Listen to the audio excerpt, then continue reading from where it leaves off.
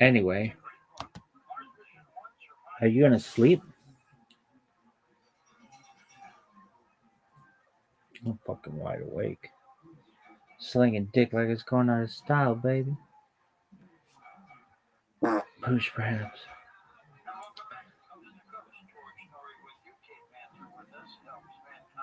They raised over $10 million. I don't believe that.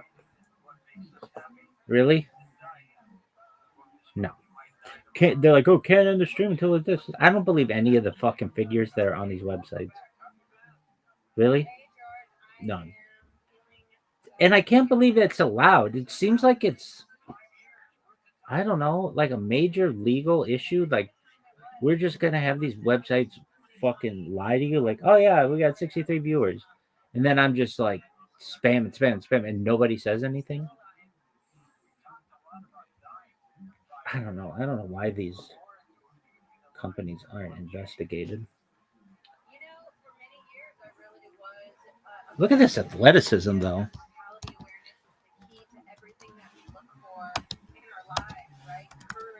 What the fuck?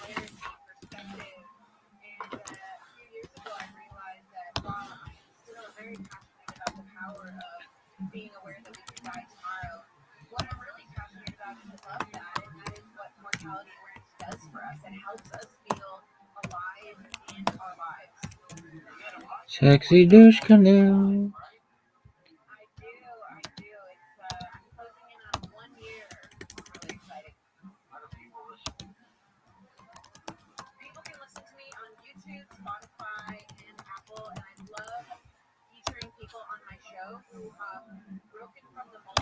Anyway, is that the end of your story?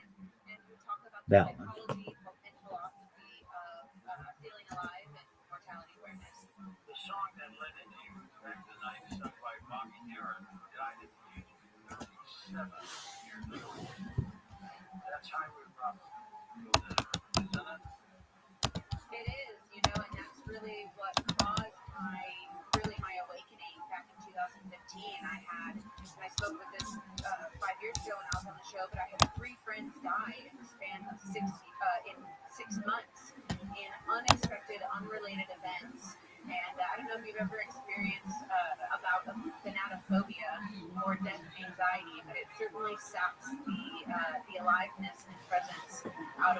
Oh, tight. Douche canoe's working.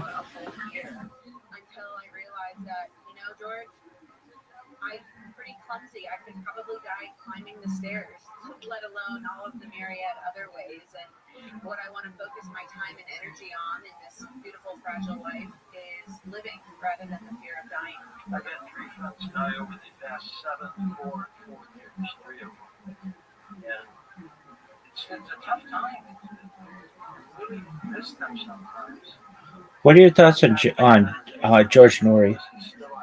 I'd be like, Doug, everybody fucking hates you. Everybody calls you George Snorri. You think he's good? I think he's as good as they'll let him be. Really? Yeah, I mean, he's consistent. He works all the fucking time. He's got like 1,000 years of time built up. Is he your favorite Coast to Coast host? No. Who's the best? I think George Knapp's even better than Art Bell ever was.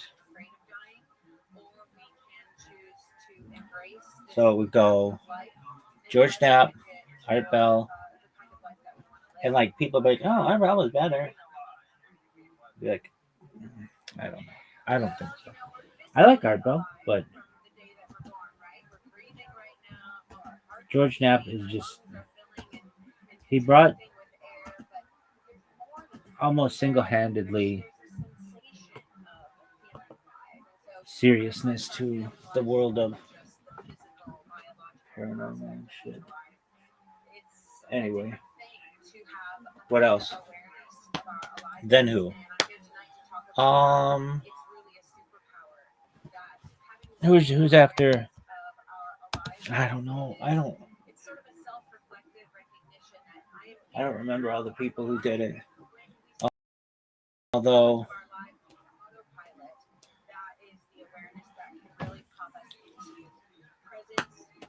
John B. Wells wasn't allowed to do it anymore, so I kind of like that. What about Ian Punnett? I spoke with him. Do you like him? He never followed me back on Twitter, so he kind of sucks.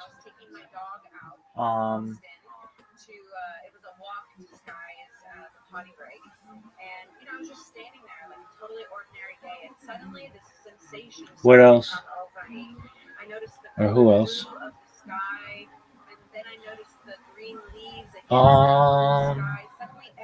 How about Richard Serra? You know, I thought he kind of sucked dick, but he had that whole thing on the.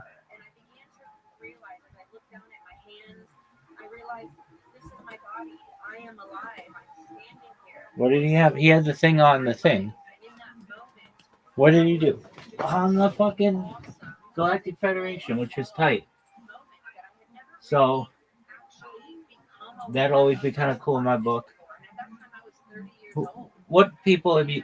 To what people have you spoken on Coast to Coast? Ian Punnett, the one guy.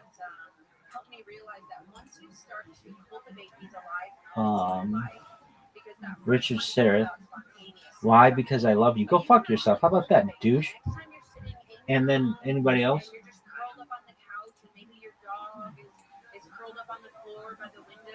I want to say, like, I called it. How many times did you call Coast to Coast? 3 times, maybe?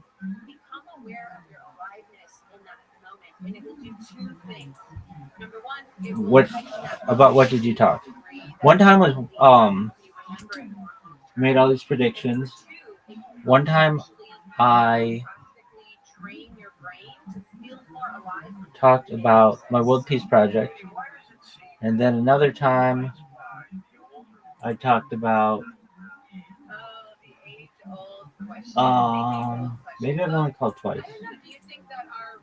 I've called more than that, but I've been put on hold and shit.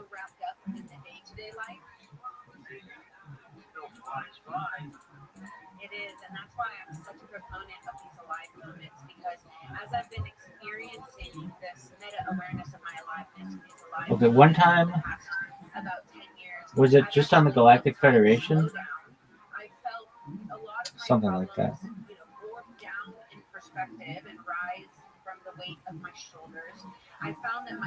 I think I've spoken with Richard Serra twice and John B. Wells once, or not John B. Wells, but Ian Punnett once.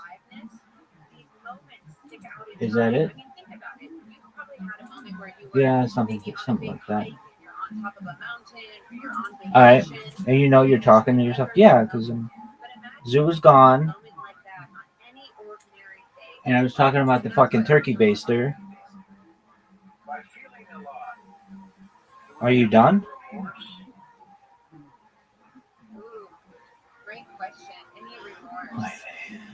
Are you done? What else?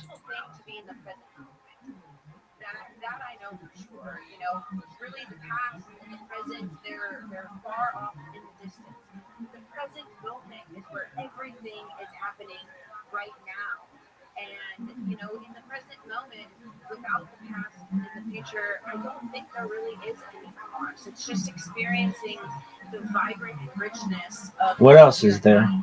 What do you think of the saying, live every day like it's your last? Well, George, did you know I wrote a book called You Might Die Tomorrow?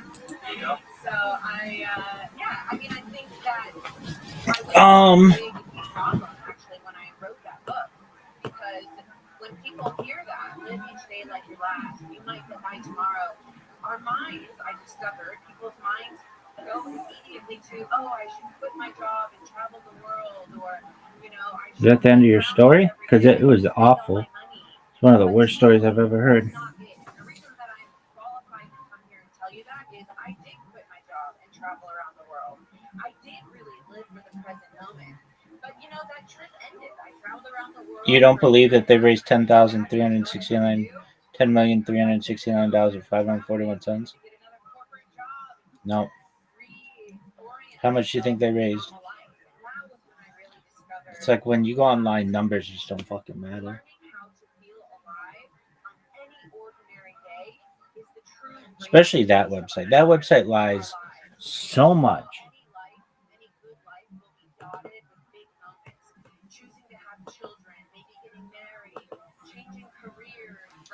How many people are watching Hidden Rouse? 57,000?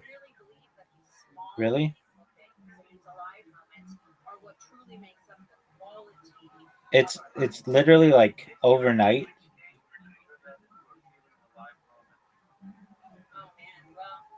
I've experienced heartbreak.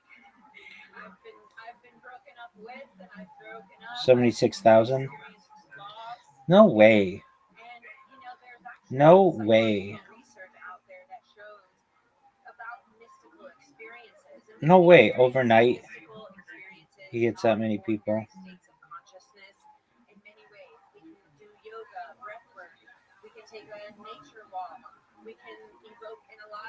I don't believe that shit.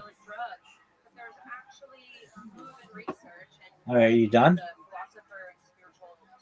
I've got to stand up.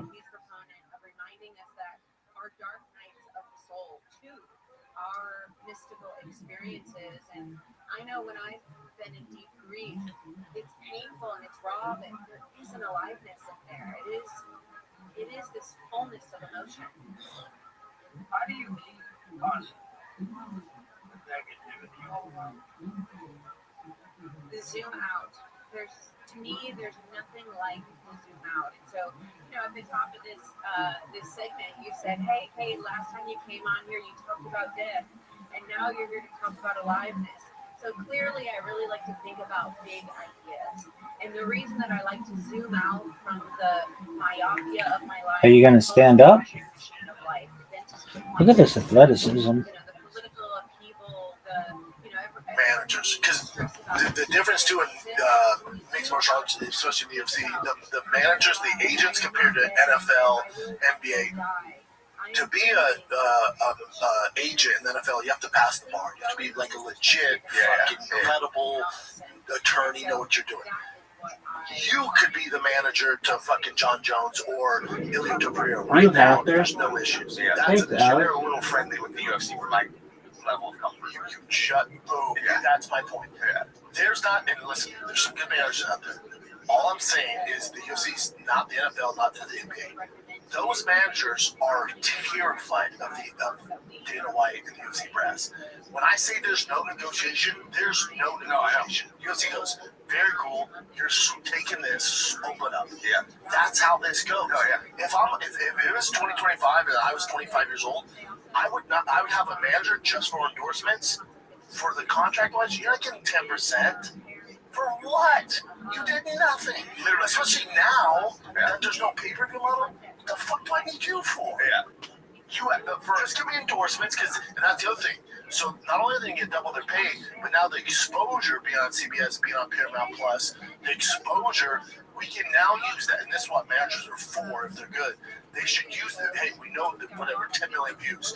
Use that exposure now to get those endorsement deals. Because the contracts, no one's negotiating with the UFC. It doesn't work that way. So your manager should be doing all the endorsements and using that exposure, and that's where they're going to make even more money. Yeah. This is a home run. Couldn't be better. The pay-per-view model was dying. The UFC in America was dying. It's just numbers were down. There's a reason why the UFC went, oh, fuck. We got to leave the pay-per-view. Because they were losing their ass. Losing their ass as far as, because they got to pay guys out. Now, I think people know this. ESPN, to host, remember, it's still a pay-per-view on ESPN. ESPN had to pay a minimum, I think it was like $30 million. Every pay-per-view, no matter what. Yeah. Whether it sold 2 pay-per-views or $2 million. I think they still got it was like 225,000 buys. And here's the thing, a lot of those didn't do that. Yeah. But the UFC still got paid. Yeah. They're still getting their $30 million from ESPN for hosting it on their network. Yeah. No matter what. Yeah. Yeah, I mean, the whole thing is like, like I was saying, it's like in a sales job, the absolute dream scenario is you get to do the job and you have absolutely no numbers that you are accountable for. And they had a quota with ESPN, they have no quota now. Dude, listen, honestly, if you're right and they end up doubling fighter pay, then I completely retract. That would be amazing. That would be amazing. Because here's the thing, they're gonna do it, and it's still only 50% of revenue. Yeah. It ain't shit. They can't. Why would if they don't? That's fucked up. If they don't, oh my God, fighters, managers, fucking say something. Do something. Do something. But they Just might keep eating cock. They might not. Which is so wild, because now's the time. Dana's 1 foot in, 1 foot out. He did this deal, and do you know about the whole, how Trump helped with this? Do you know any of this stuff? How Trump helped with this deal? So I know about the Trump. I know about the Late Show thing and the CBS merger and all that. there you go. So CBS and I forget the guy who runs Paramount Plus now and all that. So Paramount Plus and CBS, that's one. That's under the CBS ban. Yeah. Trump was suing CBS, right? And it actually won. And then this gentleman they brought him to the UFC fights when Trump was there. And apparently they negotiated. It was kind of you scratch my back, I scratch yours. If that makes sense. You're like, all right, CBS, you have this huge liability. Trump can come after you and all this shit. And then UFC needs a home. Let's figure this out. And apparently Trump did most of the negotiation. That's the word. That's the word. Hey, he's like, Dana, those two, I mean, you were to talk about a symbiotic relationship right there. Those two guys have been helping each other out for a very long time. It's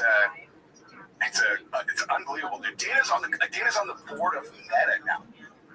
Like these guys, like, if someone would have told me that 5 years ago, they're all, hey, Facebook, once we're in 2025, they're going to stop banning everybody. They're going to let everybody say what they're going to do. And as a matter of fact, Mark Zuckerberg's going to be a blue belt. He's going to be hanging out with all the UFC guys, and Dana's going to be on the board of Meta. I'd be like, fuck, Dude, it's wild.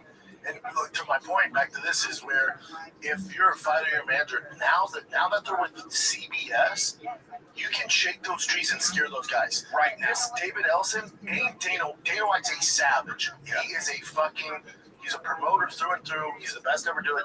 You're not getting a fucking inch out of him. I don't give a fuck about fighter pay, none of that stuff. You're not gonna scare. He doesn't care about negative press. None of that stuff. He does not care about the public eye. None of it. Trust me, he does not. He ain't running the show, buddy. He's 1 foot in, 1 foot out. He's doing these business deals with the help of Dana and all that shit, or with the help of Trump. But if you're gonna scare them, if Paramount CBS does not want this whole fighter pay narrative, that's the last thing. You can scare the networks. We've clearly seen that.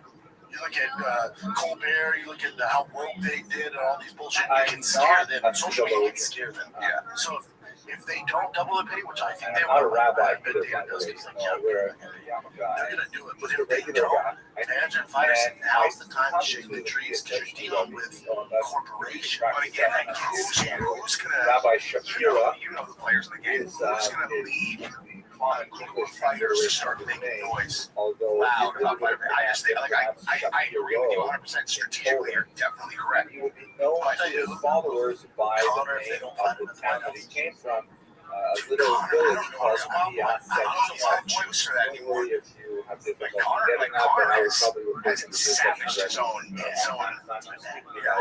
Rabbi Shapira. Like who's like? Yeah, I'm talking like guys who I represent came to multiple his people as work like professional agents who represent other agents. Because it's interspersed with Exactly. my If it doesn't graduate work studies out, in history. I spent a lot of even if time it on does, advanced they'll start. if it does, Judaic just studies, including kind of screwed. But if it doesn't, then you gotta find where I was at Orson for Yeah. several years. Yeah, And I was so- introduced to the thought of this I particular mean, I also rabbi. like these guys that represent the I found it vast block of fighters. A couple guys whose names I wouldn't say, but I'm I like, found it difficult to write they on work for the UFC as far as I understand. is They are literally challenging topics 100%. that I have ever. And I'm not talking about names that people as a generally religious know. person You know, like, myself, I can tell you, massive. in my humble opinion, Massive. it is but they represent like lists, and all of you are 60, studying all 70, kinds of 80, fascinating 100 aspects guys. of the religious experience. I heard a story about that, about them one The time, Odyssey is the only thing we really have to where And someone made an it's accusation at fantastic that you have this one of those opportunity to agents, gather together with a and scholar like Dr. how the Red and UFC went spend behind a it. They significant amount of literally time just like thinking seriously into about it. We're like, the what do they And care it's about kind of one of those this questions that agent's it's reputation? impossible to Who's make getting any run progress through the mud? Why would they care without about that? I encountering remember the seeing that. I'm like, passion oh, of the that's justice of God. it's all But one big it's action. possible also to Yeah, it all how they can't fight or pay where it's at as long as they do. That's why I'm skeptical that they just double it because that was My presentation was yeah, because more historical in just one nature. swing of the pen, just memory double.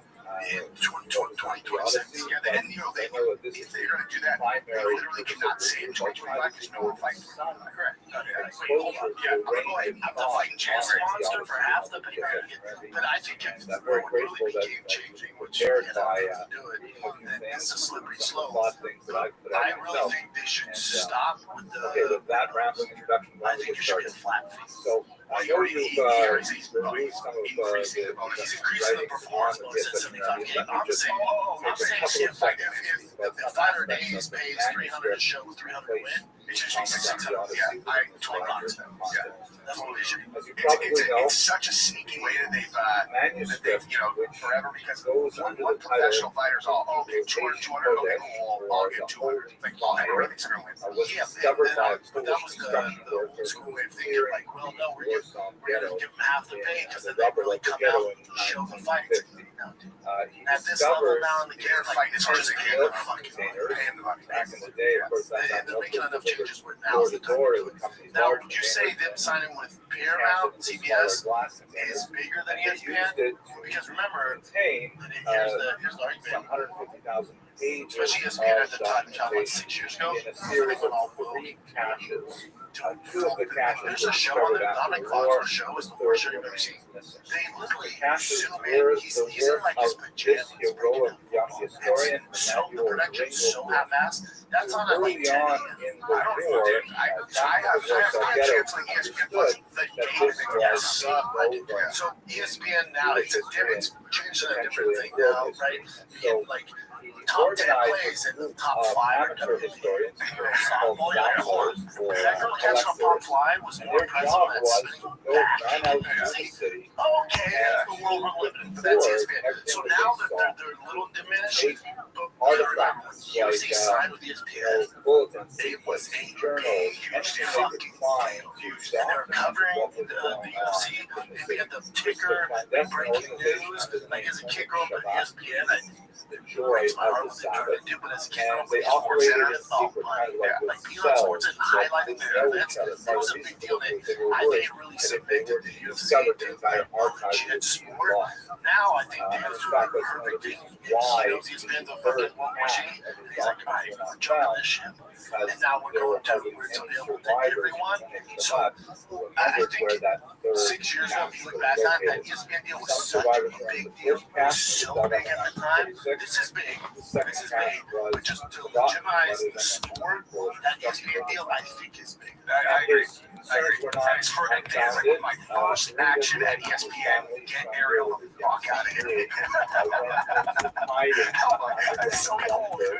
It's so cold to do this. It's fucked, dude. Like, Ariel, like, it's like, I worked my whole life to get here, and Dana's like, he's very cool. I'm here now. That's how I knew, like, especially at the time we did our call out. The time we hated each other. But that made me feel good because Showtime hired me because this is how it worked. So there was the UFC side, which I worked on, and then there was the Showtime side. And Espinosa and Danny fucking hated each other. So that's a dude that Connor called a little rat. Steven Espinosa, I think, like the guy turned out a little like he called him a rat. It was great because again, I was working for Showtime, but representing the UFC. It was this weird thing. So then I guess Dana's name was, and then it was me and Ariel. Ariel just got off a plane. I used to check and found out the plane was like, get the fuck out of here. So Showtime, like, hold on, you said you can make a team. Yeah, you can't have Sean and Ariel. Like, there's literally the two people I post. Library, They're like, library, pick one. medical school, orphanages, and also Yeah. public goods. He Man, you really hate cereal. that's when I was like, okay, still okay, And then we were at 3-on-3, that 3-on-3 basketball league. We were both courtside, and I went up to him. It is likely that the Bible was the connection between this Hasidic rabbi It was still like, fuck you, man. Yeah. How did it even start? How did your beef with Dana start? Yeah, that's the exact guy. And I love Espinosa. He's awesome. Brilliant, dude. He was the lawyer for Oscar De La Hoya when he was one primary Heinrich's career. Like, he's brilliant. Him and Dana are both brilliant. The text He of can have so much ego. That's how that. He's awesome. And I love both of him and I like both of them. So awesome. The beef with me and Dana, when I was in the UFC, like my last year, because that's when they did the Reebok deal, and then remember, now I remember that Volkanovski has a great podcast, Mighty Mouse, you're the regular podcast, everyone on that podcast. At the time, I was the only active professional fighter in the world who had a podcast. It was pretty big. And so, when the UFC did the Reebok deal, I was making noise. And I was also one of the hosts of UFC Now, which was on UFC and Fight they Pass. came out with the first And I'm like bring it up. And whenever moment I go, now knockouts or something, I'm like, that's cool. He's going to have his make it. And I just go on this rant about Reebok and bullshit. And then they fired him. He fired. I was like, cool. And then I went on Fox and brought him up there and just started doing things. Dana called me and said, hey, dude. Dana never talked shit. Really to my face after the Andre Arlovski fight, we got into it. But when I went on there, I was like, I'm making this, this, and this. So what a back deal fights were this, this, and this. And giving numbers. Dana called me, and I didn't have his number, so it was when I answered my phone.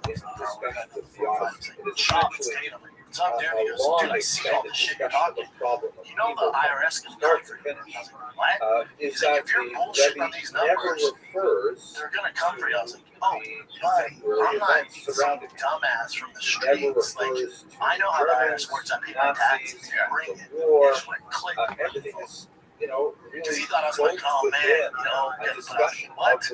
Yeah, bitch, I know it works. Why do you know that? I got all these $3. I come from a good family. What the fuck you talking about? Yeah, I know how it works. And like, no, your personality scared me. If they would have just asked you nicely to not talk numbers, you probably wouldn't have done it. Exactly. Yeah. You're just like, dude, look, like, if you were, I understand. We're on the other side of any financial transactions that happen between the two of us, but like, I would appreciate if you didn't put numbers out there because You got it. I went, you got it. My bad. 100%. I mean, you'll know it. Yeah, that's all it takes. That's all you know, man. Like that. Cool. I get it, man. And once I got And then, but at the time, too, I remember I'm full of piss and vinegar. And grandfather of I was just spewing hot fire. And then I needed that at the time. I needed that jet fuel, so Dana did me a favor. Now I'm out of it, right? I got kids, and my life is moving on. I look at it, I go, nah, Dana.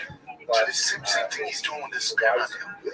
Dana doesn't sit down and go, oh, I'm just going to observation on the text, what am I going to trying do? to get to the question of He's a businessman, so he's going, what's the best for the UFC to increase the profit share to my shareholders? This Paramount deal. So that's He's not primarily going, what was oh happening man, for now the first Connor, 40 years John Jones, and of Joe Pierce not the going to make life changing scholarship. money. In the He's 21st making century, decisions what's best you for have, his first of all, business. an And now there's no popularity animosity. of Yeah, there's no so I get a big dog. both among Like my bad, you know, like you remember time I was young, full of piss and vinegar, they were tough. Yeah, like, It's all good. 20-year-olds are not capable. I like the people under 20s are not capable of, you know, deep introspective thinking about other side, like incentive structures. By the way, speaking of the shareholders, so right when they went public, immediately I bought TKO. It's up 117%. I fucking love it. One of the greatest exemplars in I almost made a Rabbi huge Rothschild buy. I almost made like a fucking, established like a synagogue dedicated. that's my 401k buy. It's TKO because I was that fucking, like, I was like, this is going to work for sure. Like, you know, people that I talk to, they're like, right, you never know. And the only reason I didn't do it is because the class action lawsuit was hanging over the head. And I was like, all right, I'm going to make it. It was still a big buy. I should have called me. His primary area of research. Yeah. Incredibly valuable. Hindsight's always 20/20. You never want to bet against, you don't want to bet against it. Like I know hate the slap fight league. I think it's so dumb. Yeah. And I've heard it's great personally. I talked to Theo about it. He's like, man, you gotta come. This is a I'm like, page yeah, I guess. So I'm telling you, I was like, fun until you come in person. It's awesome. Yeah. All right. So I'm like, you and Dan's like, slap fight's gonna go. Like, On the right, you see you the know, actual he's just that guy. facsimile He's just that of guy. the Plays him Hebrew enough, but manuscript. As you can see, yeah, if it's you're this not whole thing's familiar with massive. Ashkenazic It's a Hebrew winner handwriting, for the fans, it's for the majority incredibly of the fighters, cramped for and Dana. Like difficult this, to read. it's awesome. It's fucking It is awesome. It's marred exactly by It's crazy that now strikeouts it's crazy no more pay-per-views. Now I realize most interleaved people with other steal them, comments. but I don't. Sometimes there are I never pages stuck had onto that one. pages I that did are one time when I was overseas and I couldn't buy it.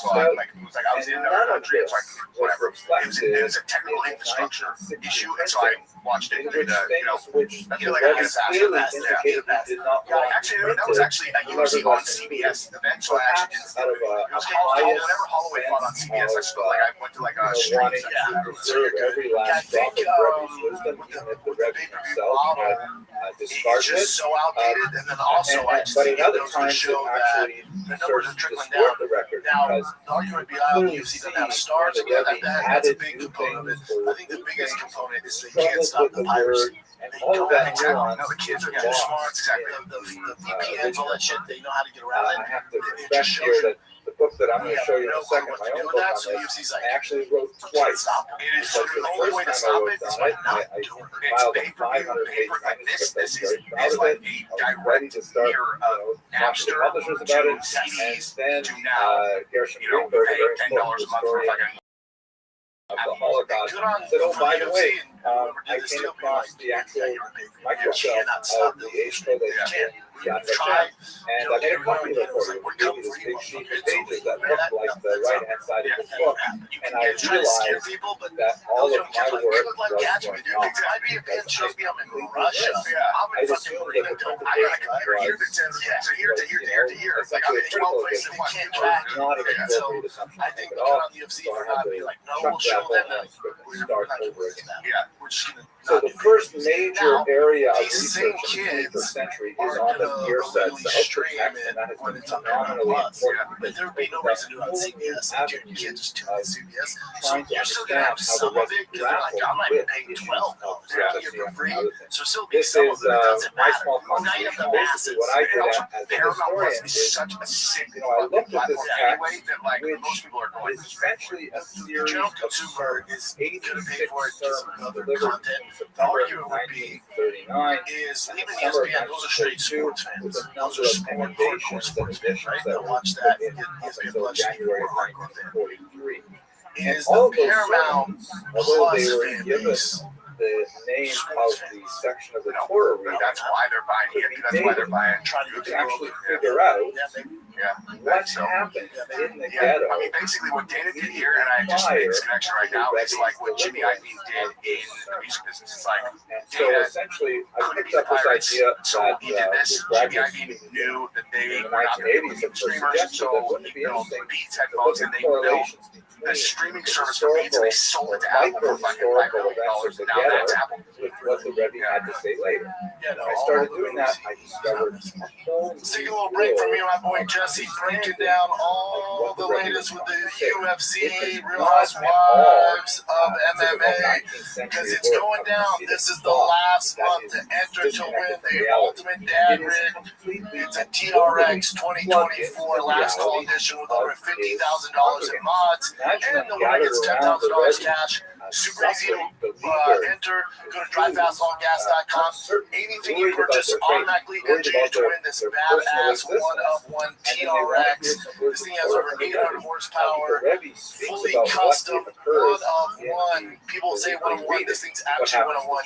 King shocks all over the place. You got Kibby type travel all over the place. You got 5-inch carbon fiber, wide body, front fenders, rear fenders. It's sitting on 20-inch freaking matte gold block off-road wheels. You got 38-inch Toyo open country tires, which are the absolute best.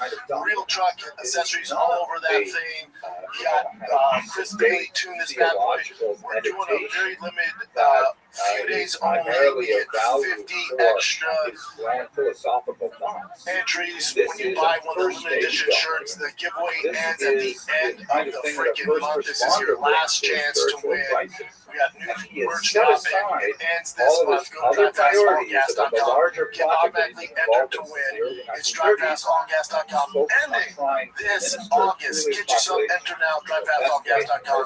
Good luck. In Let's my get humble back to the opinion, is a program. work of In phenomenal other news, spiritual your heroism boy Francis that Ghana. I can't wait to talk about strives this. Yeah, to this is the one you said. absolutely, Your boy Francis Ghana, despite his who own left the UFC, dangerous, fought precarious existence, he's Tyson sent into Fury, hiding fought at Anthony one Joshua, point. He made all recovers the from money in the typhus world, at another had point. a deal with PFL to be the face of Constantly PFL. strives to He's fought provide once there, encouragement, even though they're still paying spiritual him. nourishment And then his for whole thing a was like, I starving want to people, change the game, and in the I want midst to of the have ninth kids circle in of Africa have the same really opportunity I had, phenomenal so they don't have to doctrine, leave. and I want to inspire fight myself Africa. thinking So about it. PFL goes, say less. But let We're us going to go start through doing the fights in concerns Africa and use that local are talent. perhaps And most he's like, this is significant perfect. I for want to be the this face of it. podcast. They do a show in Africa, it sells That out. is the Odyssey. And Francis So, is nowhere to I be known. want Showed to two things in, preface for my UFC, remarks or I'm sorry, PFL Africa. that And he's look not at just the face, he's the my chairman of humble PFL assessment Africa. of Like they made him the Rebels chairman of the Odyssey with entire two thing. Like crucial the deal that he caveats. got compared to The where first PFL is was from that a business perspective let is us unbelievable. recall Like, this and just is okay, a so since public Francis document. left UFC, What I mean he by made that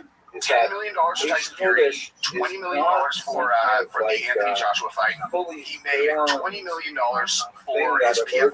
from Well, his he's going to get brow 20 and his, total. you know, It was 10 and edited 10 for has his a two guaranteed beginning, a fights. middle, He got and an 4 up end, and front, has a and then he got sequence. 8 It even has a for the fight that he has. He still has 8 more to make with one more This fight is for a PFL. document And that he was becomes the written chairman by of which PFL you can't Africa. even He also say got it's them like, to write into his let's say contract that he Charles was Dickens guaranteed that his writing opponent a would serial also form make of $2 his million. novels. He's paid So by that the Ferreira word, guy got paid and he $2 has a million to rough get idea work of for where 3 he wants minutes. to go, And and it's he how it takes you starts. through that. And so like, No, this is something where the if you look Rebbe at the deal knows objectively, that like Francis the made a freedom are fortune. suffering. I don't even know what that Knows total something is. terrible happened $50 over million. the week. There was a mass shooting, Reported or they're numbers for building a Fury wall, and or for something Joshua. like that, or they heard the news I that know what he made for those for sure. France had fallen. Like those I know for Everyone's sure. worried about what that means Yeah, for the war. I know. And he I know responds what he to did. that week by But week. it There was are 10, 20, yeah. And certainly then themes that but pervade bottom the line is work. like these And guys it went is so definitely out on a limb for him. Like very they much bet in the sync entire with company overall on him, dude. Hasidic and Jewish Like theology. PFL's paying him But this is $20 a million document that to evolves fight. in real time. This is something Nothing back. And changes. you have to know that. No one watches that By the paper. way, No one watches. incredibly Unfortunately, PFL's honest issues, there's no one for and Francis to fight. transparent about And- what he put in the And document. this is, again, He even coming included from a fighter like among that, the manuscripts that he you submitted can see to why Shabbos, Dana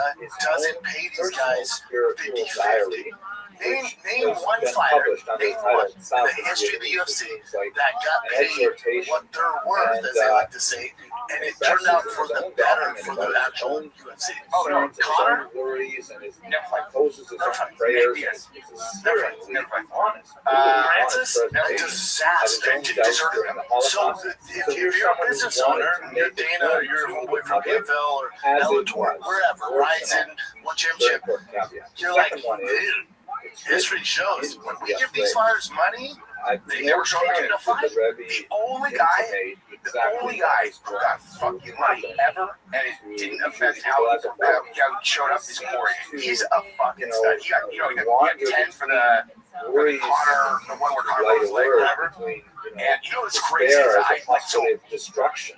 I had assumed that if you're headlining a show against Conor McGregor, that you're going to get fucking money. I met Theo for the first time, and we were at Kid Rock's place. I was there with like a bunch of Navy SEALs, and then Theo was at Kid Rock's, and I didn't realize his best friends were supporting it, so I started talking about UFC like I'm the fucking expert in the room on that. And he's like, actually, Dustin, he's like telling me about his contract. And I was like, no. He's like, yeah, I'm like really good friends with Dustin. Like, you are?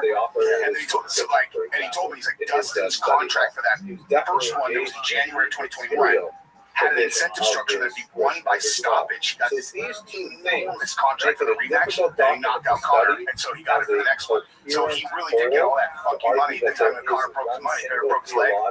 And he just kept fighting. He's like the one guy who ever got a huge pay like that just kept going.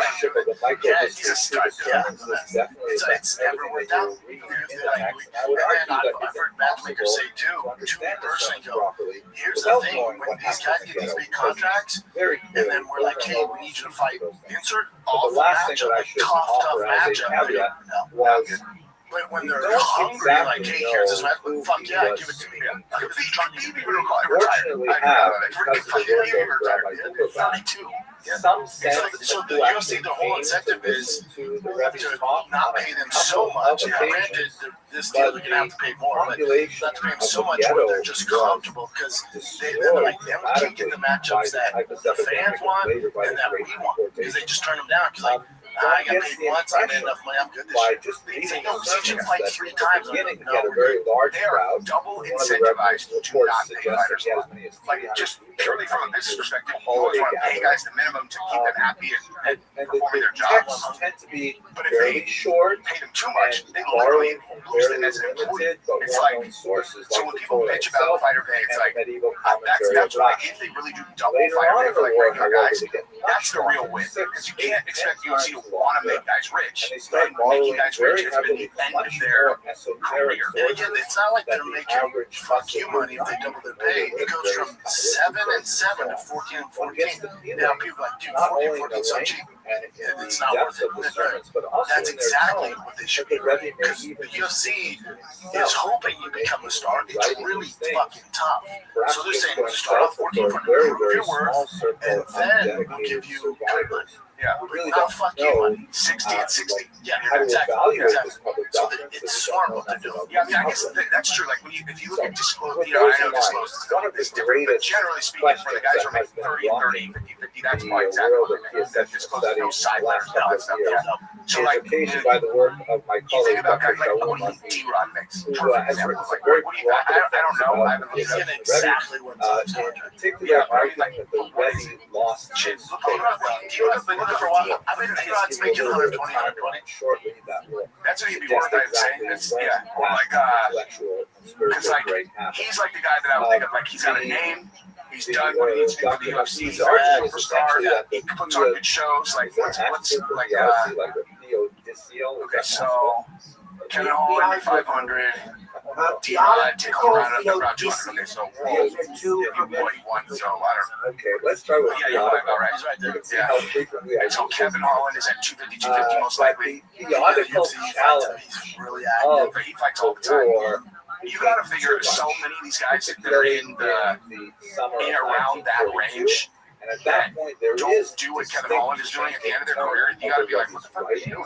There's a distinct Why change didn't you fight for it? in the way You in weren't gonna be a which he podcaster. trained You know, it's not your skill set. or You failed should to fight fucking 5 times a year like Kevin Holland. rather railing at it. And sitting in your dough. Dr. McKee is Back not to Francis and the other alone money in than this God. approach. So I In many think ways, Dana said this. follows He said this a long time ago. Malcolm brought who up. argued that He's just a bad the summer guy. And I think that this validates that. Rebbe Do you? essentially I do. Is he a bad guy or is he like, we'd have to define bad guy. Like, is bad guy like theological difficult and super selfish? Like, his friend's going, this is how I view the PFL. His friend's going, hold on, it's a sinking ship. They gave me money, but I want to be associated with these losers. You're not lying. That's what a bad person thinks. Really?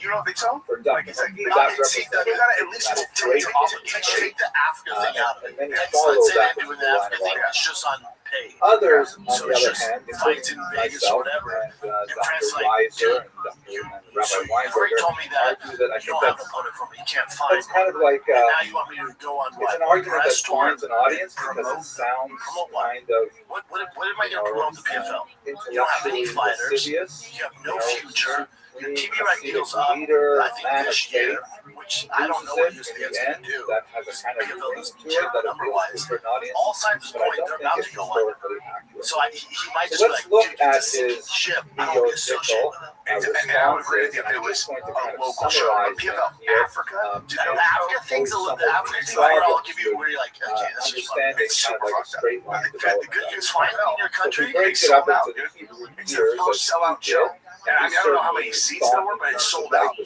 know, it's just The like, question would be how much were tickets? you know, Yeah, I but know. he reflected I don't know anything about African on economy. what happened in like, I know it's not popping. Also, where was the fight to Arena? Was it like Uganda? No, I feel like it was in South Africa. I think it was Cape Town. Well, that's different. If it's in Cape Town, there's money there. It's more of an industrial. But if it was in like fucking, they're like, this is the closest you're ever gonna get to drink. It's an EFL fight, dude. We have a drink. It's highlight video. Punishing bombardment July of the was, city of Warsaw civilians Cape Town. by Yeah, this plaza. boys. I think it's right. Do you know how many seats were in the arena that they sold out? Rocking to a local hospital that is overflowing with patients. And while we ran out to try and find some doctor I to know, help him do that, because and the medical PFL staff sold out. They're were he's overwhelmed. gotta be looking at Dan like, are you fucking Left serious? his daughter-in-law and her sister outside to recite a song for the benefit of or his 5,000 son. seated. Another I mean, it's not a UFC show, but it's not like nothing. killed the It's not good. daughter-in-law and sister standing It's outside not the good. hospital gates. Just that, The UFC years aren't working out when died. they sold out the arena. They're like, well, no, it's like Rebbe you was guys already yeah. At They sold this out point, he had half one of what surviving they daughter who was later Yeah. taken in. Dude, what are they gonna do? Like, anyway, I don't want to derail the France thing. I'm very curious, like, what they're, because, there's so much fucking land in America. Yeah, that's all they're gonna do. Yeah. It's awesome that fight's there. They control it. So the Rebbe suffered It makes so much sense business-wise. the It's war expanding that. It's immediately. really, Very, Yeah. very deep. But yeah, I don't know. I mean, France, so In France is doing this. 1940, that's I met when Francis. Rothschild established I have not in particular met that Francis the in person. Jewish council FaceTime that him a couple times and is like, widely you know, responsible for you know, killing the population. They closed the walls, Yeah, the horrible typhus epidemic that Markel's ravages I the love ghetto. I literally just And talked to him, then and he's 1941, awesome. I sent him that article. Yeah, so you know Markel, so I don't think Markel's going to represent a bad guy. A Doesn't represent young Jew escaped from the nearby death camp of Yeah, Kalmar, which had been operational. I'm not a huge fan of Francis anymore. I'm just saying, like, yeah, Markel's awesome. And, Markel's best. I'm smuggled going to hang out with himself him 2 into the weeks from now ghetto there. and tell the Jewish resistance talk about it. how the Nazis were planning to gas the I'm pretty entire sure Francis left him after he got This paid. was an Like, he left him overwhelming. after the Fury fight, right? Like right Recall, of before. course, It's the like around Holocaust that time. doesn't start with like September 1, He left him the before Nazis invade Poland and immediately start He murdering left for a all while the Jews. before they came There back. is a process, there is a Yeah. series of In fairness, I've only heard Markel figure it out. Markel, I love Markel figured out the entire deal and stood by him. especially acute with the creation of These are not facts. that year.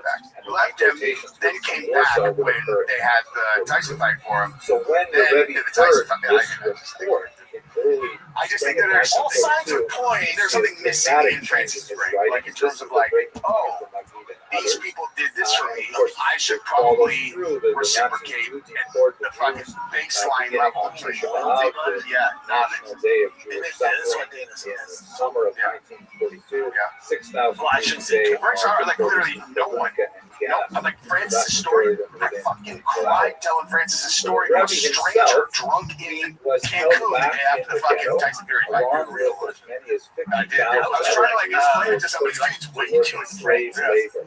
like, can you hear about the crying? I was like, dude, he's a fucking guy. Like, I was trying to like explain it to him. Like, it's like God, I got the uprising. that Tyson Fury. Everybody walked away. That Tyson Fury was like, not the fuck was going on? Why did he bust out his whole eyes? Just like, because I was just trying to explain it. I'm like, the guy, like, But anyway, the Rebbe literally was a then female deported to stranger a on the labor beach in camp fucking called Cancun. I was Kravniki. wasted. There he was Like, murdered you know, in fancy. the Yeah, context of an that's the accident. word's word. So this is kind of like the historical We don't have progression much of the Rebbe's evidence. experience.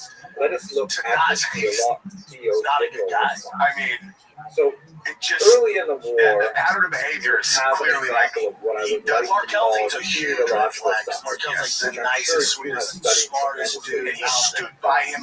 Like Basically, that every suffering time, has a the way purpose. Francis was able to That get it is out meant of to his UFC edify, contract that was they it had is to meant to turn burn down out one's sins in millions this of world so dollars one at gets, every single stage. more And Markel benefit in the advised to world do to that. come. I know where These kinds Markel, of Markel arguments, was like which, Markel's in my end humble of opinion, make a you know, lot of whatever, like, logical sense, but on I a know the visceral big level, when offer you're that dealing Francis had was with like this $4 million kind of base, which suffering, at the time was there going to make must him the be highest reason, paid because fucking there's no heavyweight How at can the you time. think it's like Then going they to turned someone's Markel's into that is sitting what? shiva if they're You mourning think for a that loved it's not a one, big deal? They want to trying to you give think them it's this not a kind big of deal? But story, he's like, you know, let's let's not totally take it. reject We can it. go Maybe for it all. logical, Like he but put his it's so entire powerful fucking that life on the line.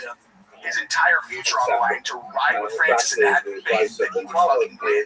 And that's that was the Stipe fight, and then he did it again going into the fucking 1941, which is going into the Gone one. And if he would have lost that fight, Dana would have buried him. Dude, I have a video of right after that fight, like as they were walking out, I rolled up and I saw Mark Altuve talking constantly. This thing, like, but then after the Royanowski report, that's when he seems to break with all of these logical arguments and then say after that God has Francis is somehow like, well, I sheltered found some himself kind of random reason that I could just represent myself or some weird shit. And then like, oh, you got that? All right, cool, we'll do this. And then after that, it's like, oh, now I have this reason that now I'm. It's fucking insane. Yeah, it's insane. It just sounds like he's not that Sympathetic loyal suffering to is the Jewish people in the ghetto, and he knows that God bad person. has I don't know if restrained he's a bad himself, person. so to He speak, may from have some acting, damage from because the if way he he grew were up to and he react has to the trust suffering issues. of So I don't know if Jews, it's a bad. that Definitely would that. destroy the Yeah. entire There's world. probably some trust issues there, and when it comes to business, he probably just does it different. This is a much more mystical Which is approach how most of that us he's do it, advocating and for. by American And standards. so this is the argument of It's not Dr. good. McGee and others that essentially it gets too bad and his That's the second theology location is for people. problem with It looks this bigger than 5,000. model Why the is fuck did you go that to when big you top? get It only down sits into 5,000. the details, it doesn't But fit. it does look bigger. Maybe that's a different region. It says the arena is part of a We're larger really on in structure, a which war. also includes a casino, One of restaurants, and the other greatest expressions of this mystical Yeah, so we'll see what happens with Francis. But the only thing is, I can understand why Francis like gives us a shit. And I'm I mean, specifically of course, referring to a I passage that I believe Yeah, you they read pay about, you, and you still are under contract with like the ending. entire The thing is, Kodesh, he has been paid something $2 million only of the 10 a for a person fight he has of not the even done ready yet. stature with Yeah, he's gonna.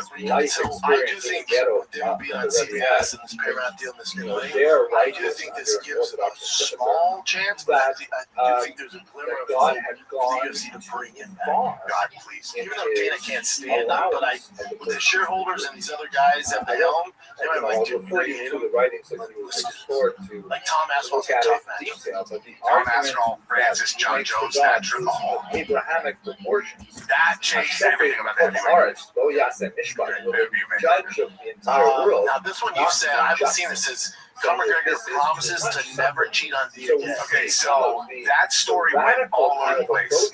And so everybody was talking about it, like, Conor promises not to cheat on you. That's how they interpret this, right? Like, so everybody's like, oh, he's had clear at Bulgari, and he's like, I promise. And he's got her on his lap, so he's promising not to cheat again. I'm like, I'm not sure that that is necessarily how I would interpret that. However, but there's he didn't say clearly that. He didn't say that. This is what he posted. And then, like, all his face is fire otherwise. persecution. If you And yeah, go back to it, doesn't look how stoked. radical that persecution is. But at the same time, yeah, that is clearly kind of weird. maintains It's that usually looks connection pretty with happy God, when he's that with her, like, in God's salvation. right there, he's like, To the end, promise. that is consistent with Promise. Jesus. Someone posted In something other words, back I in the just day. say that there is a breaking So point to the he's saying he remedy promised never does cheat on not make me again. sense. That's how people interpret it. I just think, Part like, of his just as a theological everybody has been, I will do a you know, return to that in the question. like, in the articles about it, everybody's projecting on her that like, when you look to other chicks, it's like cheating on her. Although When I covered this, I'm like, I honestly think that she's one of these chicks that has a powerful dude, and she's like, go out, taste every fucking flavor of ice cream in the world because she feels empowered by it. She's like, he fucks we everyone, must remember that this is a always comes person home. who Yeah, had there's that. And I know fighters that massive have that agreement. philosophical plan People, for Yeah. how my to circle save have that this agreement. little himself. It was There has to be incredibly some ambitious sort of man, agreement. which She is always defends them. articulated She always in has the backs. most popular So when publication people, of send in 1932, a book that I DMs, strongly they're like, oh, recommend. the This con is this my favorite translation, but there Yeah, are like, several. trust me, she's like, I'm the one that took that picture. Students They've also, yeah, obligation. exactly. The They've also, subtitle is not his. whose idea do you think was put the weights By the on? way, I'm just curious, has anyone on the line actually read a Team student's him have been obligation? together since they were And kids. if not, I'm going to ask you a tough Yeah, so question. I Think think about he answering. probably got to levels like me. Okay, so here's the question. I'll ask you again when we wrap She up. might be doing her own thing on the What side, is or the student women are different than men. She's like, no, Maybe I'm I good. haven't read the book I'm yet, sitting home with but the if kids. there is Yeah. one Just go bring that shit back home. I mean, they have a lot. I know a fighter that Explain to me the how many people I've met who they have just read can't the stay book, the night. and when I ask them Yeah. that question, they can't answer. Dude, you know what's crazy about you though? Is like, if she really understands it, I didn't even think about this until So just he right had this this second. plan They've got a lot of that fucking kids. is That's directly a lot of related like, to if she knows that he is a Judaism in the fucking modern machine, that's world. like, And I I have to would be begging like to argue, 3 times a as day, I no matter have what. a She's short like, I can't do it. She's like, go get it. Just go get it. not out yet. Here's the other thing. Who fucking that knows? No, you know what I'm saying? Like, who knows? It worked for them.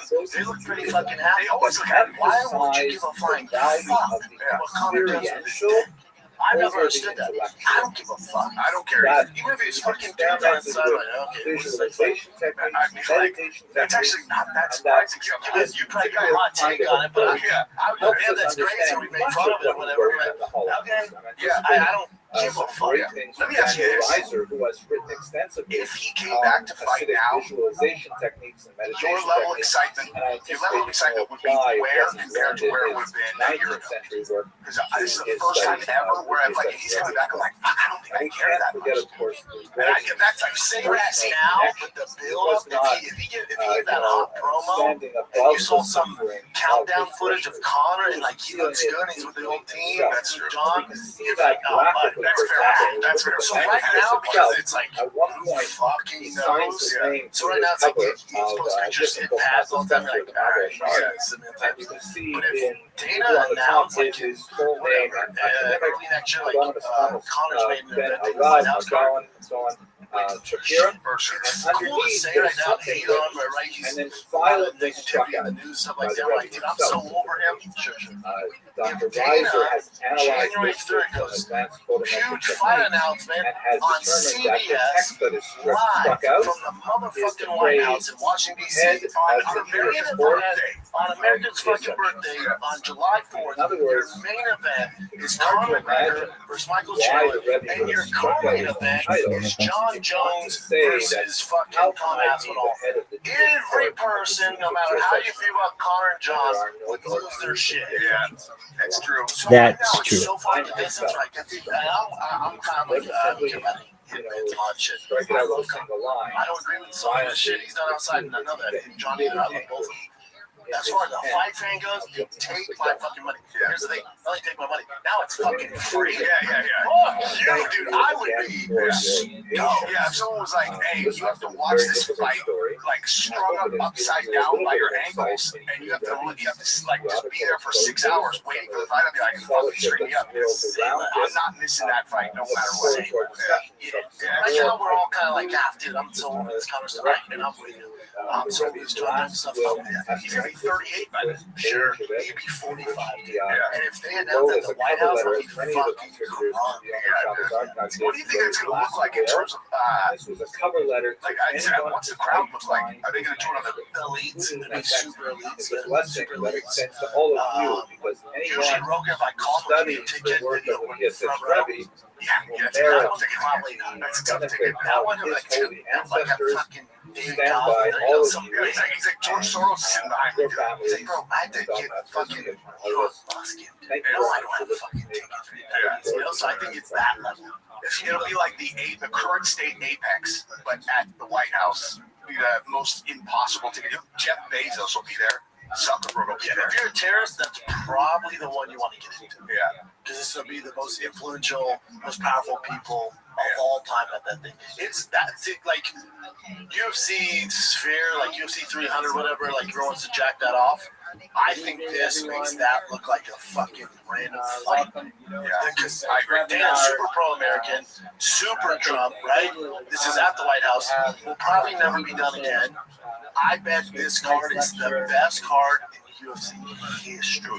John The Jones. presentation, the production, the lineup, it's gonna be such an honor to fight there. That from the prelims up, it's gonna look like what we were used to, like UFC 100. It's gonna make UFC 100 look like water. Yep. And John Jones is fucking America, son. Like, Tom Aspinall, love the guy. But at the White House, John Jones is smart as fuck, too. So the whole build-up, he's going to be doing everything Drake draped in an American flag. When he comes out, it's good. Oh my god, that's the only problem. Is Connor's fucking Irish. You know, yeah, it doesn't. Yeah, but then also, you know, it could be a rough night for Americans too. At the White House, yeah, like Connor, you know. Chandler probably has a good chance of winning, but John Jones, Tom, tough. It's a tough. There's a reason John keeps her down. They offer him $30 million. This is guaranteed. Ariel report this. He knows for a fact. UFC offered John $30 million because John was like, I want 30. So he goes, I want Wilder money. I want Deontay. His exact words is, I want Deontay Wilder money. UFC at first goes, you're fucking crazy. And some money came in from the Middle East. They went, we'll pay that $30 million. The UFC called us. All right, bud. We're going to call you bluff. We came up with the 30. We'll give you 30. I'm out. That's a fact. He turned the fight $30 million down to fight Tom Aspinall. So when they say he's tough to him, that's what I meant. 30 didn't get him out of bed. Take that 30 and lose. Then his legacy's tarnished. 30 million. Oh, that's today? That shit came out today? Turned out 30 million? Shit, I know what I'm filming when I get home. Ariel said that before, but he said this on the he said on Logan Show on Logan that talked about it. Yeah, Ariel's great. Tonight, Shapiro, Kodesh was someone who was loved during the Shoah. Didn't want to fight him, and I think it was a calculated decision on his part. Why didn't he drag this out all the way? Stand by his followers and tried to reach the number. I believe it's $30 million raise for this fight. By the way, I think he deserves it. And in the thing that they would come up with the number. One of the most famous images. They did come up with the number, yes. And I believe that Saudi Arabia was involved. The big dogs were involved, right? He said yes. Is it 2 days later, 3 days later, whatever? He said that. And that's why he announced his retirement. He said he gave his word. I think that they would not beat the number, and then he'd be like, hey guys, I tried. Turkey was just like, yeah. And there's a link to my back pocket for 30.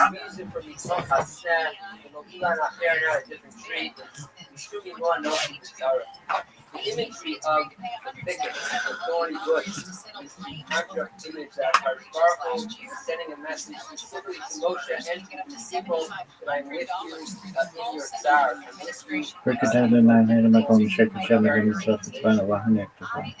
the idea of the fire inside the thicket is symbolic of the God that Sparkle, that God is with us in our difficulty. The Hasidic master discussed Emes has a slightly different interpretation, which is so profound, in which the interpretation discussed Emes says is that Labat H, the passion, the fire of that was inside of that thicket, is symbolic of the lake. The Labat H term sky. And discuss Emes comments.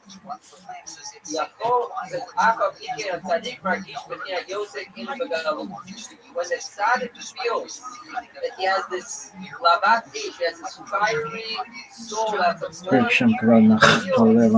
is no longer in Shema Yisrael Adonai Eloheinu Adonai Echad. Shem Kavod Machal Le'olam Bed. Also symbolic is the all of us felt over the course of the last number of months. The notion that no matter what we face, we have passion, fire burning inside of us, and we're continuing to flame our own fire and inspire ourselves to be able to get through anything, we'll be able to feel. But if we have that nekudat haksoshav, we have that inner sanctity of fire, feeling close to God, we feel that we are not in God. And actually that midah, that ability that Rabbi Shapiro was able to tap into as a Rebbe could, that we are all trying to aspire to. And the way he was able to, facing the horrors of the Shoah, to inspire us. And I know that in the course of the last number of months in our community, we're learning more, turning more to Chassidut, learning from us during the week, drawing on the Torah of the Kodesh. And now to have Dr. David here with us, to share his fire, his passion for his Torah, to bring the historical context, help us bring the Torah to life. We had such a special opportunity to be able to have a delve into the historical background of who was Adon, the Plummus, Thomas Shapiro, the Rebbe, the Adepson, and Kodesh. It's such a privilege that Dr. Abrahamson addressed us tonight. And without further ado, I'll turn it over to Dr. Thank you very much, Rabbi Donovan, for a very kind introduction. I really appreciate it, especially because I know that my daughter and her husband are listening right now. So it's a particular pleasure. Massive number. And They it's said especially no, appropriate then the that fight fizzled. This time they said yes. Wow! It's precisely one of the questions that I look at. Well, so I have a couple thoughts. Number one is, what kind of dough is John Jones sitting on? Good for him. He actually saved his dough. Yeah, well, that's something smart. I mean, I think he cares more about his legacy than he does his bank account. That's what that is. Because he's not sitting on $30 million. He's probably doing well. He said he was making $5 a fight. He said he was coming when he was before his most recent contract. When he was talking about how he wanted back up the Briggs truck for his Francis fight. So he had all his light heavyweight fights. He was making five total. And then he did his heavyweight. So then he had 2 heavyweight fights. He was getting paid a lot more. Let's say it was 12. And he lives in Scottsdale. It's not that expensive. 60, 70 million. Yeah, so he might be sitting on like 20, 40, 30, 40. He also said that he doesn't remember. He doesn't do anything other than nothing less than $100,000. He doesn't leave signs. The girl's like, I want you to crash your car. He's like $100,000. Crash the fuck out of my car. It costs $100,000. Dude, that is man, that.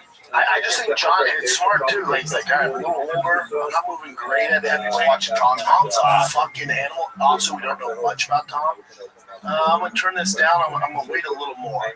It's a tough fucking fight, man. Tough fight, dude. You don't get to fight multiple 3 generations and never lose without being good at picking your opponents, even if you're as good as Johnson.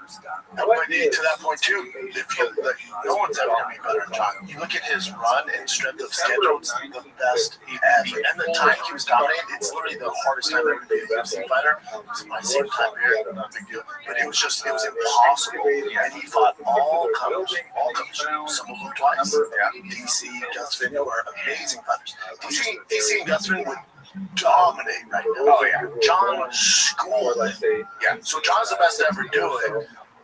So I'm with Errol. Ducking is such an extreme way to say it. I think it's more of a calculated, be like, not right now. Let's have Tom fight some guys, see how he looks, and then once we have more footage on him, so I can pick up tendencies. Because right now he's never been out the first round. So let's see, and then I'll come back because the 30's there. I think ducking is more. I don't think ducking. You can't call the greatest of all time say he's ducking anybody. I don't think that's fair and super disrespectful. I think it's a calculated turning down of a fight. That's what it is. Calculated. This guy looks really good. He's in his prime. I'm clearly not. I don't know much about him, man. Yeah. Let's see how he does with Cyril, which we're not going to learn a lot from that. Let's see how he does against some of these other guys, and then I'll do it. I think eventually John would do it, but it has to be in the next year. It has to be like the White House card. But I think you're on that White House card. It could be this where John's still like, I'm not fighting Tom, but I'll fight Alex Pereira.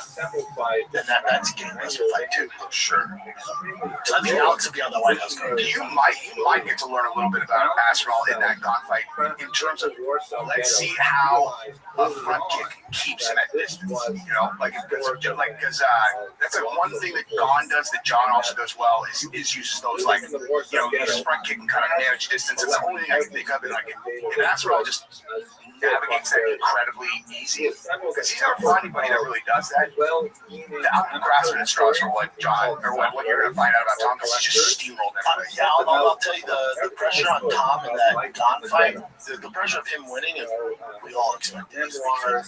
The pressure on him is, can you look more impressive than John did? That's He has to. So the comparison right now, because they're not fighting, is all right. Tom, you guys are fighting the same guy. He's a fucking blue belt, French blue belt, which is a white belt here in America. It ain't shit. Okay, so the guy doesn't know how to grapple. You're this black belt. You grew up in your dad owned a jiu-jitsu school, so the pressure is not only you gotta be John, that's a given. You gotta do it more impressively than John did. That's his pressure. That's what he's going to that fight. And if he knocks him out, if he's like, oh, grab him, watch this. And he throws that kick, fucking buries it, knocks him out in 30 seconds.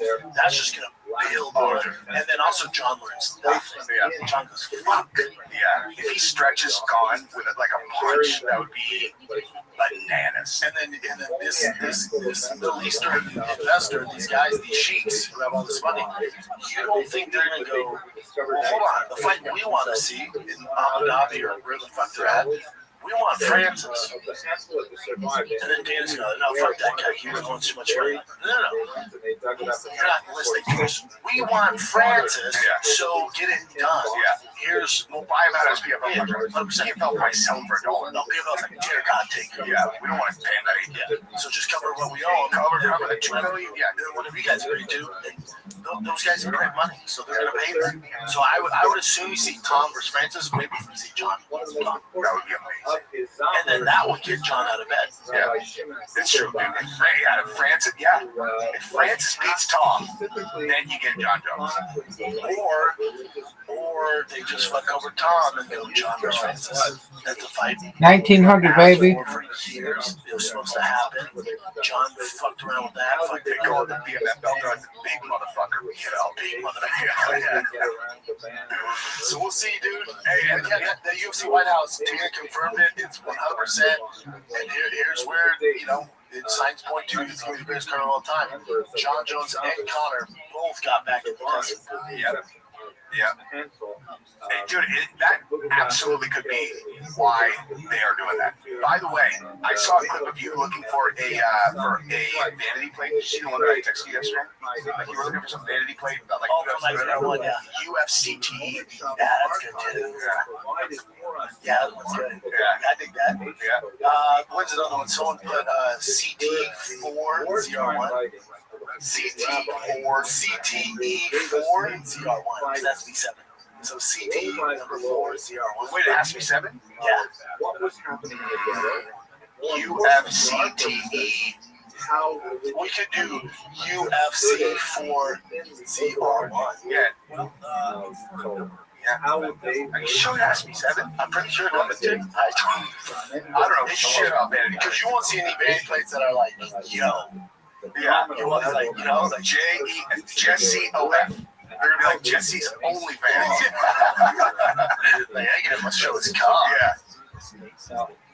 No, light switch. Do not universally require a number of characters on the stage. In Texas, for example, the transition to semi-character plates was due to exhaustion of secrets. So in Texas, it has to be semi. But you can use a star. So you go just UFC star CTE.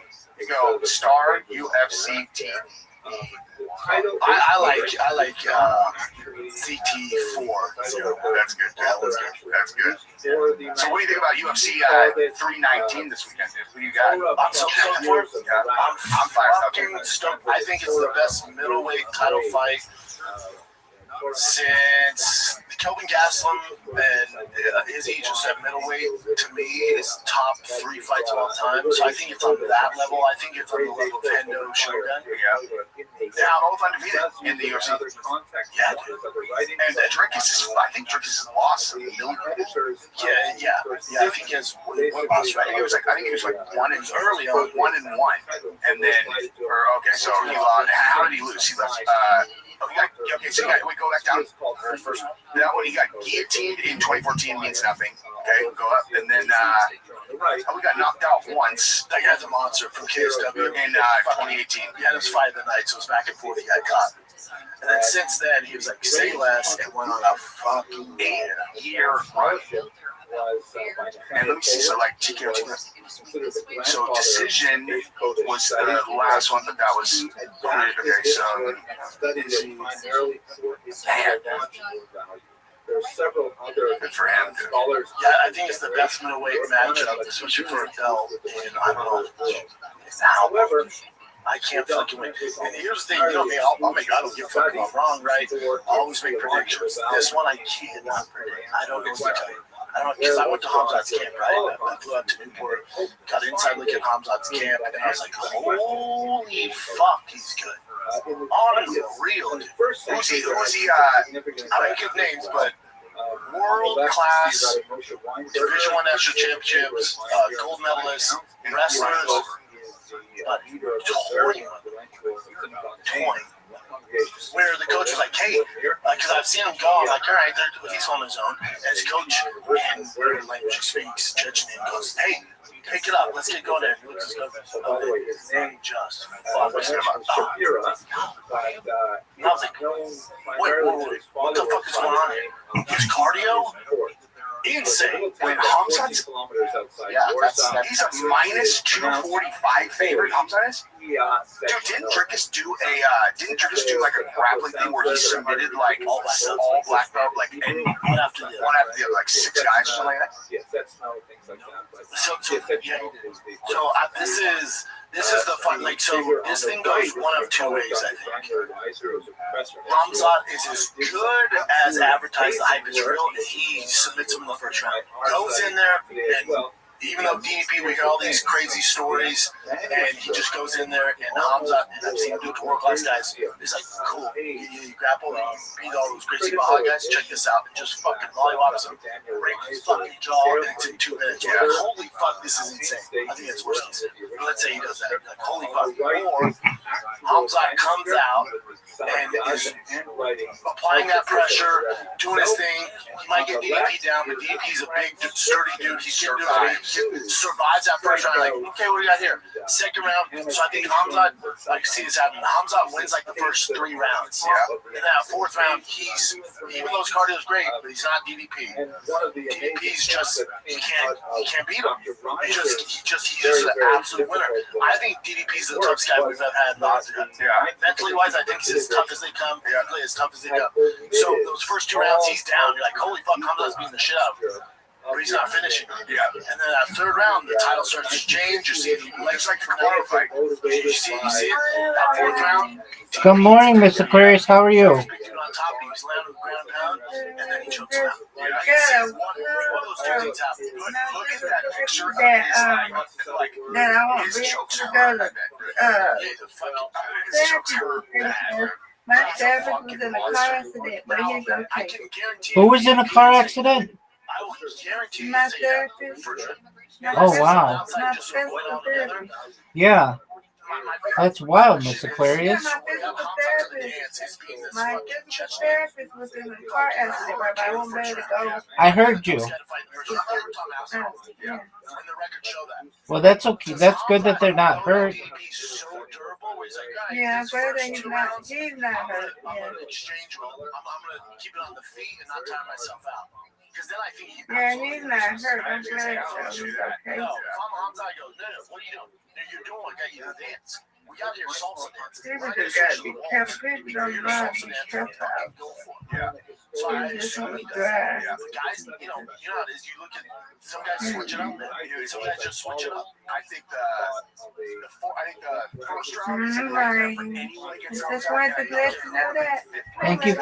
Thank you for letting me know, Miss Aquarius. Just like, to your point, it's a nightmare fighting Hamzat in the first round. I think he's the toughest guy to fight in the first round. Opposite of that, I think DDP's the worst guy to go to the 4th and 5th round. He doesn't really get tired. He's sturdy as fuck. Figures shit out. He's unconventional. He figures out. He's a smart fighter, smart IQ.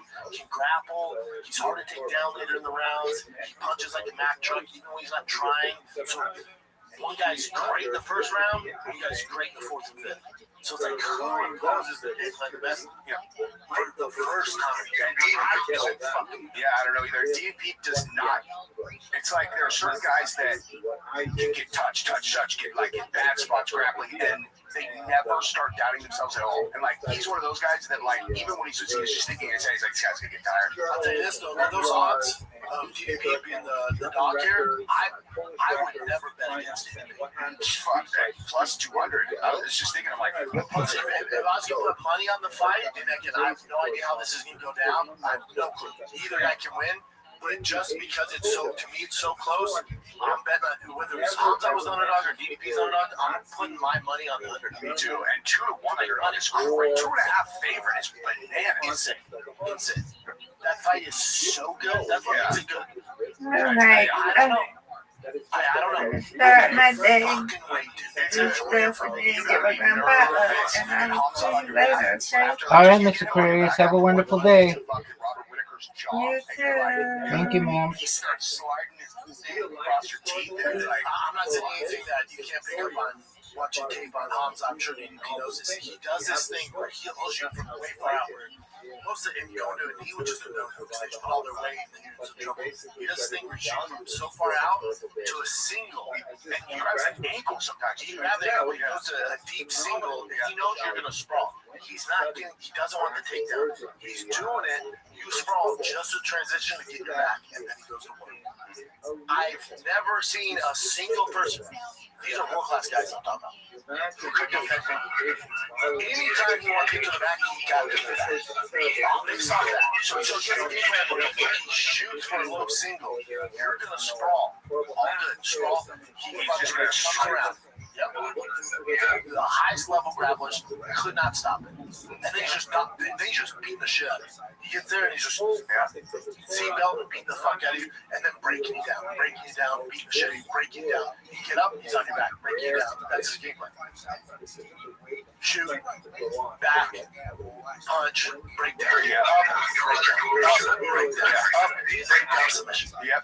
Oh my, I'm keeping my chin tight. Break your Yeah, whatever you want to do, whatever you want to do. Yeah. I don't know how you stop it. I also don't know how you beat DDP. I don't know. No one's shown us the game plan. Because he's this outlier where if my son's like, that would be a UFC fighter. Can you show me the middleweight champion of the world? Like, oh, you don't want to watch him. Now you want to watch him for his tenacity, his toughness, but technique-wise, it's not really how you're supposed to do it. It fucking works for him. Yeah, He's throwing this rhythm off. Yeah. You know, like you're playing with whatever you should be. You don't know how to adapt to it. There's no one to prepare you for him, and also there's no patterns to get. He's like the exact opposite type of striker as like a Peter Yan. Peter Yan, like crisp. He's doing it like intentionally. Kind of ways there's like people would have trouble with like Nate or like any of these really unorthodox guys. He's very intentional. And it's so often there's only one DDP. Like there's not. I don't know. I don't know what the fuck he would do. So for Hamzat, I think, and I saw this, it's more about his team's like, we're focused on Hamzat. We don't give a fuck what DDP is doing. We know he's awkward. We're not even trying to bring in a guy for that. We're trying to bring in guys who can stop Hamzat's grappling. We can't find anyone. We haven't found a single person. We've added world-class guys, and we can't find anybody who can stop him. Yeah, that's what they're doing. And that They're saying if that guy's not stopping him, we're going to fuck that DDP, Tom Aspinall, John Jones. That's what we're focusing on. Yeah, that makes sense. And whoever wins this fight, I think, has the best. Yo, what up, Jam? DDP, Hamzat, whoever wins this fight is going to be a fucking major superstar. Because I think for the first time, we've talked Pimp. about it, but I think for the What's good, son? Can you hear me, big dog? Yeah, Oh, dude, you're so much clearer now. yeah, it's my phone. Oh, dude, like I could not understand what you were saying earlier. Okay, if I may ask, you found out about me from Kick, from one of my spam bots. Did you find out in the chat or in a clip? in the chat. Tight. And do you know who the user was who you were watching? Yeah, it was Sam Panday. Oh, no way. I remember doing that one. That's tight. All right, very well. Have you seen any of my other bots? I feel like I've seen some invites to your server somewhere else. Yeah, from some other bot. I think it might have been in my chat. Well, maybe not my chat, but someone else's for sure. Oh, so you're a streamer as well? A little bit. Not very much. What do you like to stream? Just chilling around in Thailand. Oh, you're in Thailand. That's tight as fuck. Yeah, I've chilled with Sam Pandy before. Oh, that's tight. Do you slang dick like it's going out of style? No, I'm not like Sam Pandy. All right, I got That's you. his domain. Sure, dog. Do you ever go to Bangkok? Yeah. Is it fun? Yeah, it's pretty cool. Do you ever hang out with any of the other people from Kick who are in Thailand? Often, like, think like Chris Travels and Never not Chris Travels. I've hung out with slightly homeless. yeah, dog. DBR. I don't know if you know DBR. Yeah, I met do. Suspended before. Yeah, and I know Slightly Homeless. What happened to Slightly Homeless? He's still streaming. Oh, He okay. went to Japan and then he's in Thailand right now. Oh, that's tight. So you do IRL streaming? Yeah, a little bit. I was doing like some stream sniping and stuff, but I got way too pulled into some drama, so I had to kind of like take a break. Sure. What happened? Well, do you know Murat? Yeah. Yeah, like Murat got picked up by the immigration police in Thailand. I don't know if you remember. I do. But then, yeah, I went and visited him when he was in jail. That's really nice of And you. yeah, I mean I mean, I was just trying to be nice, but I guess some people were trying to direct me to do things that have bad intentions. Just a lot of trolling around his community and stuff. Whatever happened to He Murat? was wanting me to like go troll Suspendus. Okay. Whatever happened to Murat? He got out. Yeah, he just paid the bail and paid for his plane ticket, and he got out after like 3 days. That's tight. Yeah, I do remember that. Do you know? Let's see, who else is out there? Oh, what was this guy's name? Oh, Mr. Sins or something like that. Yeah, I mean, I've watched him before. He's in Pattaya. Okay. I've never met him before. But, yeah. Okay, he always looks like he's having fun. How are they when you stream in one of the bars there? Are they open to just having you IRL stream there, or do they give you shit? From my experience, it depends on the bar. Like, some of them will just outright tell you can't, but I think for the most part, they're chill with it. Right, and then the girls there, I mean, like, basically, the things that I've seen, they're like five girls around one guy. They want nothing to do with him except for his money. And then you can, like, buy them drinks, which are just, like, donations, and then they'll drink them on screen. Is that true? Yeah, like if you go to a bar like that, like where women are working there in that capacity, then what do you mean like donations? You're talking about like what Mr. Sins does? I feel like he just kind of camps a bar and just interviews bar girls. That's exactly right. And yeah. Then, yeah. I mean, a lot of people like make content like that here, like Crazy Tom or right. Sam Pandy kind of does that, but not too much. Right. Suspendus was doing that. Like what happened was like Suspendus was going to a bar like that every night, and then me and two friends of mine who live here, went to that bar, and then he called the police on us. Well, that's Yeah, it was kind of weird. Like he called the police, and we weren't really even doing anything. That- And then some YouTube channel made a video about it. dude. So you're a pretty big. You're a pretty big You know- streamer. I've made some videos about Suspendus that got like around 5,000 views. That one, I don't know if you know Clips Von Klaus. If you like Clips streamer videos, like his video got like close to 6,000 now. Like I don't know, I've done some live streams where I got a lot of views and stuff, but then if I just stream by myself, I just don't get like any views. It's only if I'm sniping someone or like doing something involving another streamer. Do you do YouTube as well? I made like some videos on YouTube How did? before, but I don't really like actively upload stuff. I mean, I'm not really trying to like, push into social media. I just do it like as a hobby or something, or just when I'm bored. Absolutely. Are you originally from the United States? Yeah. Okay, very Yeah, cool. I'm from California. Oh, tight. I'm based out of Irvine. Oh, okay. Uh, Yeah, that's cool. if I may ask, what is your Kick username? It's Zam _live. Okay.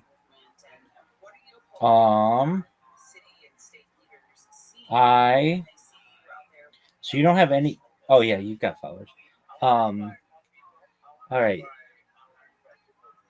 Doug. You have your own Discord. Yeah, I got a Discord server. I just made it. I mean, I really like just started streaming like about maybe 2 weeks ago. Oh, and you already have 248 followers. Yeah, like I spent DBR and I got a bunch of followers, and then I did the thing with Marat, and then the thing with Suspendus. Oh, very It's well. pretty much all just from stream sniping and from trying to collab with them. If I know it's like not a huge deal, but if you want like unlimited followers, I can teach you how to make a bot like I have. You want to see my bot? Yeah, sure. I'll check it out. Excellent. Okay. So I have three. Well, actually, okay. So I've got 3 bots on computers and then another 5 on handheld devices. The ones on handheld devices just create clips of people that say YouTube, Rabbi Rothschild, and my Discord link. And I get random ass people in here, and I'm like, hey, how'd you find out about me? And they're like, you clipped my channel. And so it's like, okay, tight. And then I've got, I'm going to show you right now. I've got,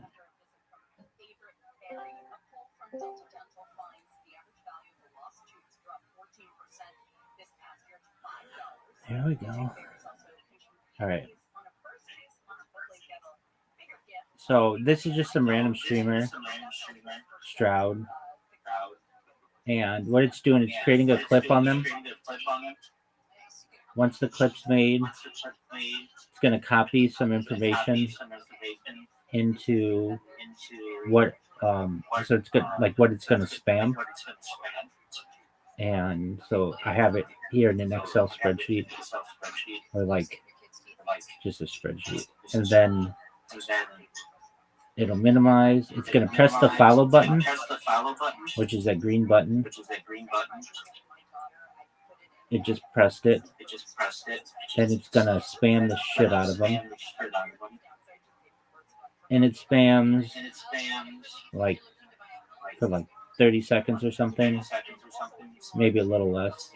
So you're just going around just doing it manually? No. You're just like manually spamming and there's just... I mean, it's a robot that does all this. Oh, so you're not controlling the mouse right now. You got some script that's controlling the mouse. Exactly. That's cool. What language did you program that in? It's just a macro, so it's a just memorizes where my clicks are. So it's just yeah, because I mean stuff like that with Python. I don't know. Yeah, I mean, you can do it with Python. It's more complicated than what I do, though. I just use a type of software. It's called JitBit Macro Recorder. It's amazing, and I figured out a way how to use it for. Okay. Figure out a way how to use it for free, even though it's like has a license of like $500 a year, and since I'd need it on like multiple devices, it'd be pretty expensive. So what it does is it just records where the mouse needs to click, and then it has some options to be able to like identify images, and um, so like let's say the follow button isn't in the right spot, it has image detection that it can find it. It also has OCR, optical character recognition, so it can know like where it's supposed to read something.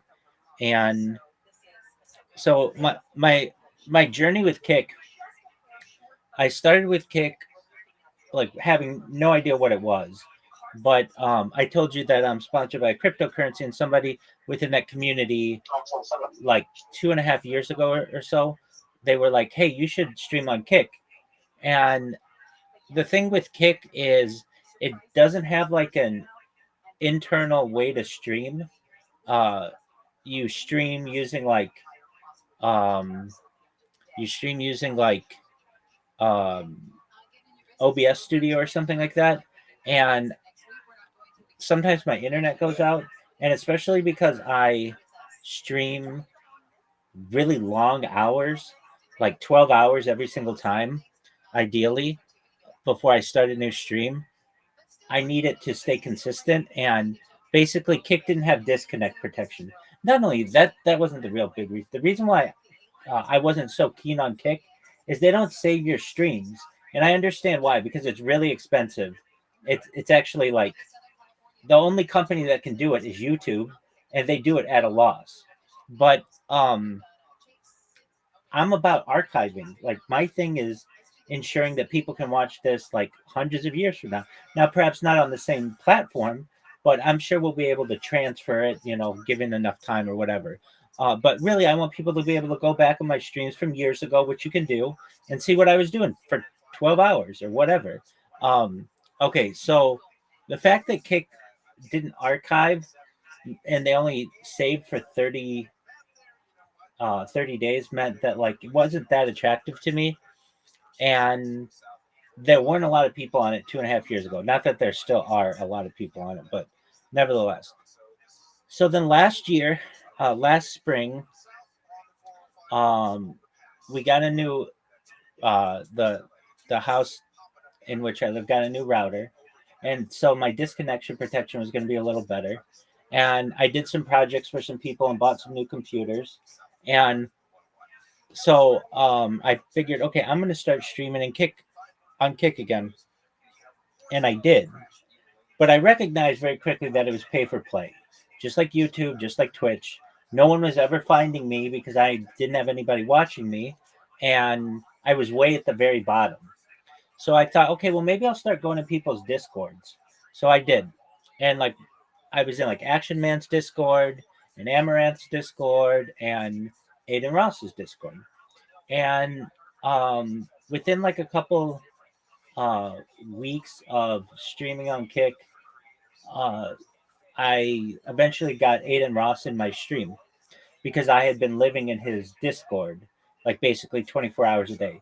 So he interviewed me, and that brought like 30 people into my YouTube or whatever. Nothing crazy, but I didn't even know who he was, and so I just figured I wasn't gaining that much traction on Kick, and so you know what? I'm like the king of making bots. Like I have over 100 YouTube accounts, over 200 Instagram accounts, 500 Twitch accounts, 1,000 TikTok accounts, 2,000 Twitter accounts, 5,000 Blue Sky accounts. So I figured, you know what? I'm going to just create Kick accounts.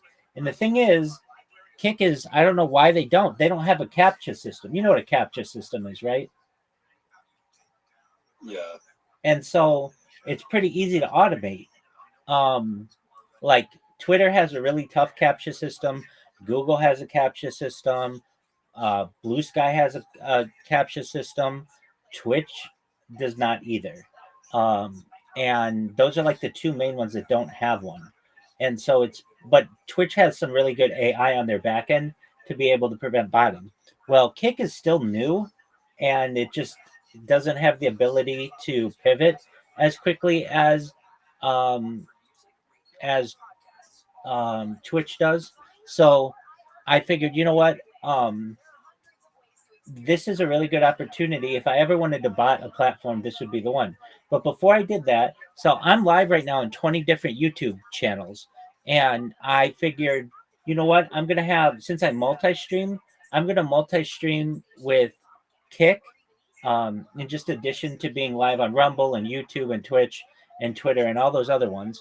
And Kick did not like that. Kick did not like, they didn't, it's not that they didn't like that I was multi-streaming, that's fine. But I was multi-streaming from like 10 different accounts simultaneously, and they did not like that. Although it was not a violation of their terms and conditions, they just didn't like it. So they basically shut down all of my accounts except for the one. And I didn't know. Now I didn't like that because it wasn't at that time a violation of their terms and conditions. It was basically I just thought outside the box. Nobody else is like, well, we're just going to stream our lives from like multiple angles. Usually people are really focused on their one stream, but I am different. So when they banned those accounts, it pissed me off. And so I just was like, you know what? I'm not getting that much momentum on this platform anyway.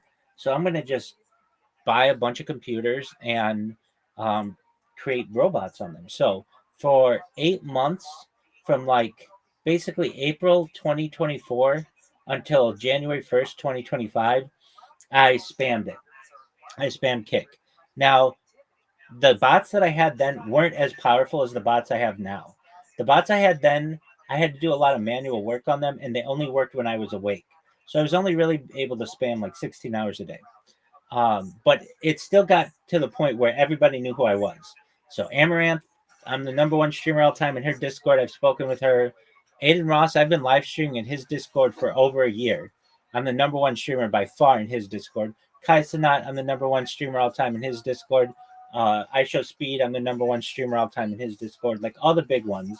If they'll allow you to turn on your camera in their Discord, I'm like the number one person I ever have done that. So I end up saying to myself, you know what, January 1st, I'm going to stop spamming them. I was getting interviewed by people on Kick. I don't know if you know who Sam Bond is. He interviewed me. Ori interviewed me, Ouri. A Flax Life, he interviewed me. He still does a bunch. And I started like building friendships. And I wouldn't have had the friendships that I had without basically these bots that I had created. But nevertheless, I was like, you know what? I'm going to stop botting for 6 months. Or actually, I was going to do it for a year. And then I figured, you know what? Kick's going to let me back on if I stop spamming for a year. So, and I did this interview with Ori, Ouri, and Eddie Craven saw it and added me as a friend on Discord. So I was like, okay, well, that's cool. Like, you know, the owner of their platform friended me on Discord. And I know this is the real one because he's the owner of the Kick Discord and the Stake Discord and these other things. So I was like, okay, well, that's really cool. So 6 months go by, and it's like June of 2025, so like a couple months ago. And one of my friends from Kick came into my Discord, and they were like, hey, Rabbi, you know, what you did wasn't that bad. Yeah, we all know who you are, and we all know your bots and stuff. But I've seen people do way worse things on Kick, like shoot at people, and they've had their accounts banned for only a little while, and then they've gotten them back. So if people can literally shoot at people on Kick, then like your bots weren't that big of a deal. You should be let back on.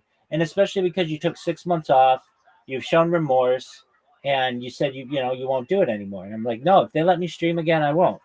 So I recreated an account, started streaming, was able to stream for 24 hours, and I got banned. So I reach out to them. I'm like, hey, what's the deal? I haven't spammed anybody in 6 months. You know, I've got this permanent ban, or I've got this ban.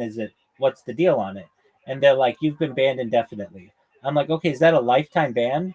And they're like, it's indefinite. I'm like, okay, well, what does that mean? Like, is it permanent? Is it for the rest of my life? They're like, it's indefinite. We go back and forth with this like a bunch. And finally, I got them to say, for all intents and purposes, it's a lifetime ban. So I said to them, okay, so let me just get this straight.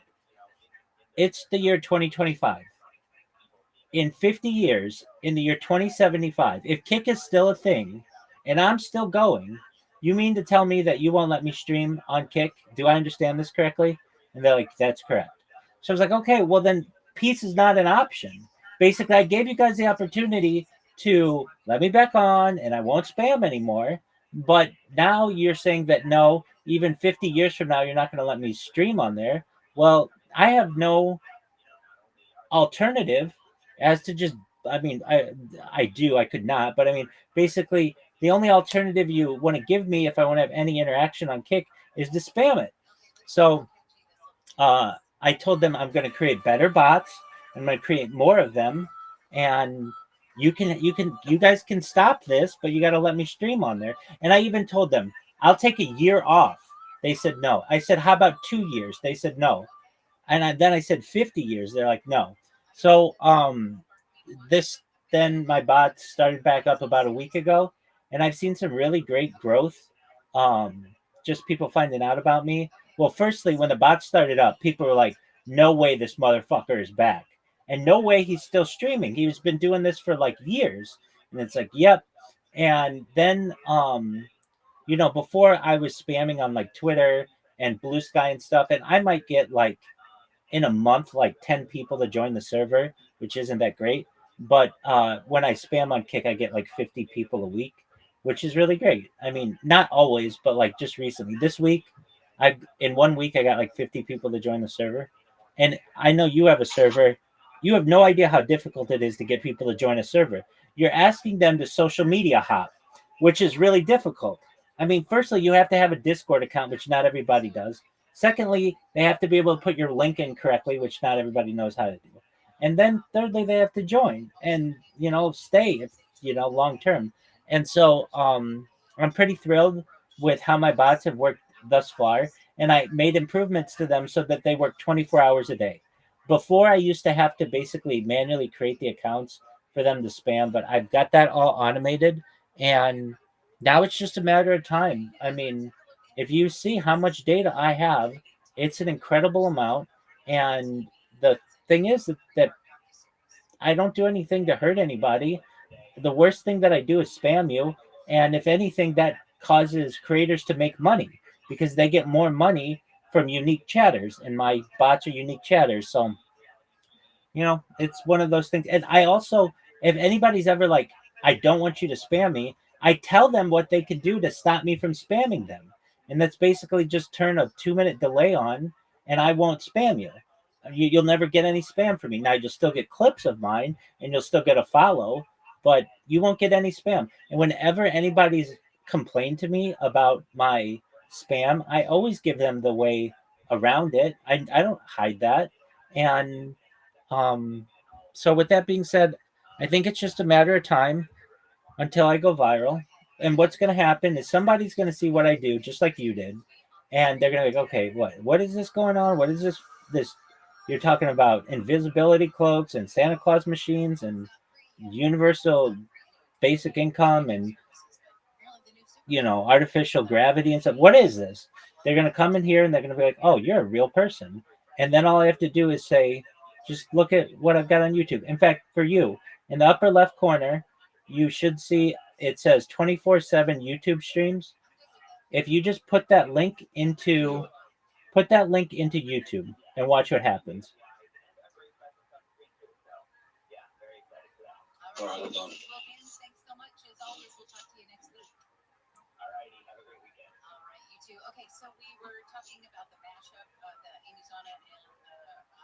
Where is it?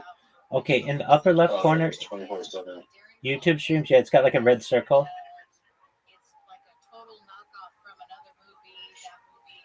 Put that link in YouTube.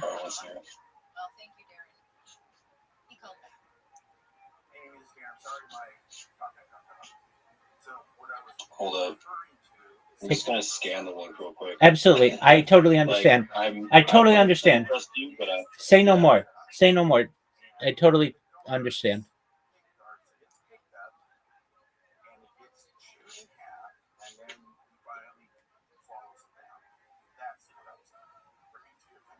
Darren, you are so right. We got another talk back too.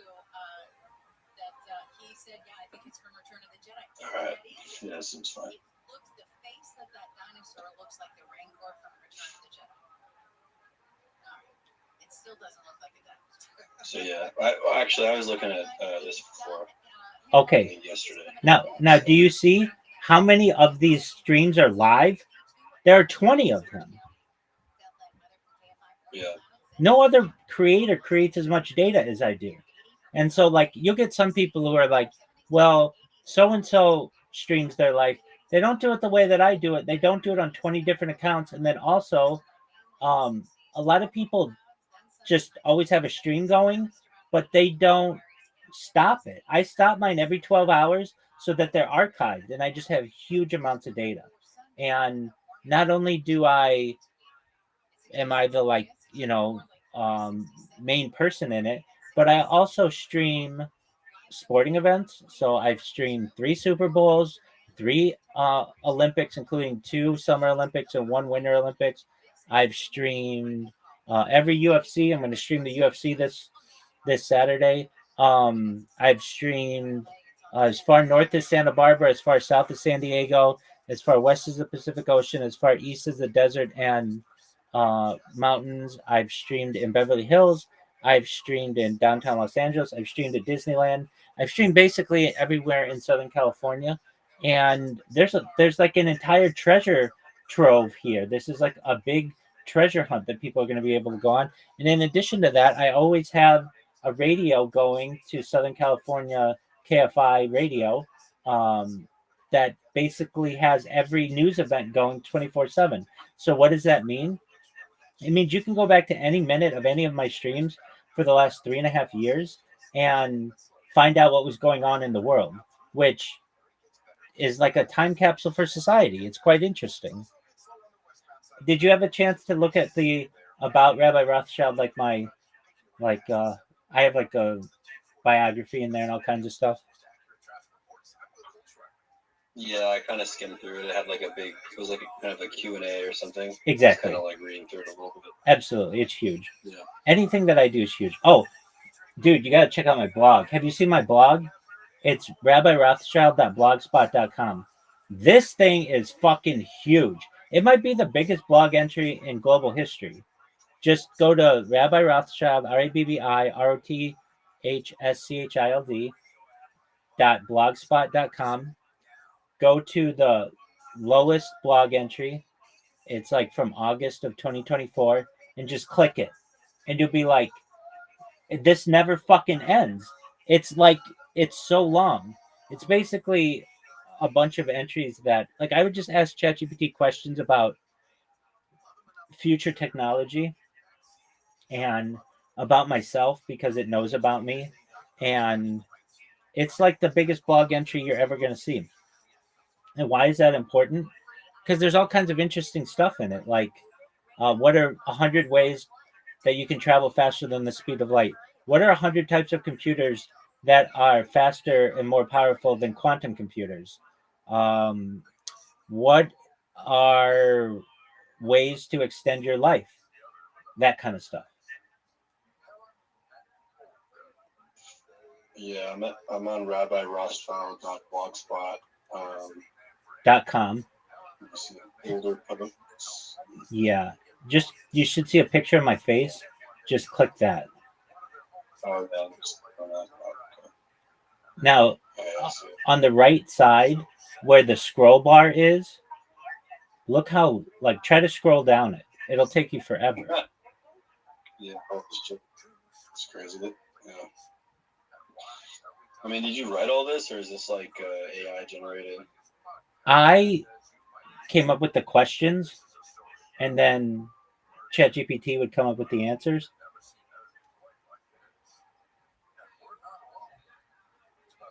But it's like, it's going to take some people a long time to go through all that. and it's all future information, or like most of it. It's like, like what are types of mega projects that the world could complete in order to improve it, like creating a Bering Strait tunnel where we connect Asia um, and North America, or a Gibraltar bridge or tunnel from Morocco to Spain, or a transatlantic tunnel, a trans-Pacific tunnel, um, space elevators, space slingshots, space tourism, terraforming of other planets. Just really interesting stuff. Yeah, it's interesting for sure, but people mostly they want to watch something that's like gonna just trigger their short attention span. Like they just want to see people arguing or just something crazy and degenerate. You're 100% like, right. I'm not saying that like you could work that into it, You're 100% right. You're 100% right. I have long form content. I have the longest form content, and people want short YouTube shorts, TikTok shorts, that kind of stuff. If that's what you want, I like that stuff too. So I watch that as well. But that is that's not why I'm doing this, to just get people's attention really quickly. I'm here for the I'm here to create more data than anybody's ever created on Earth, and I'm successfully doing that. Oh, so you're not trying to just like go viral by any means possible. You actually have some like larger vision. It's not just about like you're not trying to just get famous and make money. No, as much as like you're actually trying to do something else. 100%. Yeah. If I wanted to just be famous and make money, I'd go do something viral at Disneyland to get, in trouble or something like that. I don't want that. No, I want to create a time capsule for society. I know I asked you this, but I couldn't hear it the last time we spoke. Have you seen the movie The Truman Show? Yeah, I've seen it. Okay, so that's what I'm basically doing. I want people to be able to understand that we're all not that different as humans, that we all laugh, we all cry, we all sleep, we all snore, we all eat, we all sleep, we all dream, all of the things that a human does. And I'm doing my best to capture that and archive it. And I've done it now for more than 3.5 years. And I'd like to do it for the rest of my life. Yeah, so that's why I do it. It's not just to get rich or anything like that. I mean, I know that I'll be rich when this goes viral. It's just a matter of time. Yeah, that sounds cool. Excellent, my friend. Yeah, it's awesome. Very well. Well, I'm glad we could speak and I could hear you better this time. And I know I said this to you previously, but again, I'm here to be a positive person, to have an optimistic view on the world, and just to give people hope. So again, if you ever need anything, I'm here for you. Come back when you have some more time. We'll chill. Every day I play games with people in here, so we'll get you associated with those if you want. Next time you stream, let me know. I'll check out your stream. I won't spam you. And don't be a stranger, okay, Sam? All right, man. Yeah, it was good talking to you. Good talking to you too. Peace, man. See you later. Have a great day, buddy. All right. Bye. Bye. What a cool person. Shout out to Zam. Zam, you're really nice. As the flows feel like there are times when the Jews feel hopeful, there are times when the Jews feel despair, and the document reacts to that. So it's hard to make generic comment about the entire document without reason. Another reason that's important is it's written ABS grades. It's written as these events are unfolding. It's written not with kind of like the benefit of hindsight, and not with kind of a prophetic vision into the future. It's a real-time document that makes a huge difference. But when we look at the micro-history of the ghetto and the sermons together, we can determine a lot of really quickly. So let us turn to that question for a moment, and in that context, we look at the history of the ghetto. One last detail I forgot to mention. We also don't know who he was speaking to. We don't know anything about the size of his his audience. The vast majority of the Jews in the Warsaw Ghetto did not survive, along with the Rebbe himself. Shimon Huberman, the Sammler, who was involved in collecting data on the religious life in the ghetto, he did attend a few important meetings with the PSS Rebbe. He did attend some of his gatherings, and we get the impression that, especially in the early period, they were huge. He had hundreds of people from all walks of life, not just Hasidic Jews, but also Misnagdim, Lithuanian Jews, also free thinkers, socialists, and in fact, one of the fascinating things about the PSS Rebbe is that he was an incredibly broad-minded thinker. He was devoted to the community as a whole, and he went to join other organizations of resistance, offered him the opportunity to escape as he refused to leave his community. Even when he was in the work camp where he lost his life and there was a planned escape, he said he would only join the plan if every Jew in the camp, every prisoner, including the atheists, were also part of the plan. Literally any Jew behind. But when you look at the literature, in the beginning of the text, it tends to be very simple in nature. It tends to be very parsha with Rashi, which is kind of like something that's accessible to anyone with a sort of basic Torah education. But towards the end of 1946, I mean, you're going to actually have one of these two guys legitimately be the first closest we've seen being a 3-division champion. Middleweight, lightweight, and heavyweight. So And for Hamzat, DDP can. Hamzat might be able to go to 170 because he's fought there before. So Hamzat can even do 170, 185, 205. DDP can go 85. Probably should be a 205er. He's doing it right. And then he's massive. He's really big. Did you see the video of them seeing each other at the fight? Whatever? Yeah, I did. I'm like, way bigger. Yeah. The camera was behind me outside. But he did. He looked big. I've been right next to Hamzat. And Hamzat's tall. He's much taller than I expected. He's not tall compared to you. No, yeah, he for a 170-pound fighter, see, just like Gilbert Burns. See, for 170, like, Jesus Christ. Randy 5 on, he's not normal. Yeah. I've never seen DDP in person, but from the picture of him next to Bisbee, I'm like, Jesus Christ. But when I was in Hamzat in person, I didn't walk away going, God damn, he's massive. DDP, that surprised me how tall he was, because he had just fought against Gilbert Burns. You know, like, he was at, he was at the airport with it, like we were literally like just right next to him at the airport. He's like 6'2". Yeah. About 70. Yep. Again, another reason why I would, if you had to lean towards something, I think DDP, because I've never seen him waver. Ever. So if you remember back, and this is not going to Hamzat, this is just, I'm trying to come up with a reason why who's going to win the fight. So I'm reaching it, but remember in Hamzat during COVID-19, he got COVID and he got, it affected his lungs. He had long-lasting COVID, and he said, "I'm thinking about retiring." DDP could have AIDS, like full-blown AIDS, and he wouldn't even mention the word retirement. Yeah. So I'm like, I'm there. This is a stretch. So I'm looking for, because if it does get to the 4th and 5th round, which you can fucking like, if it gets that 4th and 5th round, you literally have to kill DDP. There's just, we haven't seen a trace of evidence that there's any wavering or quit whatsoever. No, yeah. With Hamzat, like the Gilbert Burns, Kamaru Usman, a little bit, if those were 5 rounds, especially the Kamaru, you're like, it's not great. But also, to Hamzat's defense there, it's Kamaru Usman.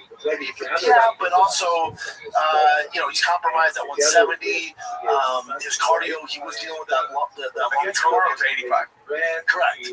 Yeah. So, but he was dealing with that long COVID. So, but all that stuff's gone. So maybe he's just a different animal now. All I'm saying is we've seen Hamzat be put in these compromised positions. He looks big right there. He looks big. His back looks big. But yeah, the camera angle. Look at how he's standing, dude. He's a fucking animal. They're both fucking monster. Yes. I can't wait to watch this fucking fight. It's the best. I can't wait. What other fights do you care about on here? And the Aaron, I'm a big Aaron Pico fan. I know you are. I think it's such a tough matchup for him because if you like Aaron Pico's resume, he hasn't fought anybody remotely close to Murphy. Yeah, I mean, it's not only is it your first fight, but it's fucking Murphy, which they should. They should. It's such a tough fight for him. So, and again, Murphy would be his entire resume the same night. Yeah. It's just deal with a different man. There's issues. So, like, those are one of the most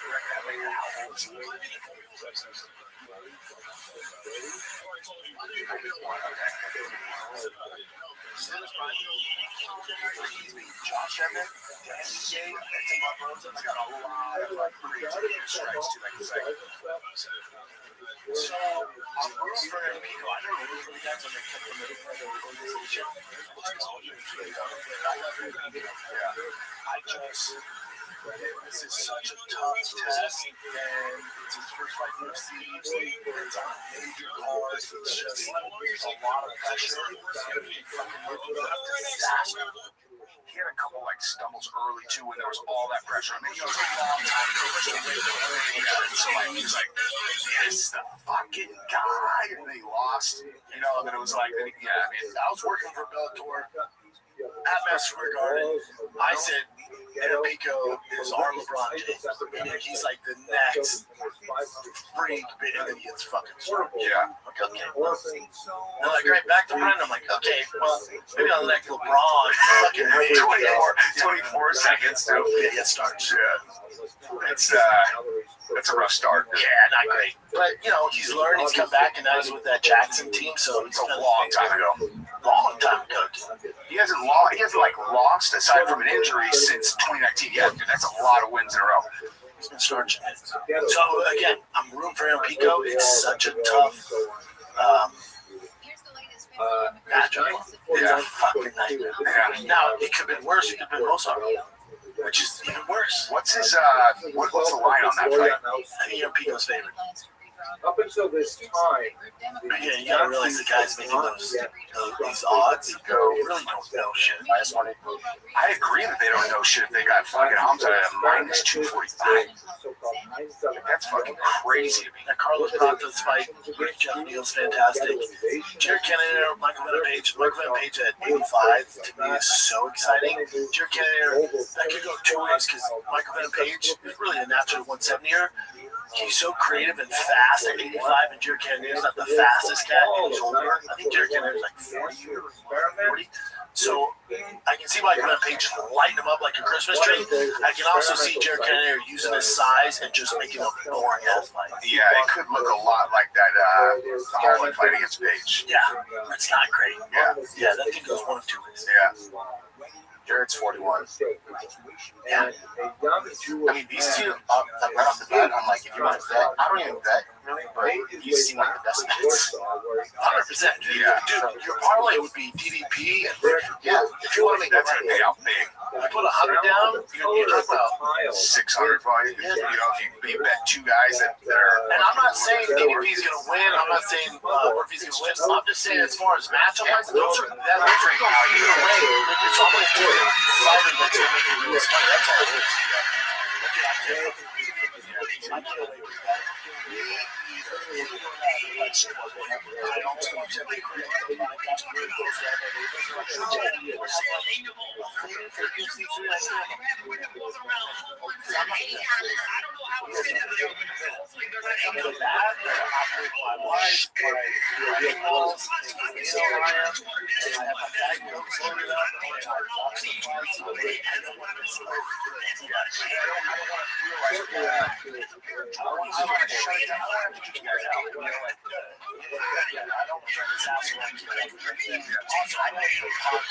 because they're super casuals, like, they'll be more like, yo, it's kind of like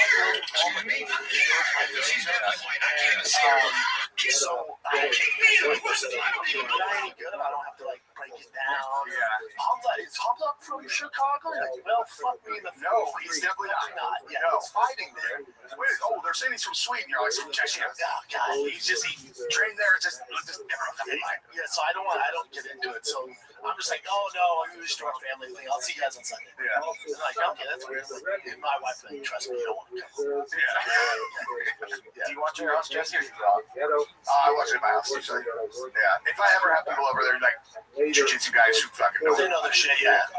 Yeah. But I can't wait for that picture, man. Another one of the books, brother. I love doing these with you, man. This is fun. Well, that's it for War Report UFC 319. Hope you guys enjoyed it. I'm Ben Chop. That's my boy Jesse. Thank you for tuning in. Like, subscribe, do all thing. We love you guys. Enjoy the fights this Saturday. Peace. What's up, guys? I'm giving away the Ultimate Ram Star X. $50,000 upgrade. Just one off one. In the beginning, in the early year, much of what he says fits along traditional lines like the Odyssey. He speaks about what we might call teleological suffering. In other words, that this seems terrible, but there's a reason for it. That God wants us to suffer, we will become better for it, we will merit for it. He kind of like understands it within some kind of meaning system that would have made sense 100 years prior. Then in 1940-41, the suffering increases, it ratchets up a notch, and you see more of birth pangs of the Messiah appearing in his story. More the idea that, you know, this is a 6人の子供の母親です。インビザラインは私の笑顔だけです。 when we hear the report of the man who survived Hellmouth, then we get his most dramatic break, and this is where Dr. Martin would see the Rebbe losing his faith. This is really the fighter the kid. speaks of divine leadership. Yeah, we're back out. Let's go, buddy. What's going on? Episode number 2 of the week. What's going on? Talk about those pants for a second. Now, those are duck hunting pants, right? Are those actual first light pants? These are cock hunting pants. Okay. But they're duck hunting. I sit in the bush and look for cock. Yeah, you could see you camouflage yourself. You see a dick run by and you jump it. Only black bears. Really? Only black bears. Okay, because of the big Black stag. black stags. There you go. Stallion. Stallion. What is going on? Oh, kiddo starts school today. First school. Dropped him off at school. Hit that Monday. Yep. Yeah, but how old is he? He's 3.5. So it's not real. I'm talking proper school here, Bubba. Real shit. Yeah, real shit. I brought my son. I went to pick him up yesterday, and he looked for his mommy. He didn't see mommy, and he Freaked out. Yeah. Stranger danger. That's okay. Yeah. You're busy. Yeah. I dropped him off. I thought it was gonna be like hard for him, you know, but because they already have friends there. Because we moved in the summer, so they made all the friends. All the boys are there. Oh, lots of like, see you. Yeah. Okay. Yeah. I'll take it from here. Yeah. I'm like, well, no, I'll walk you in. No, I got it. I'm like, oh, hell no. I'm like, all right, so we dropped Bossy out first, then T's going. I'm like, T, you know, I'm like, explaining to him, like, you know, you just gotta, you know, sports are the equalizer, so recess, show off, buddy. He goes, yeah, I got it. I'm like, well, yeah, but I'll walk you to class just so we can see your desk. I'm good. I'm good, dude. Yeah, I don't need you in my life next to me. I'm good. That's right. Dude, heartbeat. I felt like crying. I know. I went, oh, yeah, no, I get it. That's not cool. That's right. I was like, hey, hold on. You know, coolest dad here, though, right? Out of these dads? Yeah, come on. Now, you with your cold I drove the Hummer. Get out of here. I drove the Hummer for you. I brought the Hummer for you. Your dad pulls up in the Hummer. You're too big. You, come on here. Get the fuck out of here. Out of the shop. Right. Yeah, Shrek, out of the shop. But then they have coffee for all the parents there, so I'm you know, just mingling with all the new parents. Sure. My morning was mingling with the new. Yeah, that's it. Cool people? Yeah, everyone's super nice. Everyone's super nice. Yeah, my ex brought my son who's 14 to this get-together thing that the kids in his future middle school go to. It's like a camp and out. It's a sleepaway thing. And danger. I said, well, that's why the parents have to be there now. I said, but they're 14. I go, how's he doing? She goes, it's Lord of the Flies. I go, what do you mean? She goes, boys are different. I go, yeah, they are. And what they do is they delineate authority right quick, and they get together. And we're nice to him? No. He's here's what my son has going for him. Funny. So That's laughing. So he's in because that kid he's. I think it depends on that crowd. It depends what the kids are doing because where we're from, it's like, especially out here, it's like they play sports. The kids aren't good. They kind of get pushed to the side. The kids that can ball, they stick together. So my son is tall, good looking, and he's funny, but he's not. He's coordinated. He's not like unathletic, but Yeah, but sports aren't his thing. that's it. Yeah. He's not like some big baseball player. But the kids, like everybody wants a funny guy around. Yeah, they'll take it. Yeah. So it's funny to see him becoming me. That's how I negotiate the space, right? And he's the same way, but he's lucky because he's got the bone structure. He's getting tall. He's taller. Yeah. Yeah, Wife's taller. broad shoulders. Yeah, he's got her looks. Yeah. He's got those genetics. You don't want the cow genetics. Let me be honest. Yeah. But you want my ex's genetics because they are all like kind of tall. Yeah, they're the kind of people that they tan well. Like he's got real beard, he's brown, the whole thing. So anyway, You just want your kid to get bullied. it's the biggest heartbreak. Or does he bring him character? I don't think you want that because here's the thing. And let's see, I see what happened. You want it a little bit. You want a You little want some struggle, right? The old saying, you can't protect your kids, make them strong, don't protect them. Make them strong and teach them how to negotiate life. I get it, but you don't want your. I don't think a parent can make them strong. You know what you can do. Not only, but the little bully goes a long ways. Well, definitely, because you'll learn how to not get bullied. You'll figure your way through. But there's something. So we had a problem with our plumbing. Bear with me on this. We have a problem with our plumbing. When we have a plumber come out, and we can't figure out where the smell is coming from. We're losing water pressure. Yeah, we're losing water pressure. So we bring this guy out, and he's doing all this stuff. He's there for 5 hours. I fix it. Did you? All right. It's right back. Nothing. Doesn't do anything. It still sounds like poop. So then we get another guy, and this guy shows up. And the first thing I see is he's absolutely massive. Like he's as wide as he is tall. And I go, what, you a power lifter? He goes, yeah, I used to compete. I go, because it was just all over him. I was like, And you're going to be all over that. well, yeah, gay. That guy fucked. But he was unusually wide. Thick, yeah. And he so turned out he was competitive and stuff like that. And so then he starts talking about what the problem is. And he does this scientific thing where he's like talking about the hard water. He's doing his job as a plumber. But he figures something out. He figures out that it's this weird thing. And he goes, I think it's coming from this. And I go, what? Long story short, he fixes the whole problem. He's right. He snakes the drain we didn't think it was. He goes, I said, but the plumber said, yeah. He goes, I know, because he's thinking this, but he's an idiot. This is why. So I'm looking at him. He's a young guy. He's a young fucking dude. And he goes, How young? he's probably 30, probably 30. Okay, not that young. Yeah, but it's his company. Oh, he owns it. He owns it. Oh, he's a hustler. He's a hustler. Not only does he own it, he also has other services which he can do this and that. And I'm like, oh wow.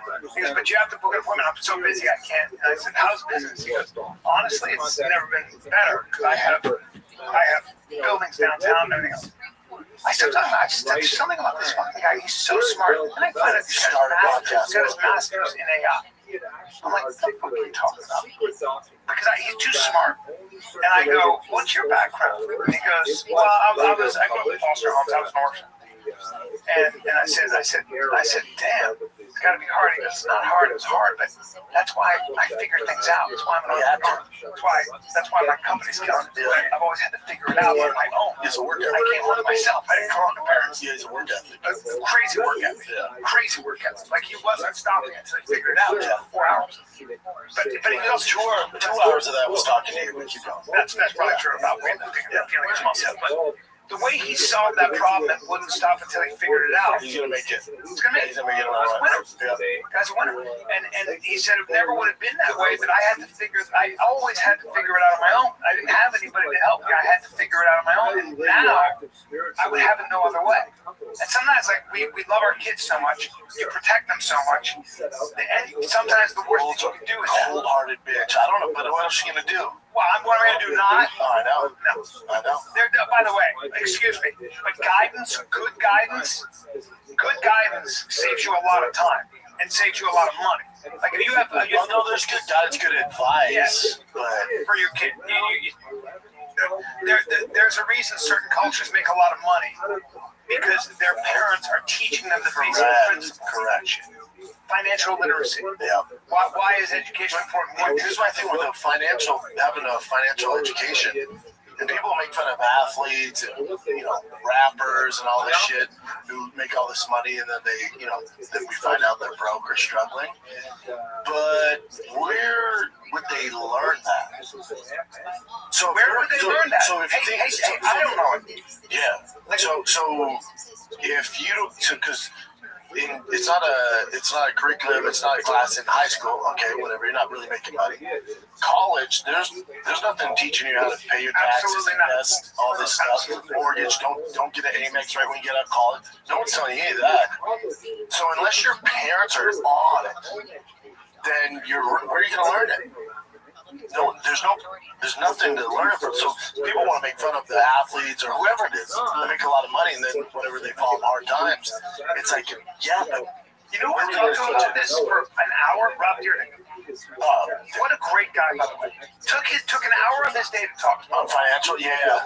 Different animal though. And different animal. I mean, because he didn't come from money. Absolutely not. He's self-taught. He learned it. He's such a good person. That's that people. Rob Dyrdek is, forget the money. He's such a good human being.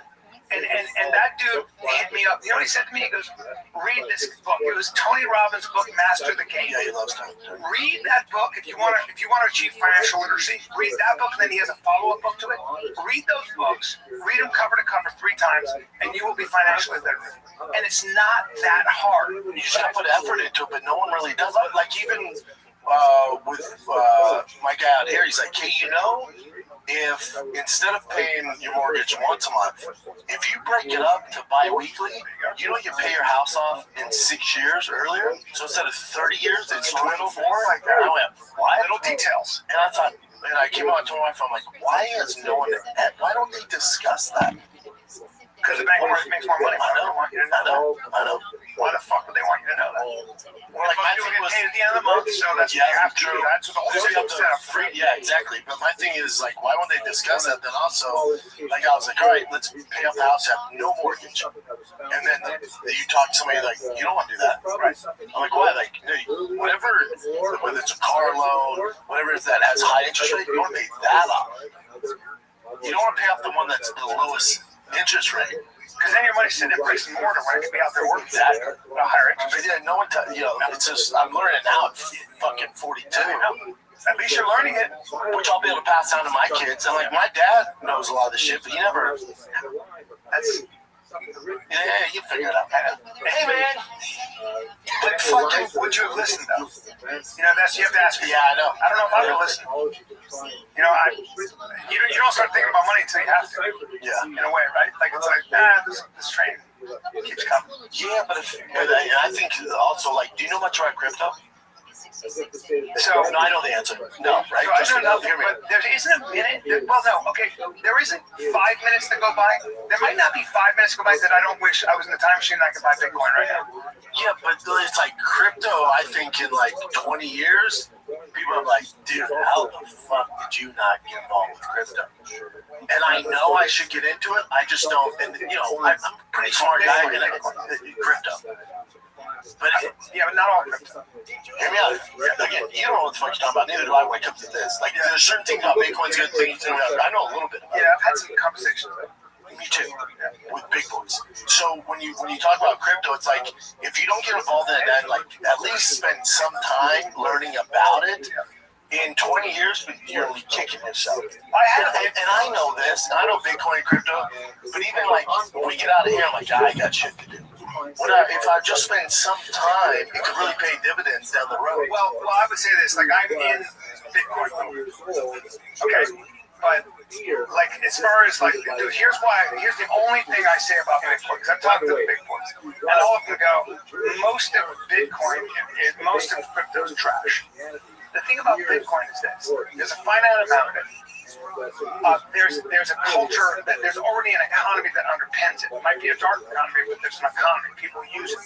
And number three, there's also a philosophy around it that's never going to die, which is there's an anarchy to it. There's a rebellion to it. There are people out there. Well, the fourth thing's going for it, but there are people out there that are like, I do crypto on principle because it's my way of saying fuck. Yeah, man. Yeah. That's not going away. And then there's a fourth reason I think crypto, especially Bitcoin, does well. It's because people like to gamble.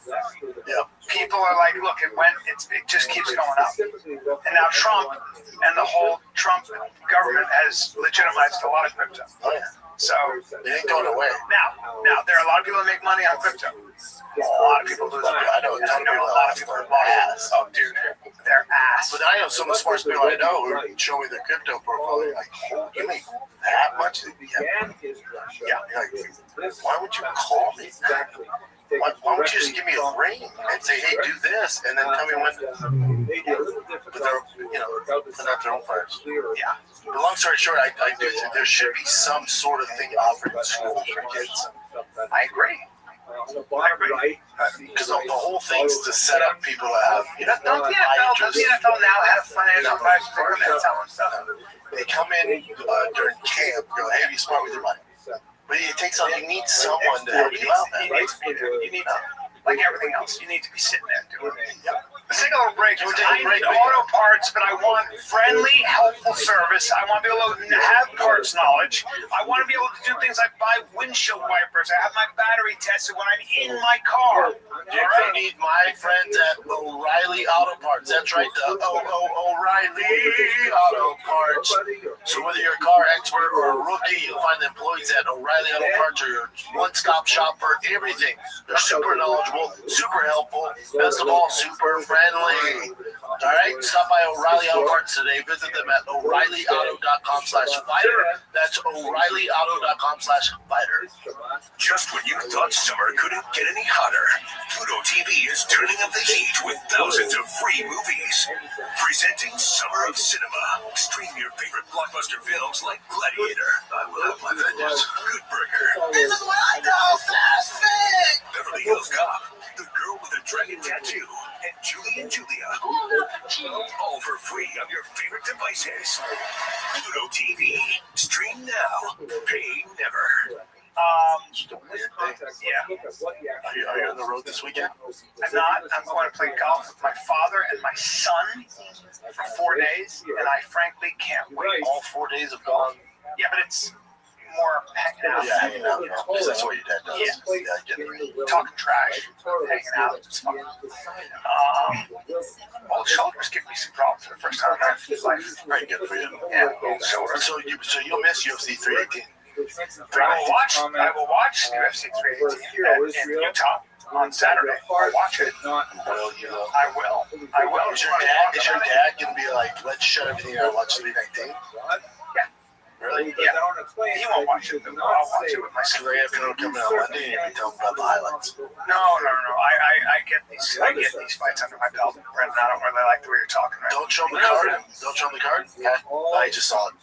I know that's it comes out. I've been thinking about this a lot, and I would say I'm going to go with Kamzat, and I'm going to go with Kamzat because I know the idea is that is Kamzat going to do anything, be able to do anything when and if he takes Duplessis down. I don't think you're going to see that. I think the beginning of the fight, I think Kamzat's striking is better than Duplessis, and I think there's going to be an exchange of blows.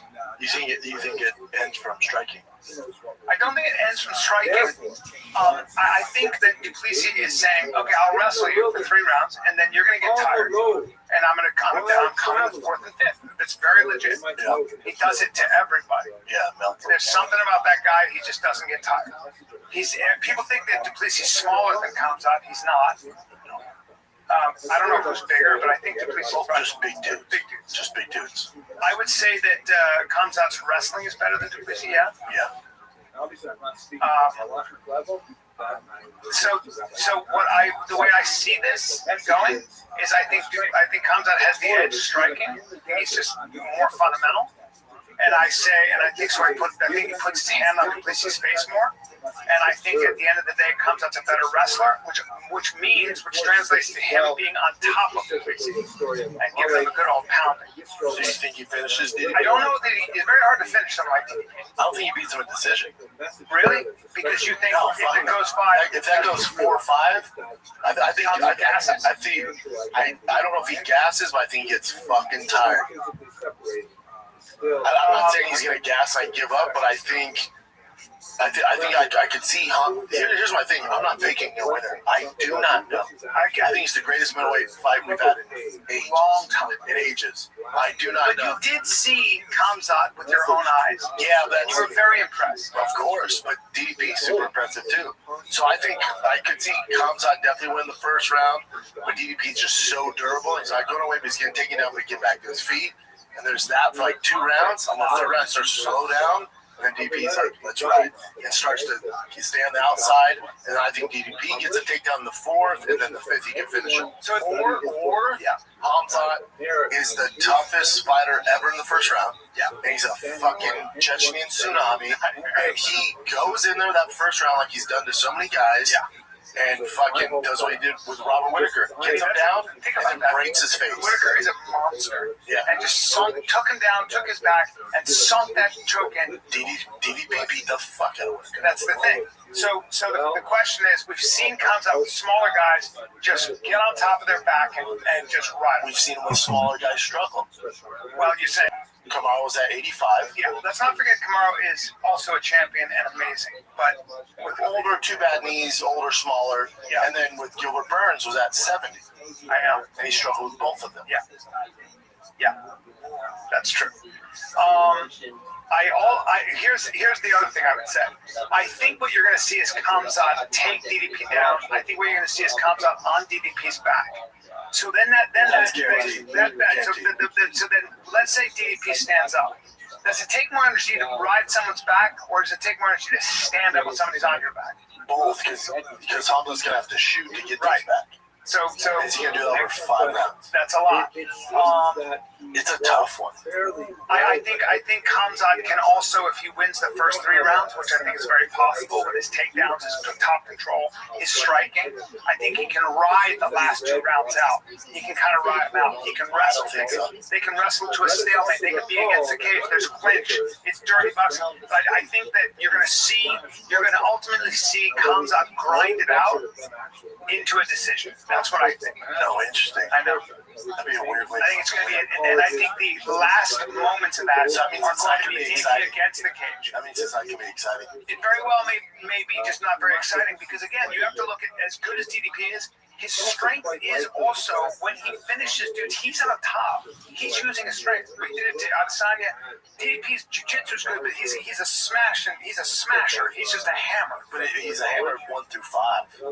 He's a hammer 1 through 5 because I think he's got some special wind. It's that Cain Velasquez cardio shit. Monster. Okay, and that is to me that's the craziest weapon.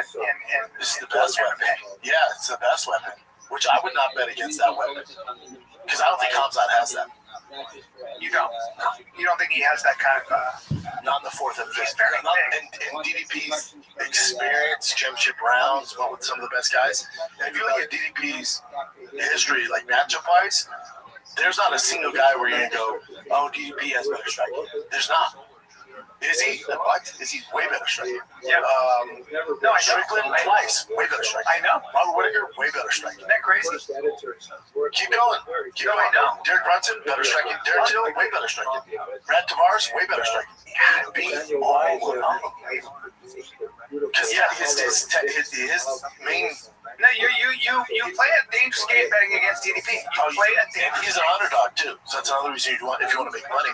But also, his thing is being awkward and unconventional. So you go through that whole list: Strickland, Izzy, Whittaker, Brunson, Till, Brad Tavares. You're going, dude, DDP's not a better striker than him. Cool. He outstruck all of them. Because you want to watch tape on DDP and go, man, that guy, you want your kid to fight like him. No. He's just an absolute winner. Part of And that's also mentally the toughest you guy. gotta get somebody in camp who fights weirdly like that. You're not gonna do that. No, Hamzat's whole thing's not that. Hamzat's whole thing is Control the fight. You control the fight. it's do what you do. Yeah. Don't worry about You dictate the fight. You put the DDP where you want him. So you think that? Do you think that the Kamzat's going in there thinking my number one weapon is my wrestling and control, top control? Yeah, Right. So he's going to try to do that. He's going to wear him like a backpack. Yes. Okay. Just shoot for the signal and go. You don't think then there is much striking in the beginning? No, I don't know. Yeah. I don't know what to say in this fight because even Khabib, he's not saying anything most of us don't know, but like Hamzat is like 1-2 is like traditional boxing, probably better than DDP. Yeah. So Hamzat could be like, I'm gonna soften him up, see how I do striking, and then shoot for the takedown. Right. But again, that's not what got Hamzat to the party, so I wouldn't like that. If Hamzat comes out and he's like kind of feeling it out in the first 2 rounds, I'm like, oh, he's fucked. You gotta come out like the Banshee, hopefully it works. If not, we'll figure it out from there. Right. But you gotta do what got you in the dance. Well, or you save your cardio the first 2 and then Mistake. you go crazy. Huge mistake. Why? Huge mistake. Because you can't keep up with that. No, because The 5th round is coming. He's coming. 3rd, 4th, and 5th. So your best chance to win is the 1st and 2nd. If Hamzat's coach called me and was like, hey man, we're going to conserve energy for the first 2, and then 3, 4, it's on. I go, oh, cool. I bet all my money. Really? Yeah. Because nobody has DDP's cardio. But that's not Hamzat's thing either. His thing's not to drag you later. I think this fight is going to come down to less that, and it always comes down to cardio to an extent, but I think this fight's going to really come down to can Hamzat literally neutralize everything DDP has to do? No, see, I don't think nobody can. I think it's Hamzat's so dangerous where when it goes to the ground, he takes advantage and finish him. Yeah. So if he doesn't finish him, he's going to win the first 2 rounds. Yeah. But what happened to that 3rd, 4th, and 5th when you're a little tired, DP's a big dude, your takedown stop working, now you're forced to engage with him, and he hits like a Mack truck, or he doesn't stop. So you have to do that for fucking 15 minutes at a championship level. But again, I haven't looked forward to a fight in a long time like that. No, this one's must see TV. I cannot wait. Yeah. Cannot wait. I have no clue how to win. Because Hamzat could go in there and finish with a minute. He's that talented. He's so talented. Like you're talking about he just finds a way to win. He's an absolute winner. He's an absolute winner. I'm less excited about the other fights. Tim Elliott still doing it. Jared Cannonier, Michael Page. Carlos Pata, he was great. Yeah. Murphy, the champion, What do you think of that? So, is that the co-main event? Yeah. What is Aaron? I just haven't heard of. Was Aaron in the? He was in the league for all. Yeah. It's just like he just came over. Yeah. It's his first fight. He lost his first feud with Bellator. He's been on a fucking 8-fight win streak. Yeah. The only reason he lost is because he got hurt. He should be going with that Jackson Thursday out. That's why I say it. I mean, the TKO was injured, so he didn't actually lose the fight. He hasn't lost since he went with Greg. Yeah. But again, he hasn't faced that tough of competition. Murphy's such a beast. Yeah, it's such a tough fight. Who was the last guy Murphy fought? If I saw Josh Edmond. Killer. Beat Danny Ige. Yeah, man. Danny Ige's a monster. Murphy's a fucking savage. Talk about being thrown into the fire. That's how it goes. Especially when you come from a different promotion with all that hype. It's a different. We're talking about a different game. Pico's has not faced this caliber fighter. Is that fair? Not even remote. Not even remote. Not even the same. Fucking not even close. Wow. Not the same. Yeah. So it's a lot to ask. I think that I'm a Pico fan. I think he can get it done, but this one ain't gonna be easy. I think there's so much of this stuff comes up to fight IQ too. Like, just how do you adjust to the big show? Yeah. It's a completely different animal than what he's used You to. might have seen everything that Aaron's good, but Aaron's wrestling obviously world class. Aaron Pico was wrestling at 16 years old on the international circuit. He was wrestling grown men. It's fucking ridiculous. Wrestling clubs, national champion. He checks all the boxes. All the boxes. I don't know. This is a huge test for him. You know, just see how, I don't know. I think this. I think what this is the hype reel. Like every time I've seen so many people who are great in Strike Force, they were great in Bellator. They come over and a lot of times they're just something. Strike Force. Yeah, was the real deal. But the Bellator, PFL, when they come over, yeah, okay. Rise in one championship, they come over, okay. Yeah. It's just a different animal. It's a different animal. Just it's in the big leagues. Big test for Aaron Pico. Man, I can't fucking wait. What are you gonna do for the fights, Jim? Watch by yourself drink? Nailed it, didn't I? Brett, so many people messaged me after that episode, by the way. What they say? A lot of them had my side. They're just like, you just do your thing. Yeah, they want you to Do your die. thing, bro. Do your thing. No, and then Anyone that says do your The thing, one thing about the internet is you can count on them. yeah. I appreciate their support. And they also, but then also some people said like, yeah, dude, we love you. Go to this rehab center in this area. Yeah, people that care about you or people that actually are in for your best interest. And we care Or about not, yeah, that's what we're trying to help. the main thing is that Anyone that says, dude, you're fine, keep doing this, is not your friend. I think Brendan and I have been around long enough. And we've had our own issues. Yeah. And so I think what happens is you get some age on you is you realize that there's a limit to what you can say and do for anybody. And we all have to be our own source of change. Rogan said something interesting. He was talking about last night we were together, and he was talking about we were talking about some people that tend to get a little bit, they blame other people for their failings, or they get critical, or they get bitter. And he said, you're where you are because of you. You did this. Don't then turn and look at successful people and go, oh, those guys are assholes. Like, what are you doing, man? No. I didn't have anything to do with your not being a superstar. You did it. So why are you turning to people that have been a little more successful and criticizing them? And it's exactly right. It's like, when was the last time you took responsibility for where you're at now? Yeah. And that's an important thing to say. So You're talking about some old salty comic. yeah, sure. Exactly what you're talking about. Maybe. Yeah, but I don't blame anyone for anything. I'm just like, No, I know you don't. I'm just saying, and I appreciate that with you. But I'm saying that, we're all responsible for the condition we're in, one way or another. Things happen in life, but what are you going to do to get the fuck out of it? And there's some salty people out there, and they spend a lot of time kind of like criticizing people that have been just on the past. It's like, hey, bro, or maybe that attitude is the reason you are where you are. You're not happy with it. It's such an appropriate way to end. What do you got, Jim? Curtis already. Let's go, baby. Alrighty, let's start here. Wait, hold on. Gun to your head. I got to do it, Tim. Gun to your head. Chimaev, Duplessis. Don't think. DDP. Really? I won't bet against him. Smart. It's really smart. I wouldn't bet on it. But if I was, DDP's a plus 200, so it's not a bad way to make money. Yeah. Then Murphy's also a dog too, so I'd parlay the dogs just because they're dogs. Now if Hamza and Pico were the dogs, I'd bet on them. Like I literally can't tell you how it goes, man. I don't know. Usually I talk shit. How about Paige Canada? Boys, he brought it up. It's tough. You guys have thoughts on this? Let me see. So, federal judge rejects Trump's request to unseal the secret Yeah, well, so here's my thoughts on this. People say, well, they're not unsealing this stuff. They can't unseal it. Here's why. Because there are people in those documents, especially underage, that when they were underage, and it's not, you're not legally allowed to expose a child who's been raped or sexually assaulted or whatever it is. There are privacy issues here that are in place for a very good reason, right?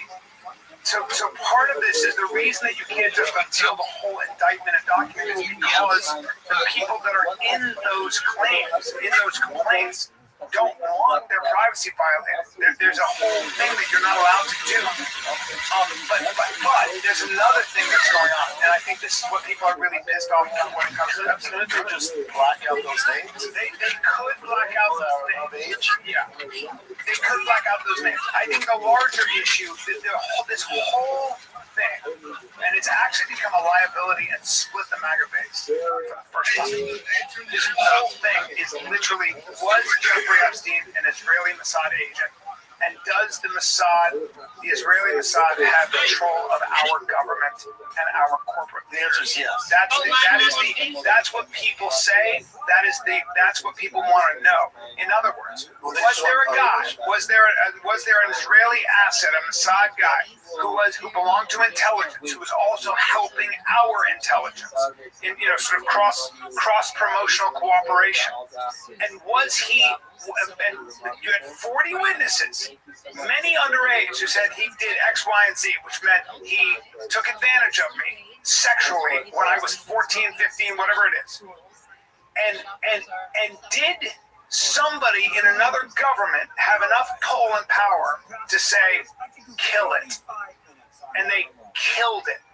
And since 2009, or whatever it was, 2008, we still don't know anything because nobody wants to be caught holding that hot potato. Nobody. Who did it? Who was the one who said, this doesn't go any further? You're gonna have to come up Do with a plea something. deal. Give him his own wing in a local jail. Let's go. You're gonna have to come up with something. Well, you have to. You have to feed the frenzy. You have to. Maybe it comes out that Trump was there with some professionals on the island. Who knows what that is? But he's I think he's realizing this ain't going away. And they're a powerful. Care if Trump was on the island with some pros? I don't care.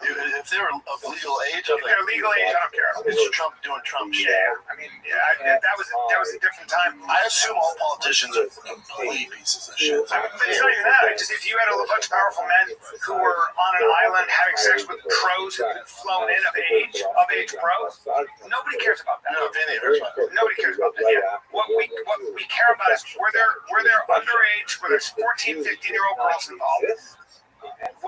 We know Ghislaine Maxwell was not only convicted of that, but she was convicted of taking part in that. So she was convicted in a court of law. But why have no other names been named? What's going on here? Well, there might be very powerful forces saying, shut up. Yeah. Of course. Yeah. So, that's what's going on. Guys, guess what shirt I'm wearing, Brennan? Guess what shirt I'm wearing? True Classic. Of course. I'm wearing a white tee. True Classic. If I look crisp and sharp, if I cut a beautiful figure, it's because I'm wearing simple but elegant design. And that's called True Classic, which you can get in Target and Costco, or you can go to trueclassic.com/fighter. And then if you just like the essentials, like a regular white tee, black tee, I only wear white tees all the time. It's always True Classic. Now you're probably gonna see True Classic at UFC 319. They're being the octagon. They're big boys now. They're in Costco. They're in Target, as Brian told you.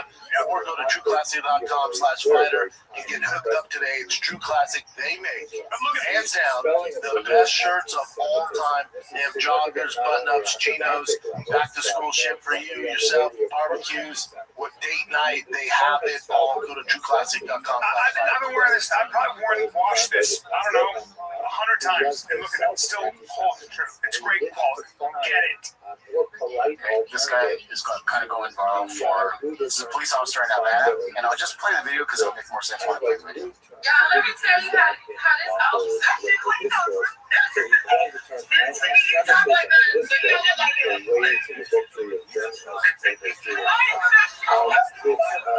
Wanted to say that essentially there was something called semitism to which one and so by using that term anti-Semitism, he was saying essentially, hey, I'm not anti-Jewish, I'm racist, I'm prejudice against any group of people. And that's against this philosophy. It's just some Asian dude that's why this group of that's like a I don't know what you call it. You know, you've heard the term called Ebonics, like Black Zen as well. Ghetto.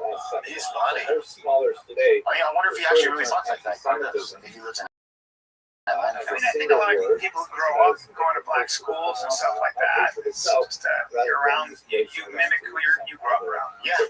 Do you remember the Mackenzie Grant thing? Yeah. Remember that? So she smoked almost exactly like a regular American person, and then suddenly she started having this Brazilian accent. That was She didn't do no wrong. Okay. Yeah, there's some of that stuff is, there was another person like that who was it was the wife of someone who, Alex Bowman's wife would become, Should you guys say cucumber? And then you find out she was born in New Jersey. Yeah, you're like, come on, It's cucumber. Why are you putting a fucking accent? And she got found out. that's so embarrassing to me. So, She said she was born and raised in Spain, and then her classmates like, no, bitch, we're from Jersey. now, have you ever been around a black dude who will be talking to you and hanging out, he's talking, and then I've seen you do it multiple times. yeah, well, You're like, damn, dog. I I'm like, speak a lot of different languages. oh no, you're the most guilty person I've seen. You get around a black guy, you're like, damn, that's crazy, dog. I'm like, I do not know. I'm sorry, sir. I would love to agree with you. Yeah, you love this. I don't do that. I might go, oh man, no. Oh shit, Big dog. big dog. No, I have seen though. I have been with black men who will talk to us, and then I'll see them go right over here to something. Yeah, let's switch it up. They switch it up. Yeah, Like that's it's called code switching. it's just a language. It's Well, have you ever seen when Obama, when he's meeting the U.S. men's basketball team, he's like shaking hands, and then he gets to like, black guys like, what's that? yeah, it's great. Bring that up. Let me see that. Because that Jordan Peele did that shit so well. Yeah. It's hilarious. I love that. Obama greets. Obama greets basketball team. Because it's just a different thing. I would watch. So I played pickup basketball, but when he's black. Pretty much run of the mill. Yeah, there it is.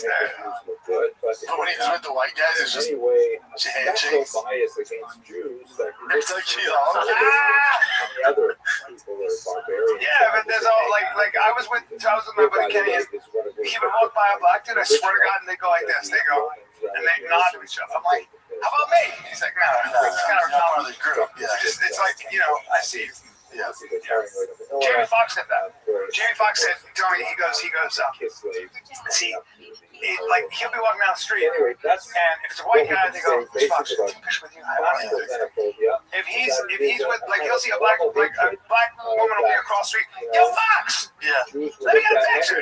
Because he said, because in our community, it's like I have something to do with you. Yeah. I have something to do with you. Like I'm here too, and we're all kind of like, don't be thinking that you're, you know, it's really interesting. And there's a whole dance you play in that sense too. It's pretty wild.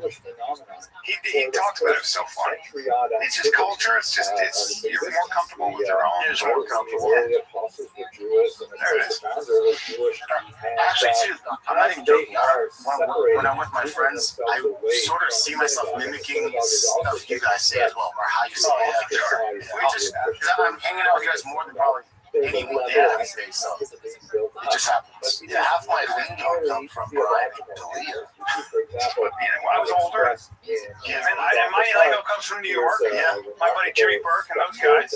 You just pick up shit. And I'll see myself, like, I'll see clips, I'll be making certain points, like, I sound fucking like Dalia.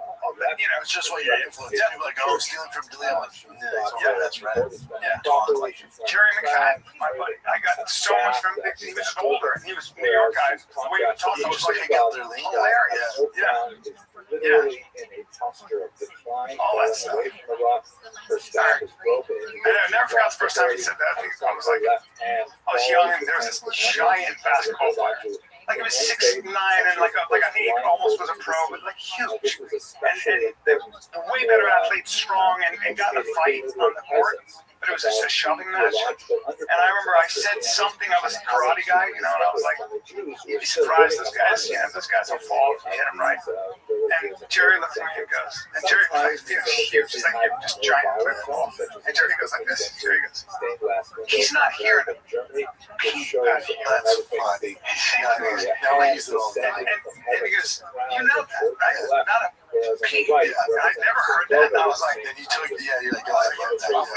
Yeah, certain things, as I find I'm getting older, I find like it's okay to be like, I don't know. You know what I'm saying? Like, I don't know. how about that? It's refreshing. Oh, dude, because I had this meeting with this big car company, and I have these headers from my F350. I've never used this brand. I'm familiar. I've never heard anyone say it, and I thought the name was Coot. I thought it was Kooks. K-O-O-K-S. I thought it was Kooks. Right? So, but I've never been around someone that said it or anything like that. I'm at a meeting. These guys are the car guys, but they know all this shit. They go, dude, what kind of hair they go? I have the Kooks for the 7.3 back then. I can see all the face they got. They're like Texas hair. What do you have? Headers? It's around, so let's see what I want to do. That's the first time I've ever had to explain to me. But I said, I don't know. I would love it. I have a speaker better because I can't hear it very well this year. Oh, no. When I shut down, I went, oh, you guys say, you call it Cooks? Oh, in LA, we call it Cooks. Oh, this meeting's over. It's Cooks. But even with, nobody's like, you know, I don't want to play it right in that kitty text. Like, I don't know if it's a kid. Refer to like wheels on a car, they call it rims. The rims are usually called wheels on a car. Trucks are for the majority called wheels. And online it's called wheels. And you show me something and I was around there, yeah, I filmed some. Man, those are teenage rims. And it's all that stuff. That's just like rims. Don't call them rims. Call them wheels. I never call them rims. I told him, I didn't know. You know, I didn't get defensive. I wasn't aware of that. My bad. I've never done it again. Just tell me, and I will shut up. Or even when someone asks me about a fight, like you know, some fighters on their card I've never heard of. And even though I would be on the companion, and he'd be like, "Yeah, you guys know those two?" And I can tell me and Rogan really don't. And I'm like, "Yeah, you know." But I should have went, maybe I don't know those things. It's okay, dude. Like, it's so much better. Like, I actually don't. This isn't I realize I know so little about Meet the sales.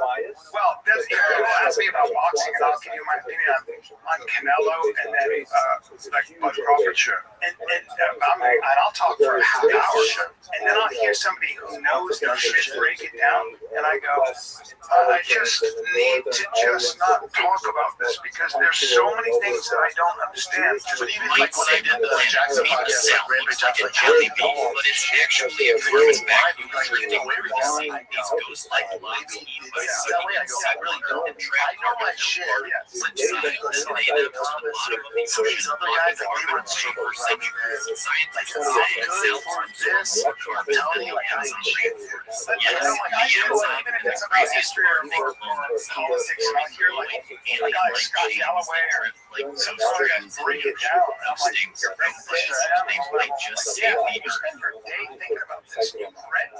Like, that's just a different thing. You know, because I found myself, especially like when I'm at Mika, I'm looking at a car, guys will be explaining stuff. I'll just go, oh yeah, oh I know. It's all good, like I don't. So my brother knows good. So like I didn't know what lifters were for. For an engine, I've never been privy to it. No one ever brought it up to me. This guy was talking about you need lifters for this year. I was like, oh cool, man. I walked away like, why not ask him? Why do I need those? So I text my brother like, hey, what's a lifter for? And I'll break it down. This is for this. Understand also the basics. Like if you really know, if you see people who really understand shit like a car, they understand first the rudimentary basics of how a car works, and from there they tributary. It's exactly like you know. So if your kids in jiu-jitsu, sometimes they'll what the art classes will do is they'll go right in the triangle arm bar. You'll just learn how to understand from A to K, right? And you have to understand like the body. Like, what are the fundamentals behind I hate that. body control wrestling? How to be on top of I was doing a jiu-jitsu class, and they start off with arm bars. No. And I just stood there. I'm like, oh, give me that dad that jumps in. To the class ended. LAT come in. Yeah.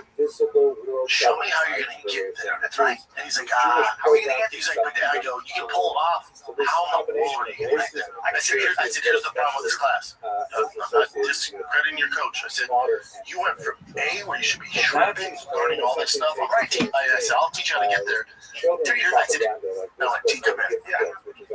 Show me how you're gonna get there. That's right. And he's like, how are you gonna get there? He's like, but Dad, I go, you can pull it off.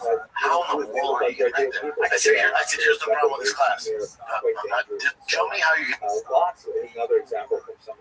Understand first the rudimentary basics of how a car works, the principles, and from there they tributary. It's exactly like so.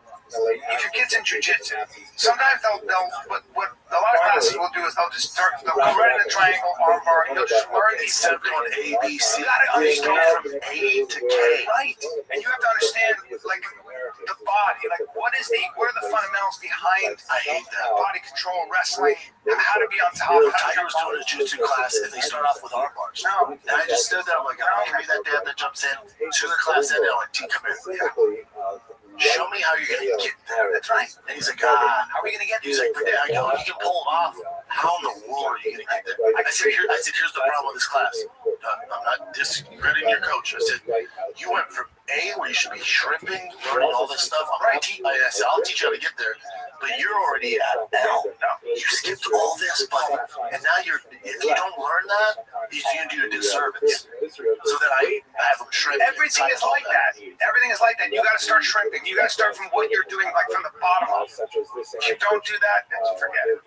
Wrestling's the same way. Like, how do you set it up? Where do you put the person? Everything's that. Like, you need the basics. You need the meat and potatoes, and then you can expand and put on the sour cream and all the dressing.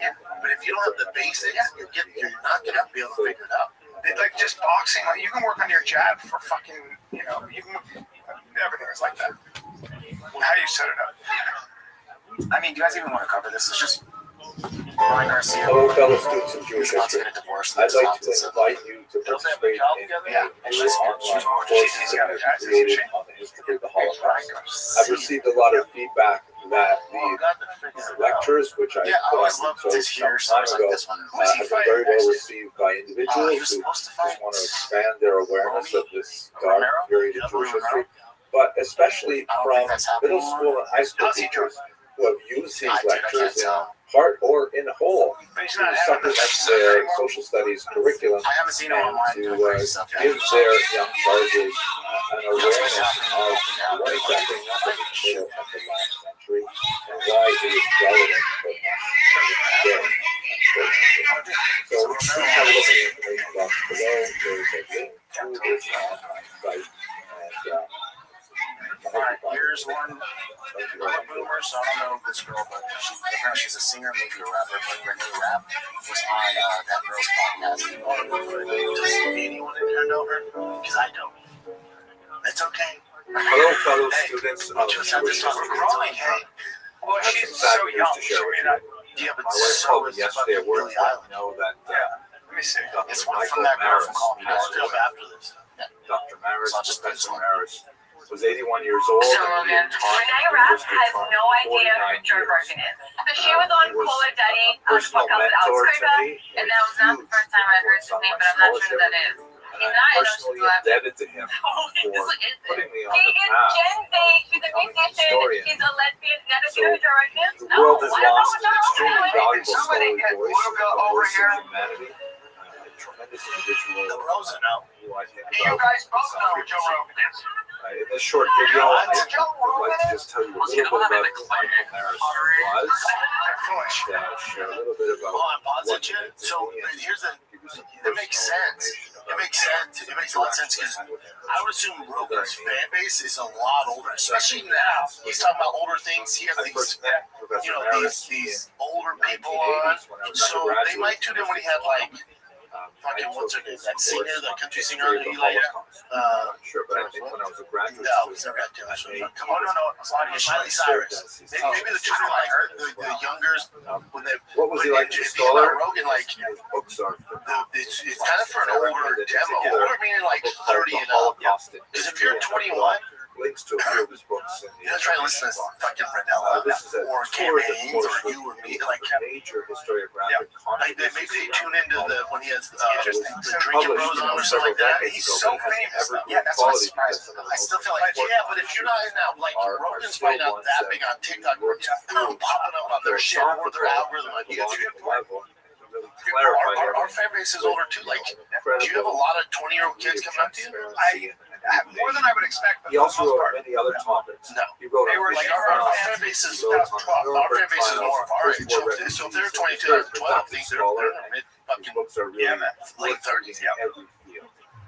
So ours is younger lifetime too. student. Long after I left the University of Toronto, he went back to school. Rogan's And a law definitely older. Like, you know, he's like scientists on talking about history and shit. What he was like as an instructor that was shit. really That's phenomenal. That's a good point. This is, I studied with It's him a back good like point. in It's like a 1980 Brene Rapp. before Let's see what she's doing. PowerPoint. He used no slides. Yeah, we don't know. Just She's a young lesbian. And Like, there that's are not a her few YouTubes demo. of him, so you can actually see what it was like American singer, to study songwriter, with this great actress. scholar. He never read from his lecture Regina notes, George and but he Robert always had them, and they were Let's hear her packed music. with detail. I remember listening to him and saying, "Wow, he is so carefully crafted his lectures. He speaks directly and in a conversational tone, but he's got his notes to provide you really important statistics and dates with tremendous precision. What I remember as a student was just how generous he was as an instructor. He was always deeply engaged, deeply concerned with our ability to absorb the complexity of the material he was presenting. It's And not for us. was filled Hey, with a deep respect it's for not all of his for students. us. He listened to The main questions lyrics were, with his I'm full a real attention, bad girl, but considered I'm a real questions good very, very kisser. carefully, and he responded out. fully with great Too old. patience. You're way too old. I'm all right. It's creepy for me even to What he was watch it. like as a mentor was Yeah, I don't especially feel important. comfortable. Like, you know what I mean? If I'm I like will this, share with you a I little bit don't of personal feel- background. I don't feel good about it. I had the we great saw that. privilege of Yeah, having it's some cool. So it's fantastic not our demo. mentors at the University of Real Toronto. Nor could it bad ever girl, be. My but first a real field of good study was kisser. philosophy. I'm a real I bad eventually girl, learned but a real good kisser. ethics, Let me try to undergraduate degree. I'm a Actually, this real is the word bad eventually girl, because but a I real had a major good hiccup kisser. in my undergraduate career That's pretty hot. where I sort of like had a But crisis it's of pretty hot. conscience. Does it make you uncomfortable because it's Falling sensual? out with, No, it makes you uncomfortable because you're you know, back 60. Let me see you say it. earlier None. No, really try. No, I don't want it. And, I'm a then when I real met my bad wife, girl, but a I real became a good ski kisser. instructor. Did you like That it, was Jim? my lifetime plan.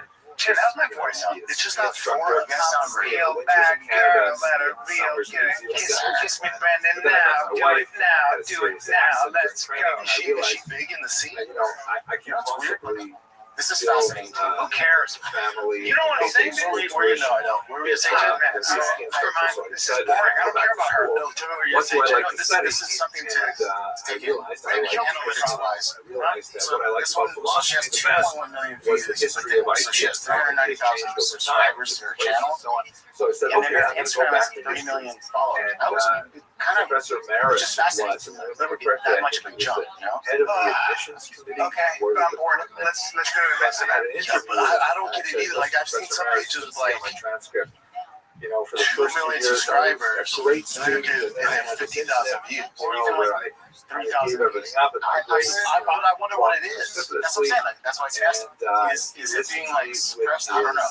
No, it's just they appeal to your vanity. You don't actually have that many followers. How about that? Yeah, you might be right. Said Yeah, I that just don't know. I should apply for graduate school, and Okay, they'll let's take my look for application another seriously, even though my GPA dropped How about by a this? I haven't terrible seen year. this yet, but it And says he British said man that playing many fetch with a dog. academics Wait, before you play this, Brian, have you seen has any been video of rescued UFO that makes you go, okay? spoke Nope. to you. Why is every one of them blurry? Everyone in this day, because we don't have good cameras at all. And sure enough, thank I God I was wasn't the military has terrible camera. But even the military one that they remember those? The Atari one? Yeah. From the 80s? Yeah. You mean the Exactly. get the fuck out of here. Lies, all lies. Especially when I was, Let's see this one. postdoc It better be phase, fucking postdoc good. at the university as well. I got an office right behind He's playing Professor fetch on the side of the mountain. office, and He's he cute. was That right dog's next cute. to my He's cute as supervisor, Dr. Magachi, and they were very close friends. So I So had never happened then? the wonderful privilege of It's seeing gonna happen. That dog two is so senior much cuter. scholars interact. Maybe I was And distracted by that friends. and I often heard over the transom and Sydney Smith Hall their Oh my conversations God. and Hey, jokes, and they're singing and so on, occasionally singing. And really, God. it made me feel Let me really see it good again, about just so I can hate. the whole I wonder if they're gonna field slow it down here. of humanity. That's it. But Professor Maris was so interested in my progress that Yeah, we'll give you a TV. I feel Okay. a tremendous responsibility to live up to his example. He was really someone who impressed on me that history is an apprenticeship. It has elements of science, but really it's not art. In order to learn this art, it's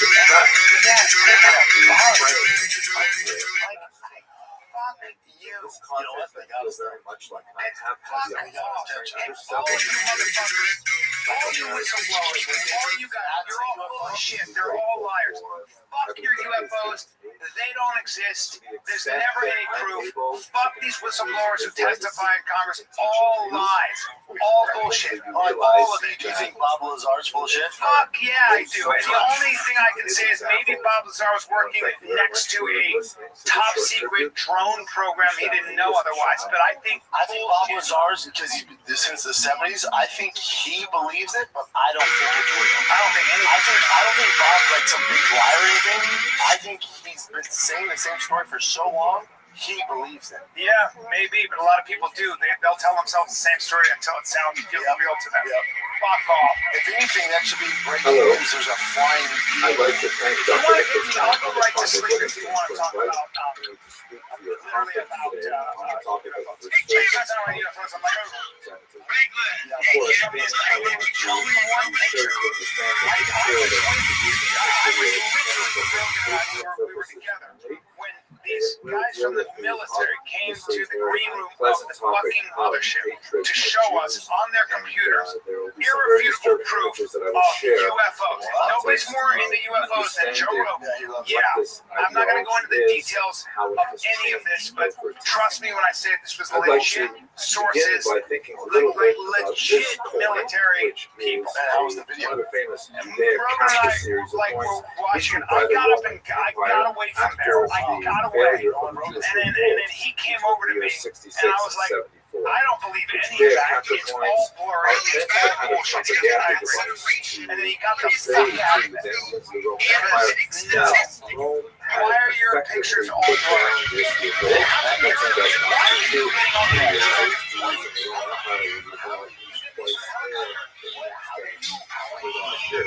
But this was a minister gesture to convey to all Roman citizens that said one of the things that our intelligence agencies and military does is when they're working on top secret shit, they want you looking over here.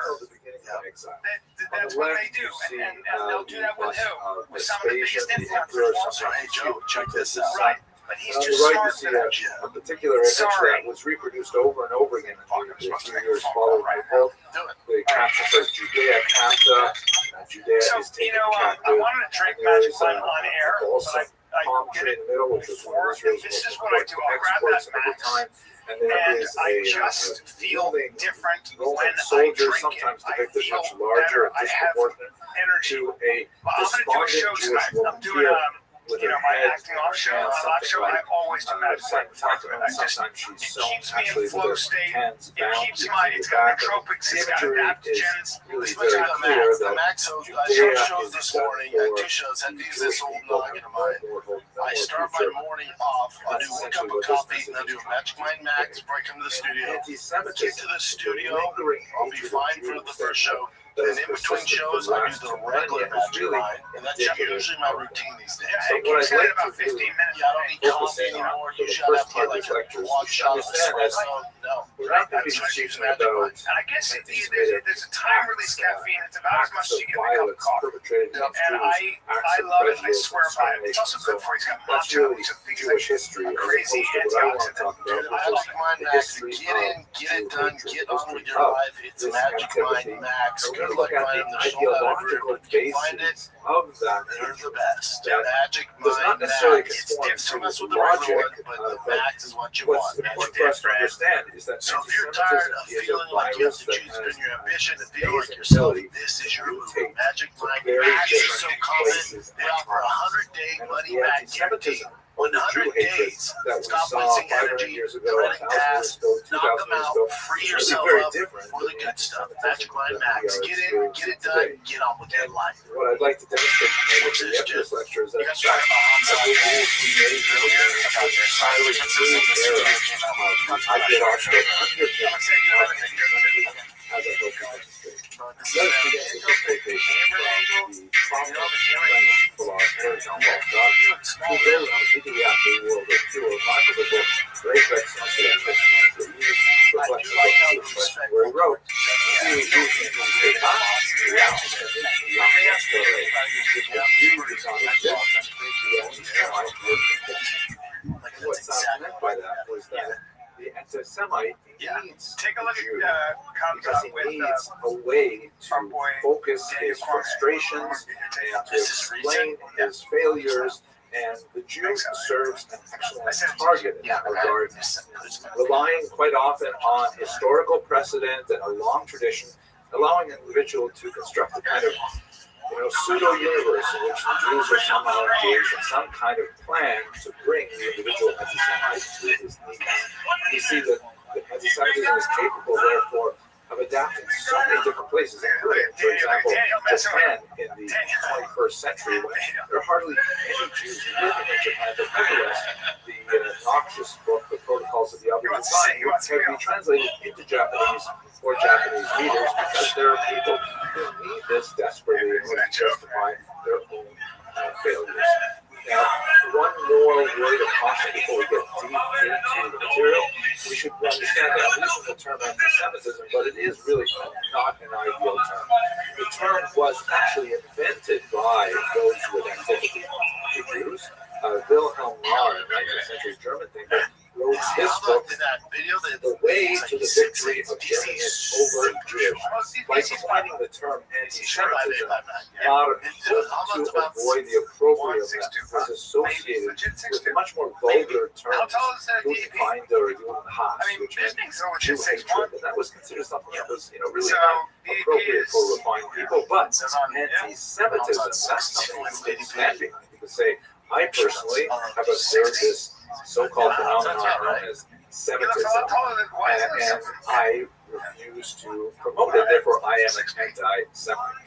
It's really only after World War II that anti-Semitism began to acquire a negative connotation, appropriately so. And scholars in the end of the 20th century began to say we should really stop spelling it with a capital A and a capital S separated by a hyphen, because there is no such thing as Semitism. It is a phenomenon unto itself, so therefore the preferred spelling is one word without a hyphen, often without the capital A and capital S, in order to say that this is really their problem, not the Jews' problem, but they make it the Jews' problem.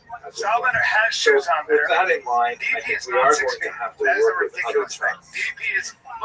There are four basic periods of anti-Semitic ideology that scholars have identified. Let's just run through them very quickly. The first period is known as classical xenophobia. Xenophobia essentially means the fear of strangers. And this is associated primarily with the Greco-Roman world, in which we have a significant degree of antipathy to Jews, expressed in a lot of the writings of several significant writers of the era. We see it in a monumental form, for example, in the March of Titus, which commemorates the Roman victory over Judea that I referenced earlier with the coin. You can see here, for example, where the famous incident of the bas-relief on the inside of the arch that shows Jews carrying away the spoils of the temple into Roman captivity. This was The menorah, so it's roast and so on.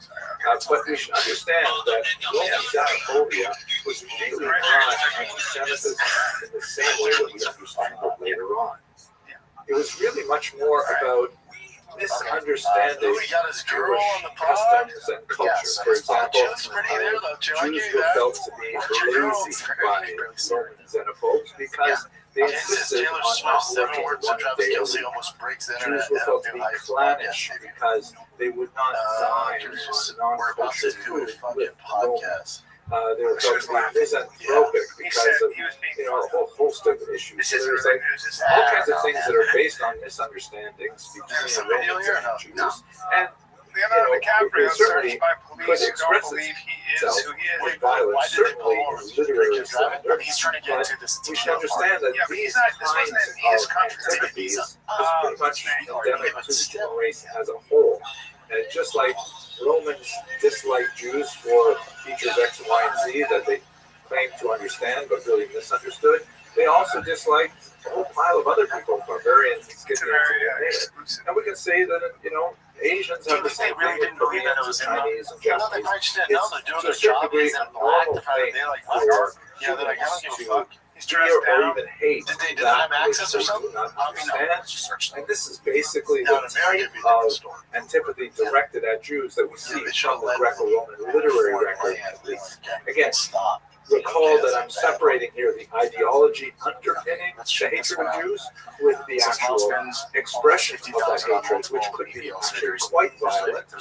We see it in the repression of the First Roman Jewish War, the Bar Kokhba revolt, and so on, and attempts to expunge the practice of Jewish behaviors, Jewish religion, and so on. Doesn't necessarily mean that the experience of anti-Semitism was any less serious in the ancient world. However, what I'm focusing on are the ideological roots, the ideological underpinnings of that hatred, to try to understand what is the intellectual mechanism going on when people claim to have a bias against Jews. When you move to the early Christian era, things change dramatically because with the beginning of Christianity, through the era of the Church Fathers, for the first few centuries in particular, they're really extending well into medieval periods. Now the antipathy to Jews has a special kind of dynamic because Christianity emerges from Jews. And in emerging from another religion, so to speak, the daughter religion has kind of like a pushback against another religion to try and identify herself. In other words, you think of it like a mother and daughter relationship. Female metaphors primarily because that's common in the analogy of if a daughter chooses to seek her own independent path, to a certain degree, that variation from a family tradition will involve a degree of rebellion against their parent figures, and this can be expressed sometimes in a very harsh manner, but it is nevertheless an expression of the unique dynamic that children, especially let's say teenagers, who are striving to demand and to establish their own independence. A couple of iconographic examples here. On the left, you see the famous Strasbourg sisters. This is a piece of monumental art on the outside of the cathedral in Europe, 13th century. You can see. And this is, by the way, just typical examples. We have hundreds of examples of this particular motif throughout Christian art, which was especially useful for explaining the intricacies of Christian theology to illiterate peasants. You could point to the artwork and you could explain how Judaism differs from Christianity and so on. So on the left, you see the representation of the church at Theresia, and she is shown there with a crown, holding a chalice, and upright, unbroken staff. Her clothes are arranged properly, and so on. She's clear-eyed, looking forward, and so on. So this is representing the church in power, in authority, and so on. To her right, actually to our right, to her left, is the synagogue, and she is portrayed in an entirely different way. She is in an attitude of decline, falling away from the rock. Her staff is broken, meaning she has no more power.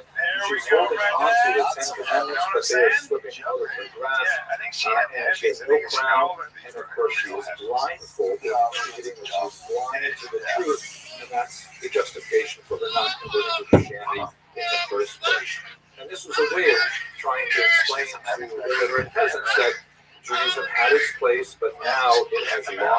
authority, it's lost its vision, it's lost its ability even to hold on to its own law because she's holding the tablets in a rather loose fashion and so on.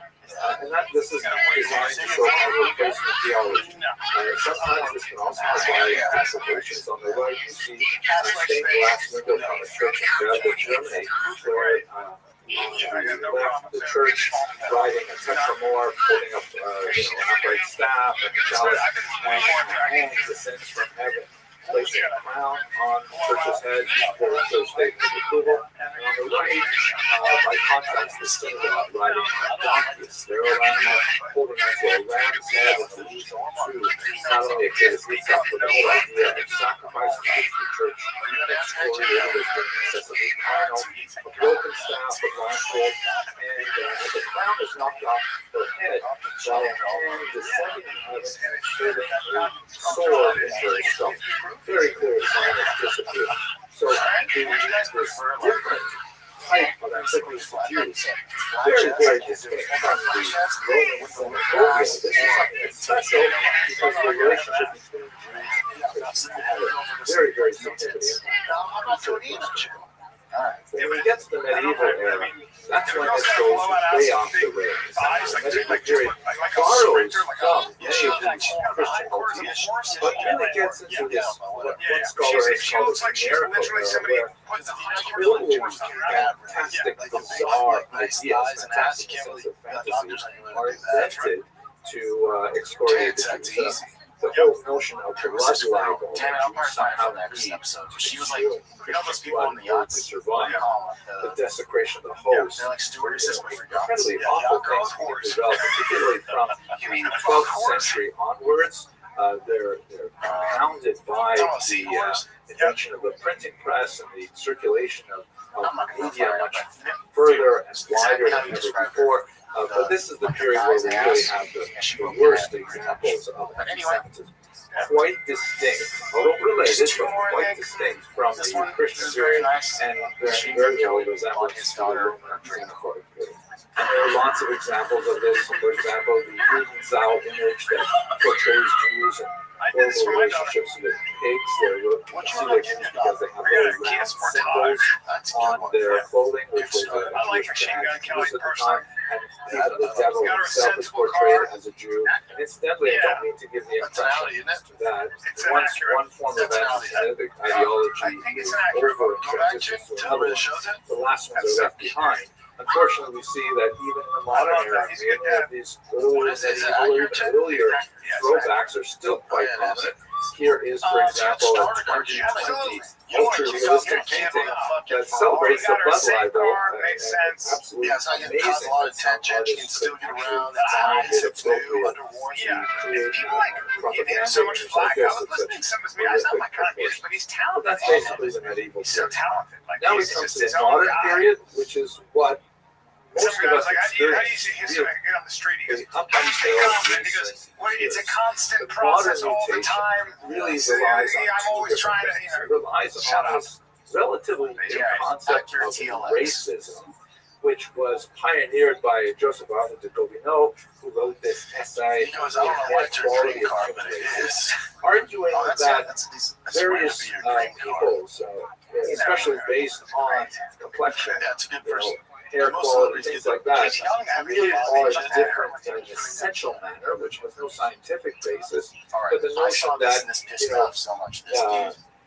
blacks are intended to be a slave race, and Nordics are intended to be kind of like a master race, and Jews specifically are supposed to be a parasitic race. That Jews, their racial survival strategy is borrowed, by the way, heavily from the ideas of Darwin, struggle for survival of the fittest, and things like this.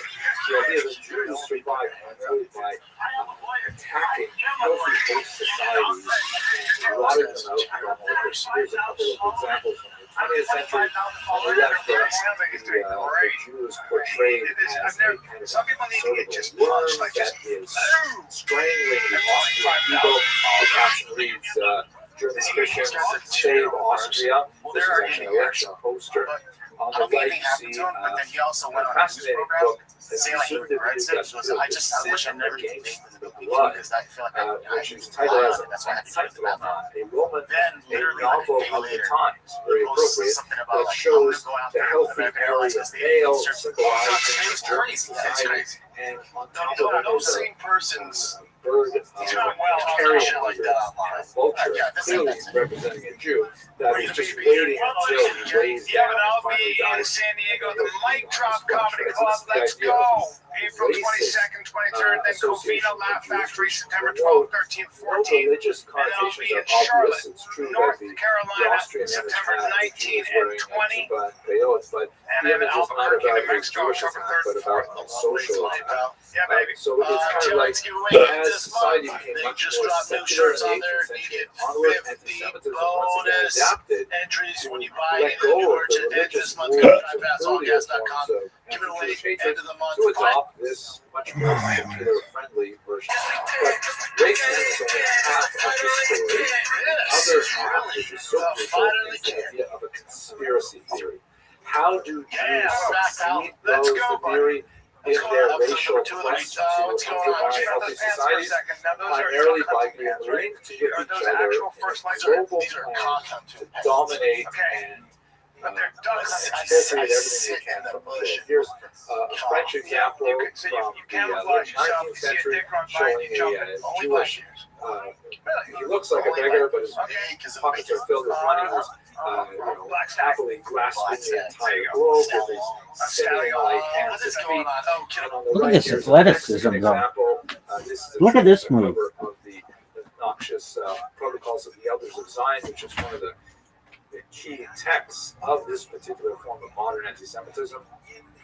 The caption in Spanish reads, "The invisible world government, the Jewish program to subjugate the globe." Right? See the obvious images there. A couple things that become iconic: the large, heavy man with the top coat is meant to be a capitalist, a symbol of capitalism.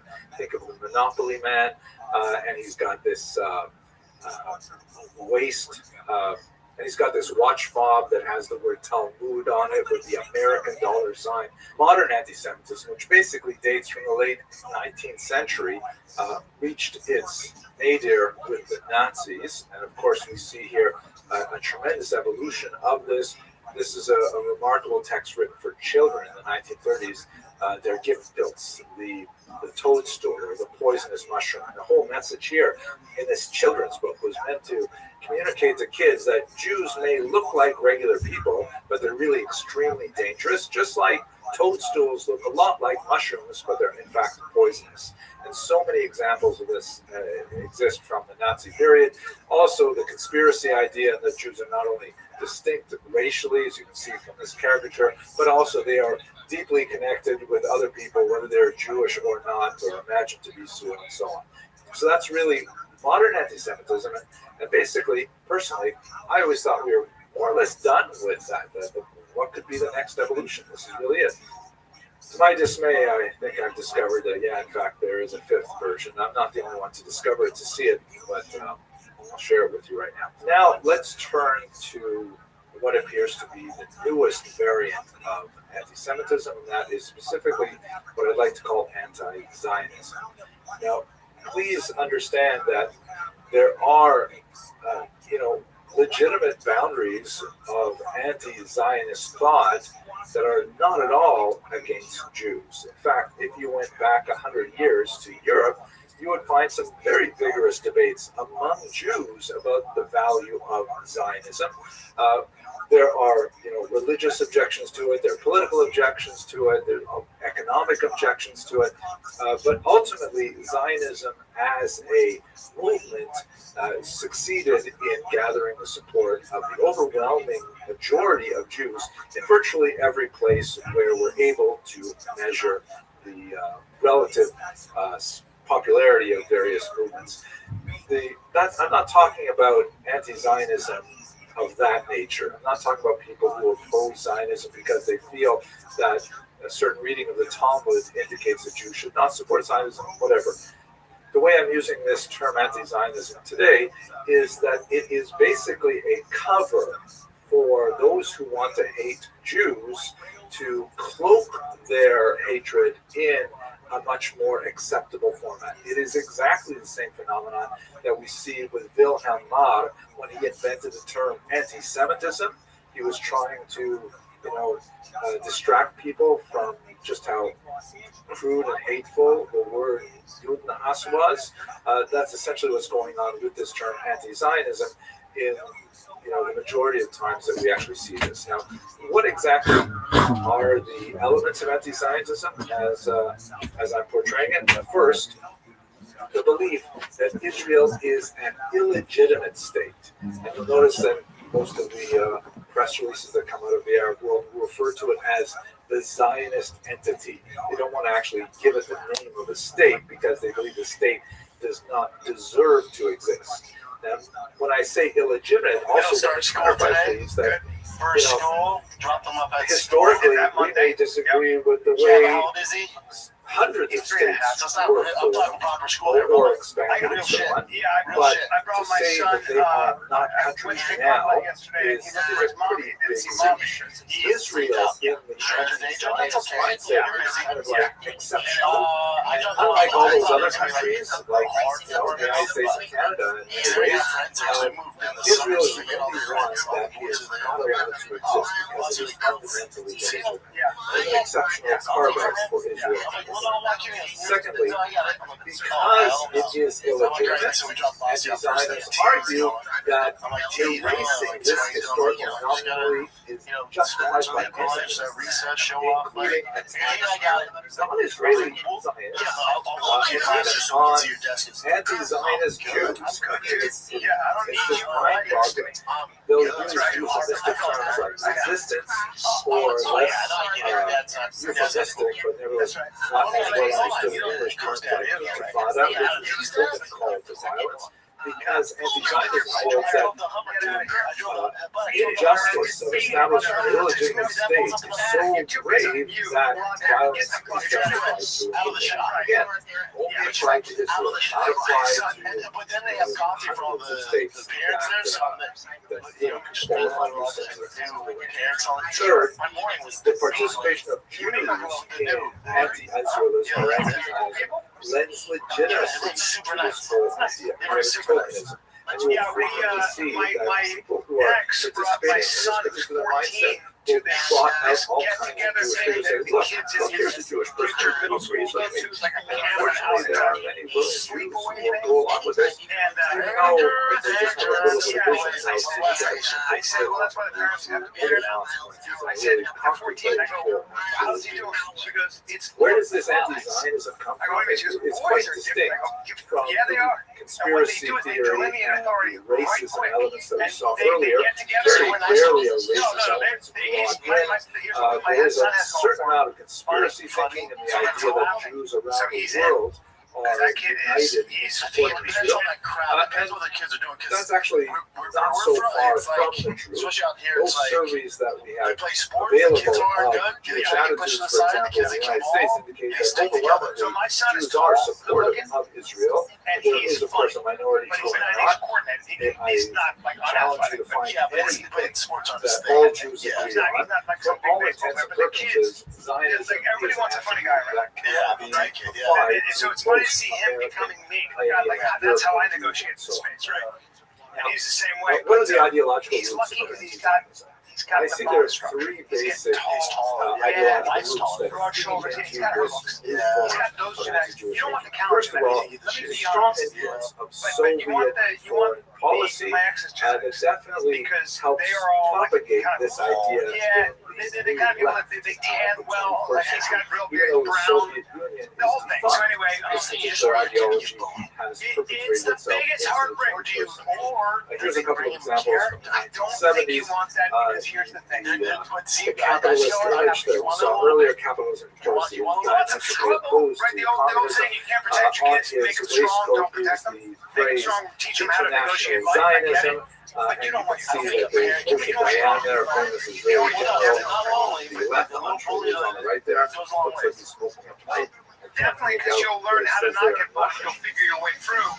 But anyway, the idea of connecting international Zionism we had a with problem with our plumbing. Israel, of Bear course, with me on this is story. crucial. We have a problem with our plumbing. Note that And we have a besides plumber the Star of come out, David, and which we is can't figure clearly where the used smell's here coming as from. a stand-in losing for water the state pressure. of Israel, as Yeah, opposed we're to losing water Jew pressure. or Okay, Judaism. so we bring this guy It's out, clear from and he's the doing all this stuff. He's there for 5 caricature hours. of the figure here that borrows on All right. 19th and 20th Right, century motifs, that it's about Jew hatred on a simple So then level, we get but another it's guy, labeled and this guy shows up. anti-Zionism.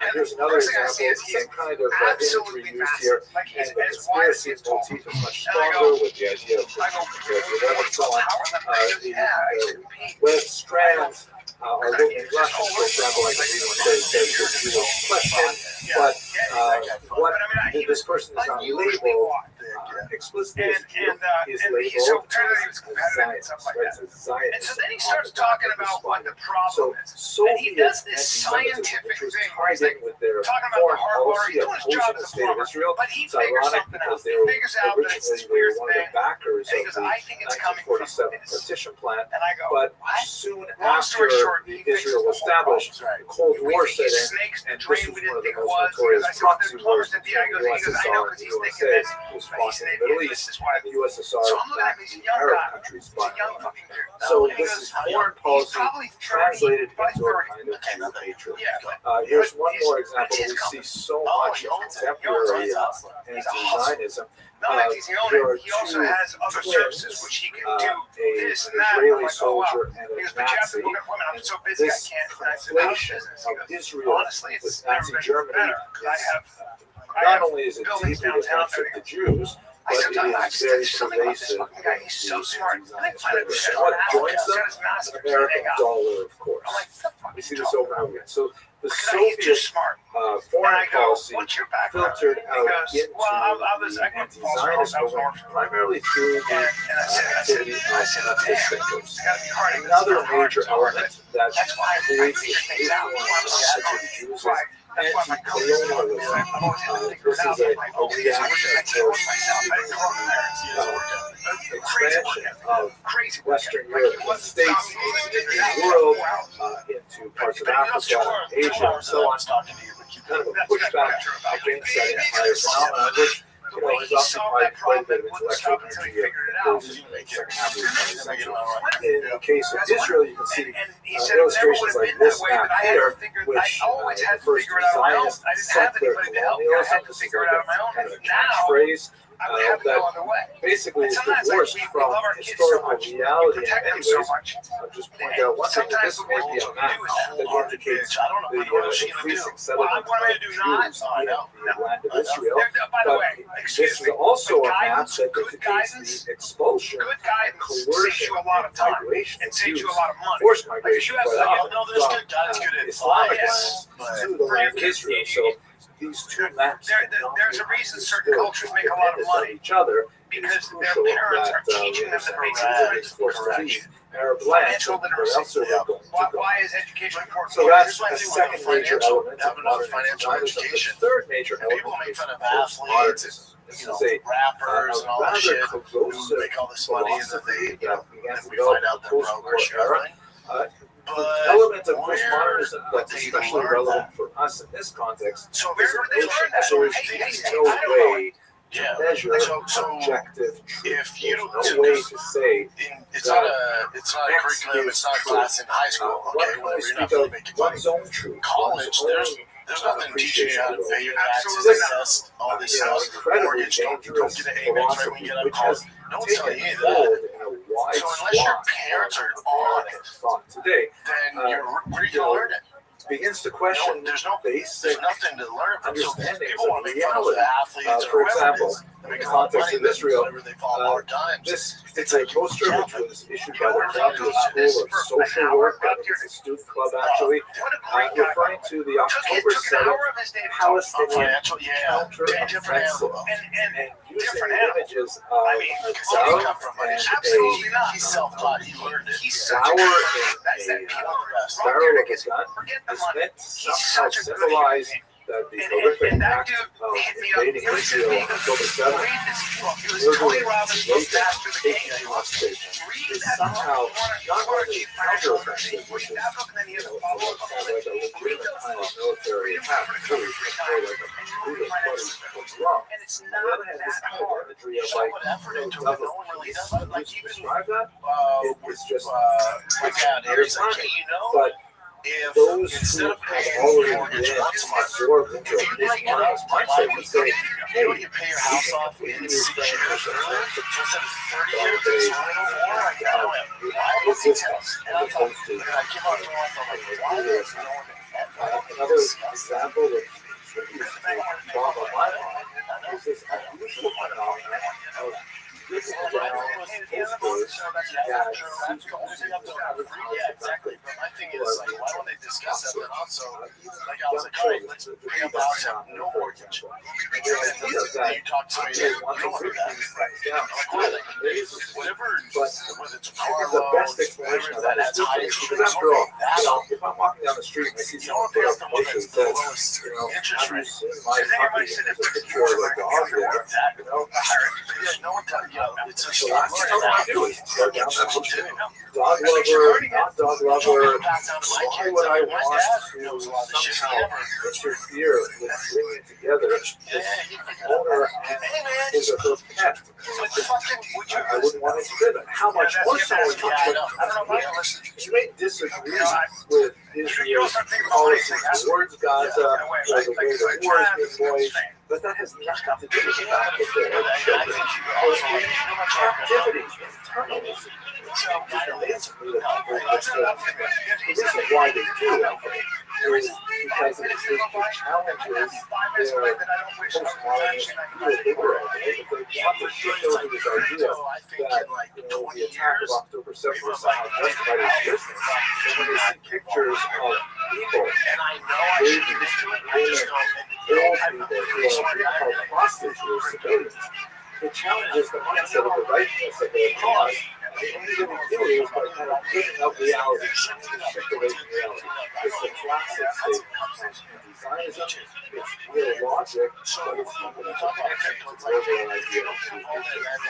We see even just this week a fascinating example of this where healthcare workers in Australia participating in some kind of online chat discovered that their interlocutor was Israeli, and they have to write about how they committed acts of violence against Jews who attended the hospital where they worked. I mean, it's like as far as like here's the only thing I say about Bitcoin. How is it that and all of them go, you can take a Hippocratic oath, you go into the caring professions of health, and when you see someone who has probably nothing at all to do with the situation in Israel, other than the fact that they may be ethnically Jewish, and then you see that this is an opportunity to somehow act out philosophy around it that's never going to die, which is there's an anarchy to it. There's a rebellion to it. There are people out there. Well, four things going for it, but there are people out there that are like, I do live on principle. This is my way of saying, fuck, man, that's not going away. And then there's a fourth reason I think crypto, especially Bitcoin, it's because people like to gamble. People are like, look, it just keeps going up. And now Trump and the whole Trump government has legitimized a lot of crypto. So this is a fascinating now there are a lot of people that make money on crypto. Shortly after October 7th, the Harvard-Harris poll, which is a very reputable poll, basically dedicated to politics, decided to include a question about the situation in Israel. Largely because it had, relevance to the upcoming elections in November of 2024. So right after the war, and every month subsequently, they asked this question. In general, in this conflict, do you side more with Israel or Hamas? First of all, the American support for Israel is rock solid. Here it's 84%. It's wavered a couple percent over the months, but basically 4 out of 5 Americans support Israel. That's a good number. I wish it was higher because it's probably I want to be able to have parts knowledge. I want to be able to do things like buy windshield wipers. I have my battery test when I'm in my car. Age breaking. My friends it's terrifying to see that whereas older people, 65 and above, 55 and above, So whether you're car next year or rookies, 95% at O'Reilly Automotive, one-stop shop for everything. They're super knowledgeable, super helpful, customer, super friendly. All right, stop by O'Reilly Auto Parts today. Visit them at O'ReillyAuto.com/fighter. That's O'ReillyAuto.com/fighter. Just when you thought summer couldn't get any hotter, Pluto TV is turning up the heat with thousands of free movies. Presenting Summer of Cinema. Stream your favorite blockbuster films like Gladiator. They're only going to get older. I think it's 40 this further it goes up. The Girl with a Dragon Tattoo and Julie and Julia. All for free on your favorite devices. Pluto TV. Stream now. Pay never. I am happy to say that over time, especially if I'm not. I'm going to play golf with my father and my son for 4 days, and I frankly can't wait all 4 days of golf. You see it on the left-hand side of the More screen. now. Because that's what you do. Once again, 79% support Israel. It drops a little bit from the 84% from November, but it's hovering around that number. But when you look at the age group 18 to 24, you can see that 79% of them I will watch UFC 318 in Utah on Saturday. That's a much healthier number. That's much more like the old. I will. Is your dad just be like, let's shut everything down and watch the Why did American youth suddenly change so You want to dramatically? watch it with my son. I feel coming on Monday and we talk about the Very highlights. significant. No. I It could get be because I get these the fights tenor under of my belt. the Brendan, I news don't really like what you're changed talking on about. Don't show the places card. where they Don't show consume the card. news, like on I just TikTok and You just Instagram no. and so on. I see comes. I've been thinking about Shalom, Role and in this, I would say but this is a small rate. I'm going to go with Kamzat, and I'm going to go with Kamzat because with just one last reflection on I know the idea is Kamzat going to do anything, be able to do anything when and if he takes Duplessis down. I don't think you're going to see that. I think the beginning of the fight, I think Kamzat's striking is better than. And what's important to bear in mind, I think there's going to be an exchange of blows. You think it ends for striking? I don't think it ends for striking. 10th I anniversary think that Duplessis is saying, okay, I'll wrestle you for 3 rounds, and then you're going to get tired, and I'm going to come in the 5th. That's very legit. He does it to everyone. There's something about that guy, he just doesn't get tired. The Roman era, People think that Duplessis is smaller than Kamzat. He's not. woman and so on. I don't know who's here, but I think Duplessis is big dudes. I would say that Kamzat's wrestling is better than Duplessis. A Jewish woman playing with her child, and in the place of the responded woman, So the way I see this going is I think Kamzat has the edge striking. This is ultimately He's just what the Jewish more people are all fundamental. about. And I think he puts his hand on Duplessis' face more. And I think at the end of the day, Kamzat's a better wrestler, which translates to him being on top of Duplessis and giving him a good old power. You think he finishes? I don't know that it's very hard to finish him. Once again, I don't think he beats him in decision. Really? Because you think if it goes 5, If that goes 4 or 5, I don't know if he gasses, but I think he gets fucking tired. I'm not saying he's gonna gas and give up, but I think I could see. Here's my thing. I'm not picking a winner. I do not know. I think it's the greatest middleweight fight we've had in ages. Long time. In ages. I do not know. You did see Kamzat with your own eyes. Yeah, You were very impressed. Of course, but DDP's super impressive too. So I think I could see Kamzat definitely win the first round, but DDP's just so durable. He's not going away, but he's getting taken out and get back to his feet. And there's that for like 2 rounds. And the third round starts to slow down. And then DDP's like, let's ride. And starts to stay on the outside. And then I think DDP gets a takedown in the 4th, and then the 5th he can finish him. So or Hamzat is the toughest fighter ever in the first round. Yeah. And he's a fucking Chechnyan tsunami. And he goes in there that first round like he's done to so many guys.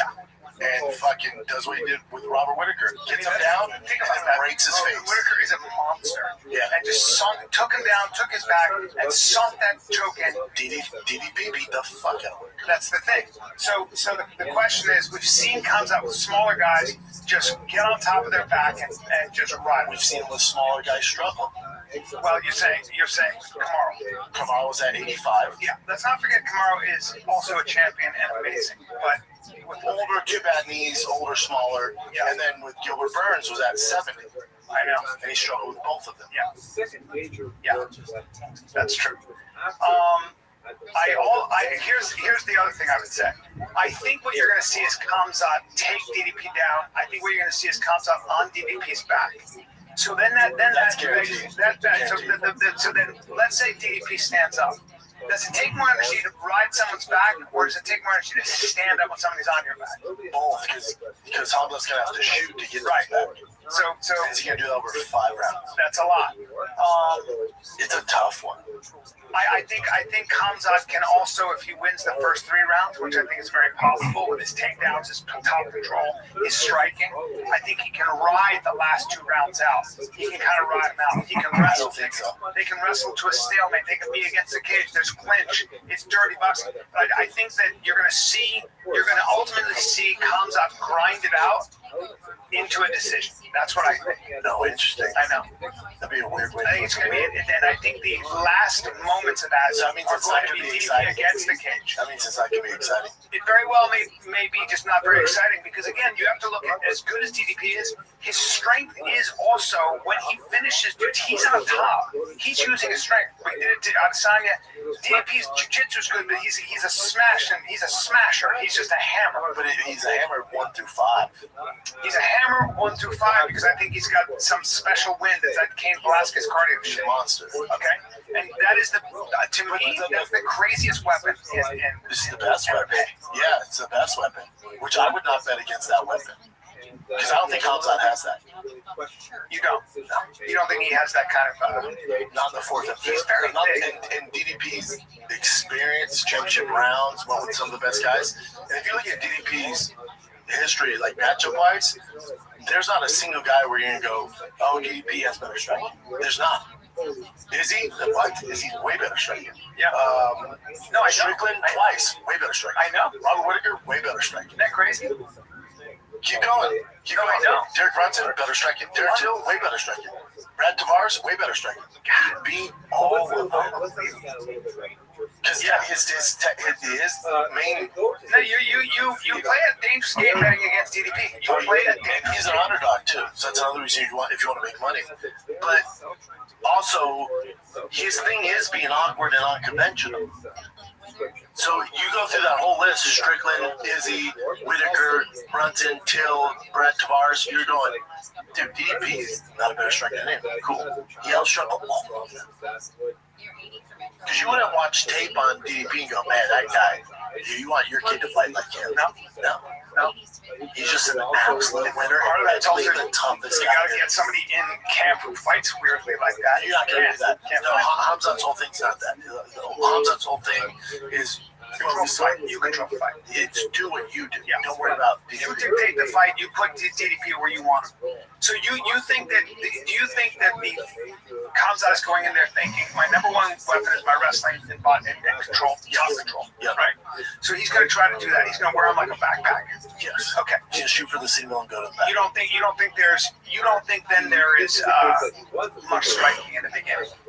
No, I don't know. Yeah, I don't know what to say in this fight because even Khabib, and he's not saying anything most of us don't know, but like Hamzat, his like 1-2 is like traditional boxing, right? Better.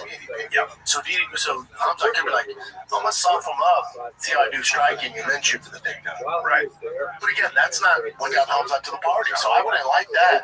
If Hamzat comes out and he's like kind of feeling out the first 2 rounds, I'm like, oh, he's fucked. You gotta come out like the Banshee and hopefully it works. If not, we'll figure it out. There she is. Right. But you gotta do what got you to the dance. Well, or you save your cardio the first 2 and then Mistake. crazy Huge mistake. Why? Because you can't. What up, girl? How you living? The 5th round is coming. He's coming. 3rd, 4th, and 5th. So your best chance to win is the 1st and 2nd. If Hamzat's coach called me and was like, hey man, Baby, calm down. I'm gonna break a lot of hearts someday.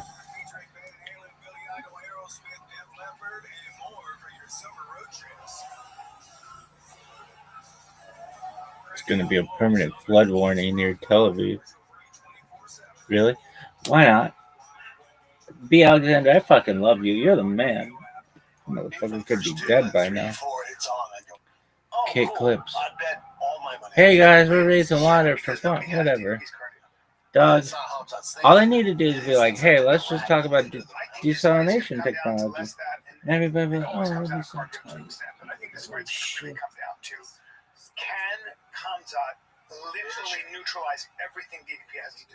No, see, I don't think nobody can. I think it's Hamzat so dangerous where when it goes to the ground, he takes advantage and finish him. Yeah. So if he doesn't finish him, he's going to win the first few rounds. Yeah. But what happened in that third, fourth, and fifth one, you're a little tired. DDP's a big dude. Your takedown stop working. Now you're forced to engage with him. And he hits like a Mack truck. Yeah. Oh, and he doesn't stop. So you have to deal with that for fucking 15 minutes at a championship level. But again, I haven't looked forward to a fight in a long time like that. Oh, this one's must see TV. Yeah. I cannot wait. Yeah. Cannot wait. I have no clue how it's going to go. Because Hamzat could go in there and finish him in a minute. He's that talented. He's so talented. It might be Hamzat's turn, but you got it. Like, you know, you're talking about he just finds a way to win. He's an absolute winner. He's an absolute winner. I'm less excited about the other fights. Tim Elliott's still doing it. Jared Cannonier with Michael Page. That'll be interesting. Everyone's fun. Yeah, that'll be fun. Carlos Pata, Jeff Neal's great. Yeah. Murphy versus Aaron Pico's What do you fun. think of that? So, is that the co-main event? Yeah. What is Aaron? I just haven't heard of. Was Aaron he was in a different league for a long He's time? in Bellator. Yeah. So then he just came over. Yeah, just came. It's his first fight. He lost his first few with Bellator. They've been on a fucking 8-fight win streak. Yeah. The only reason He he had to lost, figure some shit he got out. hurt. He went with Greg Jackson, figured some shit out. Hasn't more lost patience. since. Yeah. I mean, the TKO he was injured, so he didn't actually lose the fight. But he hasn't lost since he went with Greg. Yeah. But again, he hasn't faced that tough a competition. Murphy's such a beast. Yeah, it's such a tough first fight. Who was the last guy Murphy fought? I saw that. Josh Edmond. Killer. Beat Dan Ige. Yeah, man. Dan Ige's a Beat monster. Benson Barboza. Jesus Christ. Murphy's a Look at fucking that. savage. Talk about being thrown into the fire. That's how it goes. Especially when you come from a different promotion with all that hype. They're going to cost you. We're talking about a different game. But Pico's has not faced this caliber of fighter. Is that fair to say? Not even remote. Not even remote? Not even the same. Not even close. Wow. Not in the same category. Yeah. So it's a lot to ask. I think that I'm a Pico fan. I think you can get it done, but this one ain't going to be easy. I think so much of this stuff comes up to fight IQ too. Like, just how do you adjust to the big show? Yeah. It's a completely different animal than what he's used to. You might have seen everything that Aaron's good, but Aaron's wrestling obviously world class. Aaron Pico was wrestling at 16 years old on the international circuit. Yeah, man. He was wrestling grown men. Yeah. It's fucking ridiculous. So Golden Gloves national champion. Yeah. He checks all the boxes. All the boxes. I don't know. This is a huge test for him. Yeah, I don't know if you. I think this. We don't know. I think what this is the hype reel. Like every time I've seen so many people who are great in Strike Force, they were great in Bellator. They come over and a lot of times they're just some guy. Not Strike Force. Strike Force was the real deal. But the Bellator, PFL, when they come over, okay. Rise in one championship, they come over, okay. Yeah. It's just a different animal. It's a different animal. Just it's in the big leagues. Big test for Aaron Pico. Yeah, I can't fucking wait. What are you gonna do for the fights, Jim? Watch by yourself drink? Nailed it, didn't I? So many people messaged me after that episode, by the way. What'd they say? A lot of them have my side. They're just like, you just do your thing. Yeah, they want you to Do your die, thing, bro. Do your thing. No, and then Anyone that says do your thing. The one thing about the internet is you can count on them. Yeah. I appreciate their support. And they also, but then also some people said like, yeah, dude, we love you. Go to this rehab center in this area. Yeah, people that care about you or people that actually are in for your best interests. We care Or about. not. Yeah, that's what we're trying to help. The main thing is that Anyone that says, dude, you're fine, keep doing this, is not your friend. I think Brett and I have been around long enough. And I know how it we've is. had our own issues. Yeah. And so I think what happens when you get some age on you is you realize that there's a limit to what you can say and do for anybody. And we all have to be our own source of change. Rogan said something interesting. He was talking about, last night we were together, and he was talking about, we were talking about some people that tend to get a little bit, they blame other people for their failings, or they get critical, or they get bitter. And he said, you're there, you're where you are because of you. You did this. Don't then turn and look at successful people and go, oh, those guys are assholes. Like, what are you doing, man? No. I didn't have anything to do with your not being a superstar. You did. So why are you turning to people that have been a little more successful and criticizing them? And it's exactly right. It's like, when was the last time you took responsibility for where you're at, man? You know? Yeah. And that's an important thing to say. So you're talking about some old salty comic. Yeah, sure. I know exactly what you're talking about. Maybe. Yeah, I don't blame anyone for anything. I'm just like, no, I know you don't. I'm just saying, and I appreciate that with you. But I'm saying that, you know, we're all responsible for the condition we're in one way or another. There's like, yeah, things happen, like, but you know, what are you going to do to get the fuck out of it? And yeah, but there's some salty people out there in our community, and they spend a lot of time kind of like criticizing people that have been more successful. And it's like, hey, bro, or maybe that attitude is the reason you are where you are. You're not happy with it.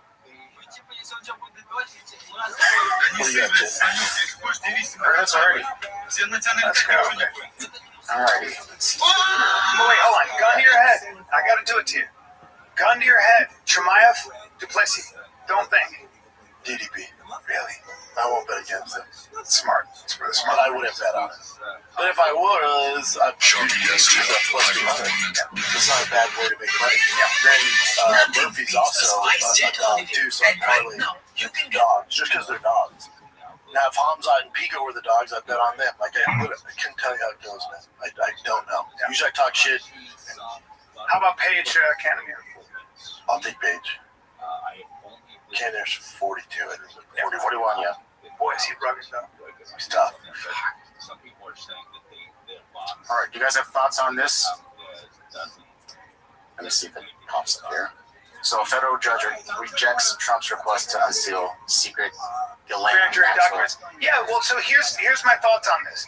People say, well, they're not unsealing this stuff. They can't unseal it. Here's why. Because there are people in those documents, especially underage, that when they were underage, and it's not you're not legally allowed to expose a child who's been raped or sexually assaulted or whatever it is. There are privacy issues here that are in place for a very good reason, right? So part of this is the reason that you can't just unseal the whole indictment and document is because the people that are in those claims, in those complaints, don't want their privacy violated. There's a whole thing that you're not allowed to do. But there's another thing that's going on, and I think this is what people are really pissed off about when it comes to that. Couldn't they just black out those names? They could black out those names. Yeah, they could black out those names. I think the larger issue, this whole thing, and it's actually become a liability and split the MAGA base for the first time. This whole thing is literally, was Jeffrey Epstein an Israeli Mossad agent? And does the Israeli Mossad have control of our government and our corporate? The answer is yes. That's what people say. That's what people want to know. In other words, was there a guy? Was there an Israeli asset, a Mossad guy who belonged to intelligence, who was also helping our intelligence in sort of cross promotional cooperation? And was he? And you had 40 witnesses, many underage, who said he did X, Y, and Z, which meant he took advantage of me sexually when I was 14, 15, whatever it is. And did somebody in another government have enough pull and power to say, kill it? And they killed it. And since 2009, or whatever it was, 2008, we still don't know anything because nobody wants to be caught holding that hot potato. Nobody. Who did it? Who was the one who said, this doesn't go any further? You're going to have to come up with something. Give him his own wing in a little bit. Let's go. You're going to have to come up with something. Well, you have to. You have to feed the frenzy. You have to. Maybe it comes out that Trump was there was some professionals on the island. Who knows what that is? But he's I think that he's realizing this ain't going away. And they're a powerful. Care if Trump was on the island with some pros? If they're of legal age, I'm If like, they're legal age, I don't care. it's Trump doing Trump shit. Yeah. I mean, that was a different time. I assume all politicians are complete pieces of shit. I mean, but it's not even that. Because if you had a bunch of powerful men who were on an island having sex with pros and being flown in of age pros, nobody cares about that. No, Vinny, Nobody cares about that. Yeah. What we care about is were there underage, were there 14, 15-year-old girls involved?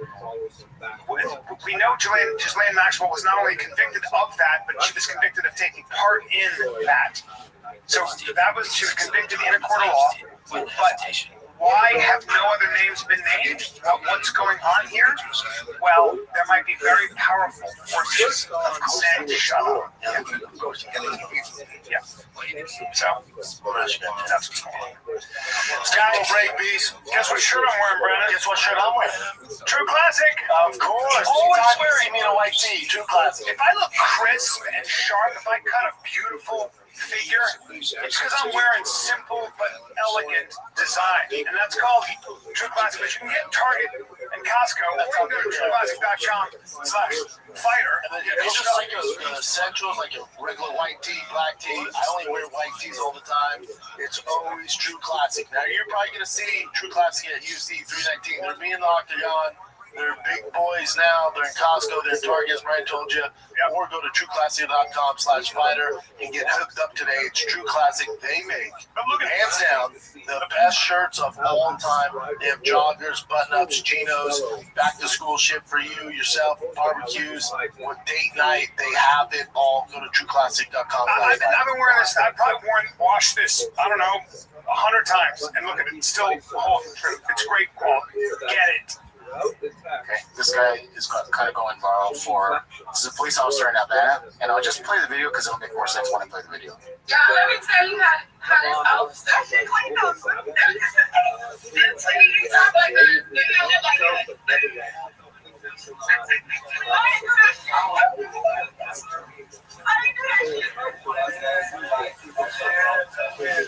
Oh, that was you. I don't want you to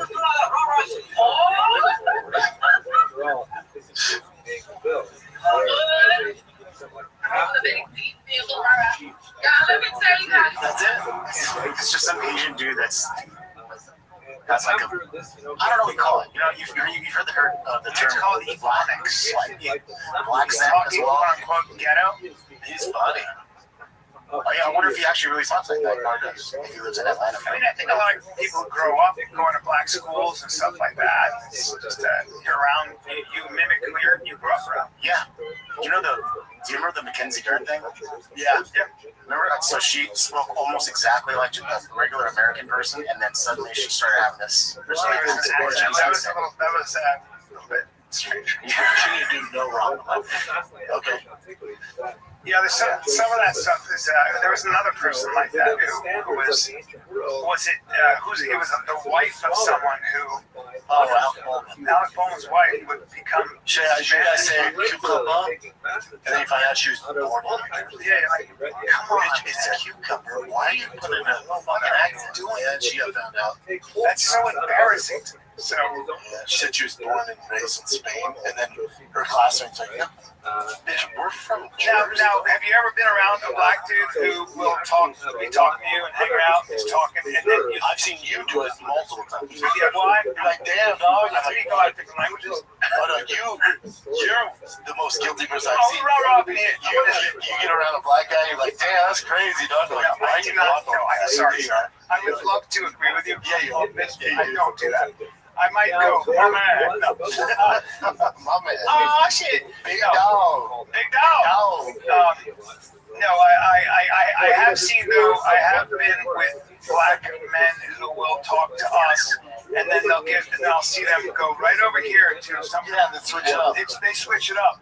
Yeah, like, that's what's called code switching. It's just a language. Have you ever seen when Obama, when he's beating the U.S. men's basketball team, he's like shaking hands, and he gets to like, black guys like, what's that? Yeah, it's great. Bring that up. Let me see that. Because that Jordan Peele did that shit so well. It was hilarious. I Obama creates a basketball team. Yeah. Because it's just a different thing. I would watch. So I played pickup basketball. My buddy was black. Yeah, there it is. There. Oh, when he was with the white guys, he just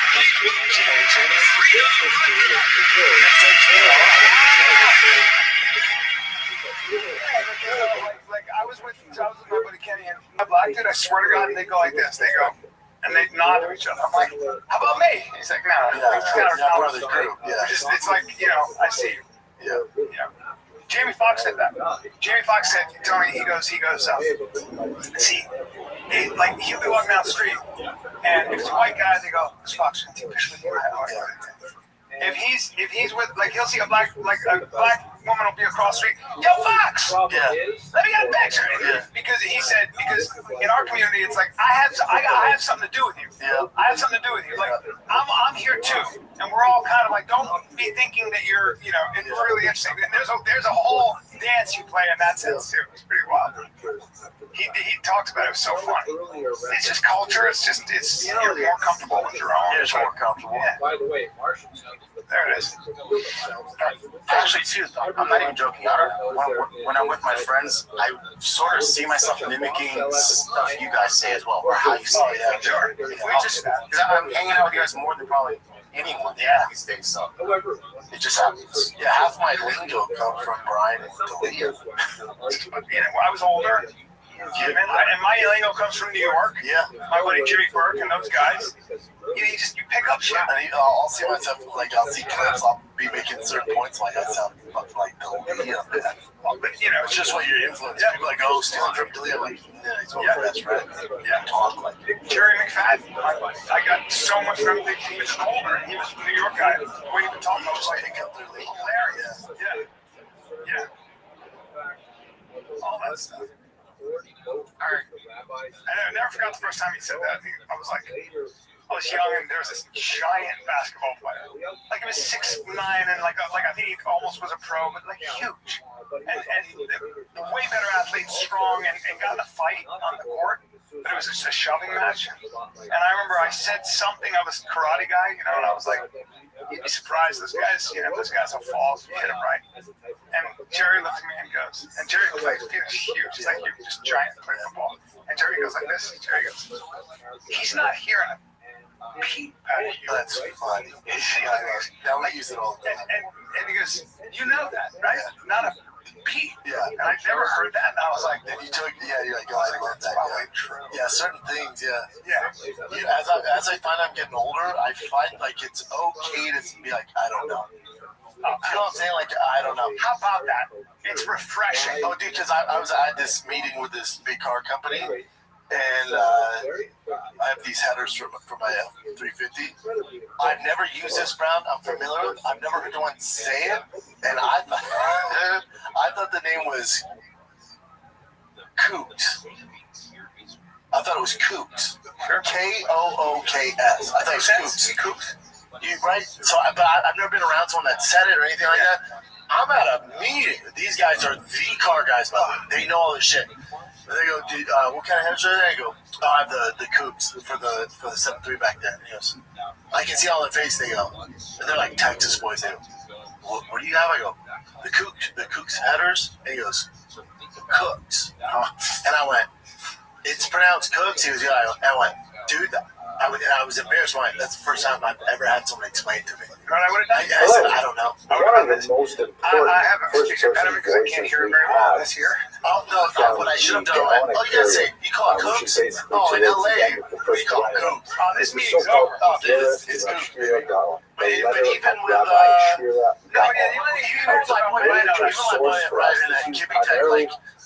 growing up as a kid, and also as a we refer to like wheels on the car, we call them rims. The rims are usually called how the car. On trucks, for the majority, called wheels. And on lines, called wheels. And he would show me something, and I was around. Yeah, I was filming very few sources man, those are speak about the 17-inch Talmud, rims. and this was a major enterprise of the Jews in, let's say, the second through the 5th and 6th century in Babylonia. So knowing how the Talmud came into place, how it was used, how it was developed, how the Jews organized themselves at that time, how they lived in Babylonia, it's really, really an important source for us. Also, just tell me, and I will show you. Rare sources Or that we even have when someone asks me that speak about Jewish history from the period of Bar Kokhba for several centuries, really, from the 2nd century rebellion against the Romans for several centuries. So it's an extremely important source, even though it is itself distant from some of the central events it describes. Nevertheless, it's so much better. Like I actually don't. How the Talmud was I realize I know it also so gives us little a about tremendously most closer things. view, of course, Well, of then how people ask me about the Jews boxing, and I'll give organized you my themselves opinion in the Gaonic on period, Canelo, which and is towards the end of the first millennium. So, what exactly is this book? And I'll So, talk for a half first we hour, should understand and the then I'll author. hear somebody Rav who knows their shit break it down, lived and I from go, the years I 906 just need to just not talk about this because there's so many things that I don't understand. But even like when I did the Jackson podcast, like Rampage, I was like, how do you his title was shit? Rav, Like, it's mine. which is Like, you know uniquely everything. I'm like, I Babylonian don't. title. Maybe it seems that way. I go, I really don't. Israel I know used to my call shit. themselves Yes. Rabbi Dude, if you or listen to Rebbe. like Thomas or But in some of these other Babylonia, guys, like they run used the circles term around me, Rav. man. Like, Babylonia, I'm of good course, for was this. the place Tell where me, like, so I many ain't Jews shit, had dude. migrated But I feel like even if it's about history or from the 6th politics, and I century hear before like the Common a Era, guy Scott when the Galloway or Babylonians first some destroyed other guys break the it first down, and I'm temple like, and you're breaking exiled this the shit down lost on a house of level. Jews Like, yeah, to like the you spend your Mesopotamian day region. thinking about But this. then there was a Right? steady flow Like, of there's Jews just a moving different thing. to No, because I found the myself, especially Mesopotamian like when rivers I'm at between the Miko or I'm Tigris and doing the or looking Euphrates at a car and for guys will explain stuff. over I'll a just, oh, millennia. yeah, oh, I A know. tremendous number It's of all good, Jews man. living I there, know. and it Like, was so my the brother second upstairs all century like, I of didn't know what Jewish lifters were civilization. for. Maybe the For an third engine, I just, include I've never certain been parts privy of to the it. No one's Nile ever brought it Delta, up to me. but See, I was definitely talking one about of we the need major lifters for this year. I population went, I was sources like, for oh, cool, Jews man. outside of the land of I Israel asked him, in why late do I need those? antiquity. So He I has just, a I got second the context title, my brother. I'm like, hey, Ga'or, what's a lifter which for? comes from the And then he'll word break it. He won't make fun of me. Ga'ava, Like, this is pride. this. It can also mean arrogance, but not in this particular Like context. if you really know, if you see people So really his name understand is shit Rav like a car, Shriva, they understand first the rudimentary the basics pride of of how a car works, the as it were. principles. And This from term there they Ga'on tributary. in It's exactly the like first millennium you know, was used specifically for people your who kids in were the jujitsu, heads of sometimes they'll establishments. a lot of classes as will do is of they'll course just was the case they'll with go Rav right into Shriva. triangle arm He bar. also You'll just had learn an these important ABC. You gotta understand because he comes from a and family you have to of understand like exilarchs. the That body, is the like what Reish are the Galusa fundamentals in behind the body exilarchs control were wrestling, not very how to well be on top understood. of tigers, We still have a lot class, of and they things start in off with arm bars. historical And I just said that, I'm knowledge like, of I who don't they know who were, that jumps in what they to the did, class, and what I went, exactly teacher, their authority was. But this is show me how basically you're going to get some there. kind of And he's like, how are we going to get political these? Like, but yeah, position you can pull that off. was How afforded are to you a I said, particular here's the Jewish problem with this individual class. and his I'm family, discrediting your coach. I said, usually because went they from could A, where you claim should be descent shrimping, from learning all King this stuff. I'm David, like, I'll and teach the you how to get there. Babylonian But authorities you're already at regarded L. them as somehow You the skipped all heads this of the above. Jewish And community. now That's you're, a fact. if you The don't learn term that, exilarch you means do a our person disservice. Greek means So leader, then I have them exile, shredded. everything is like that. Everything is like that. or You in gotta start Aramaic, shrinking. You gotta start from what the you're doing, head like from of the bottom up. the exile, If you the don't do head that, of then the forget it. Jews living outside Wrestling's Israel. the same The way. head Like, of the how do you expats, set it if up? you Where will. do you want the We person? still don't know a lot about You need the these basics. You experts need and potatoes, how they and then you can related to expand the and put on the sour Galileans, cream and all the these dressing. senior But rabbis. if you don't have the But basics, you're getting nevertheless, not gonna be able to figure it out. Sure It's like just boxing. Like, you can work on your jab for parts of his family to the rabbis and to the exilarchs. His first teacher was his father, Rav Hanina, and he was also taught by his grandfather, Rav Yehuda, who were also again before him. Now, what exactly was he doing? What's his position? He was associated with one of the greatest establishments of Talmudic learning in history. Yeah, I always loved to hear stories like this one. Who is he fighting next? You can see in this map, it'll show you where Pumbedita was. You can see that there's two major rivers in Mesopotamia. In fact, the term Mesopotamia means between the rivers, the Euphrates and the Tigris. The oldest of He's not having those episodes anymore. The newer I haven't seen him one online is doing Perdita, crazy and stuff the yet, two of so. them had a rivalry that lasted Yeah, that's what's happened. centuries. I don't think it happened. Sora Or was do you the think older, Frank? Shoot. Rav Shiragon was associated with the younger Pumbedita. And when he took it over, Pumbedita was really in decline. Rav Shiragon was very instrumental in turning that around in two particular ways. The first is he remonstrated with the surrounding Jewish population, saying that it is a communal obligation to support institutions of higher learning, which is something that working for Touro College I certainly resonate with. And he insisted that they have to do their part to support the people who are toiling away in scholarship. And that Jack actually really anthropologist and firmed historian, up the financial specializing foundation in of Genghis the Khan. yeshiva of Pumbedita.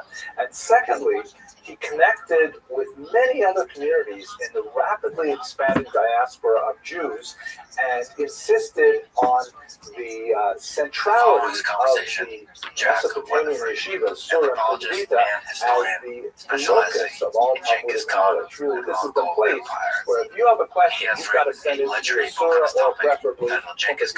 So this is essentially what he did. If you have a look at this map here, you can see where Surah Pumbedita is. It's what would be contemporary Iraq. But there are Jews who are really moving across the coast of North Africa. They're going into Spain. We even have, this map doesn't really show it based on the color coding, but we have Jewish communities in Rome. We have Jewish communities on the Black Sea littoral. We have Jewish communities even penetrating up into the Frankish kingdom, what would be today France and Germany, with the early Ashkenazi communities. So he communicated with all these communities and said that, hey, we can help you out with your questions about how to observe Jewish practice and so on. And that's where this important text originates. Rabbi Yaakov ben Nisim ben Shachin of Kairon, which is a city in North Africa, wrote a question to Rav Shira Gaon, because one of the growing Jewish movements at this time was the so-called Karaite movement. It was a fairly new phenomenon, but it was gaining tremendous strength, and in fact, there are still followers of Karaism alive today. The main thrust of the Karaite critique of Judaism was that the oral Torah was a fabrication, that it was not grounded in some kind of Sinaitic revelation, which is something that rabbis hold very dear. If you look at the very first line of Pirkei Avot, it says Moses received Torah from Sinai, and he passed it on to and so on. Look at this move. There is not just the Look at this move. Torah, but the so-called oral Torah, Look at this move. which includes later texts that are embodied in the Mishnah, in the Gemara, and so on. Look at this move. And so the edifice Look at this of move. Judaism is really heavily dependent on the authenticity and the authority of the oral Torah. The Karaites said, no, we love the written Torah. That's definitely from God. It came on Sinai. We're going to behave according to every letter in that text, which presented a lot of very interesting problems. But nevertheless, they rejected the oral Torah. And so Rabbi Yaakov ben Nisim ben Shachin of Kairon said, hey, how am I going to deal with all these people? Could you explain to me, Shira Gaon, how the Talmud came into existence? How did you get this document? And how do I essentially defend against the charges of the Karaites? So Rav Shira Gaon wrote back basically a short book-length letter that describes the oral tradition and in particular tremendous detail on how the Talmuds were formed, how the Jewish communities in Mesopotamia were formed, how they were organized under the Gaon, and so on. Absolutely fascinating. This document dates from the year 987. So a really important document. It's true that it separated several hundred years from the text, from the period it's described in depth, but nevertheless, it is one of our rare perceptions into how a community regarded itself. We'll also say one other very important thing is that, fascinatingly, there are many little details that are different from texts we received in the Talmud. For example, I mentioned earlier the Bar Kokhba revolt of the 130s. If you look in the Talmud, there's a whole discussion there about the things of Rabbi Akiva, who was himself a supporter of Bar Kokhba, how 24,000 of them died in a plague, which the Talmud identifies as Askara, or in English, diphtheria. So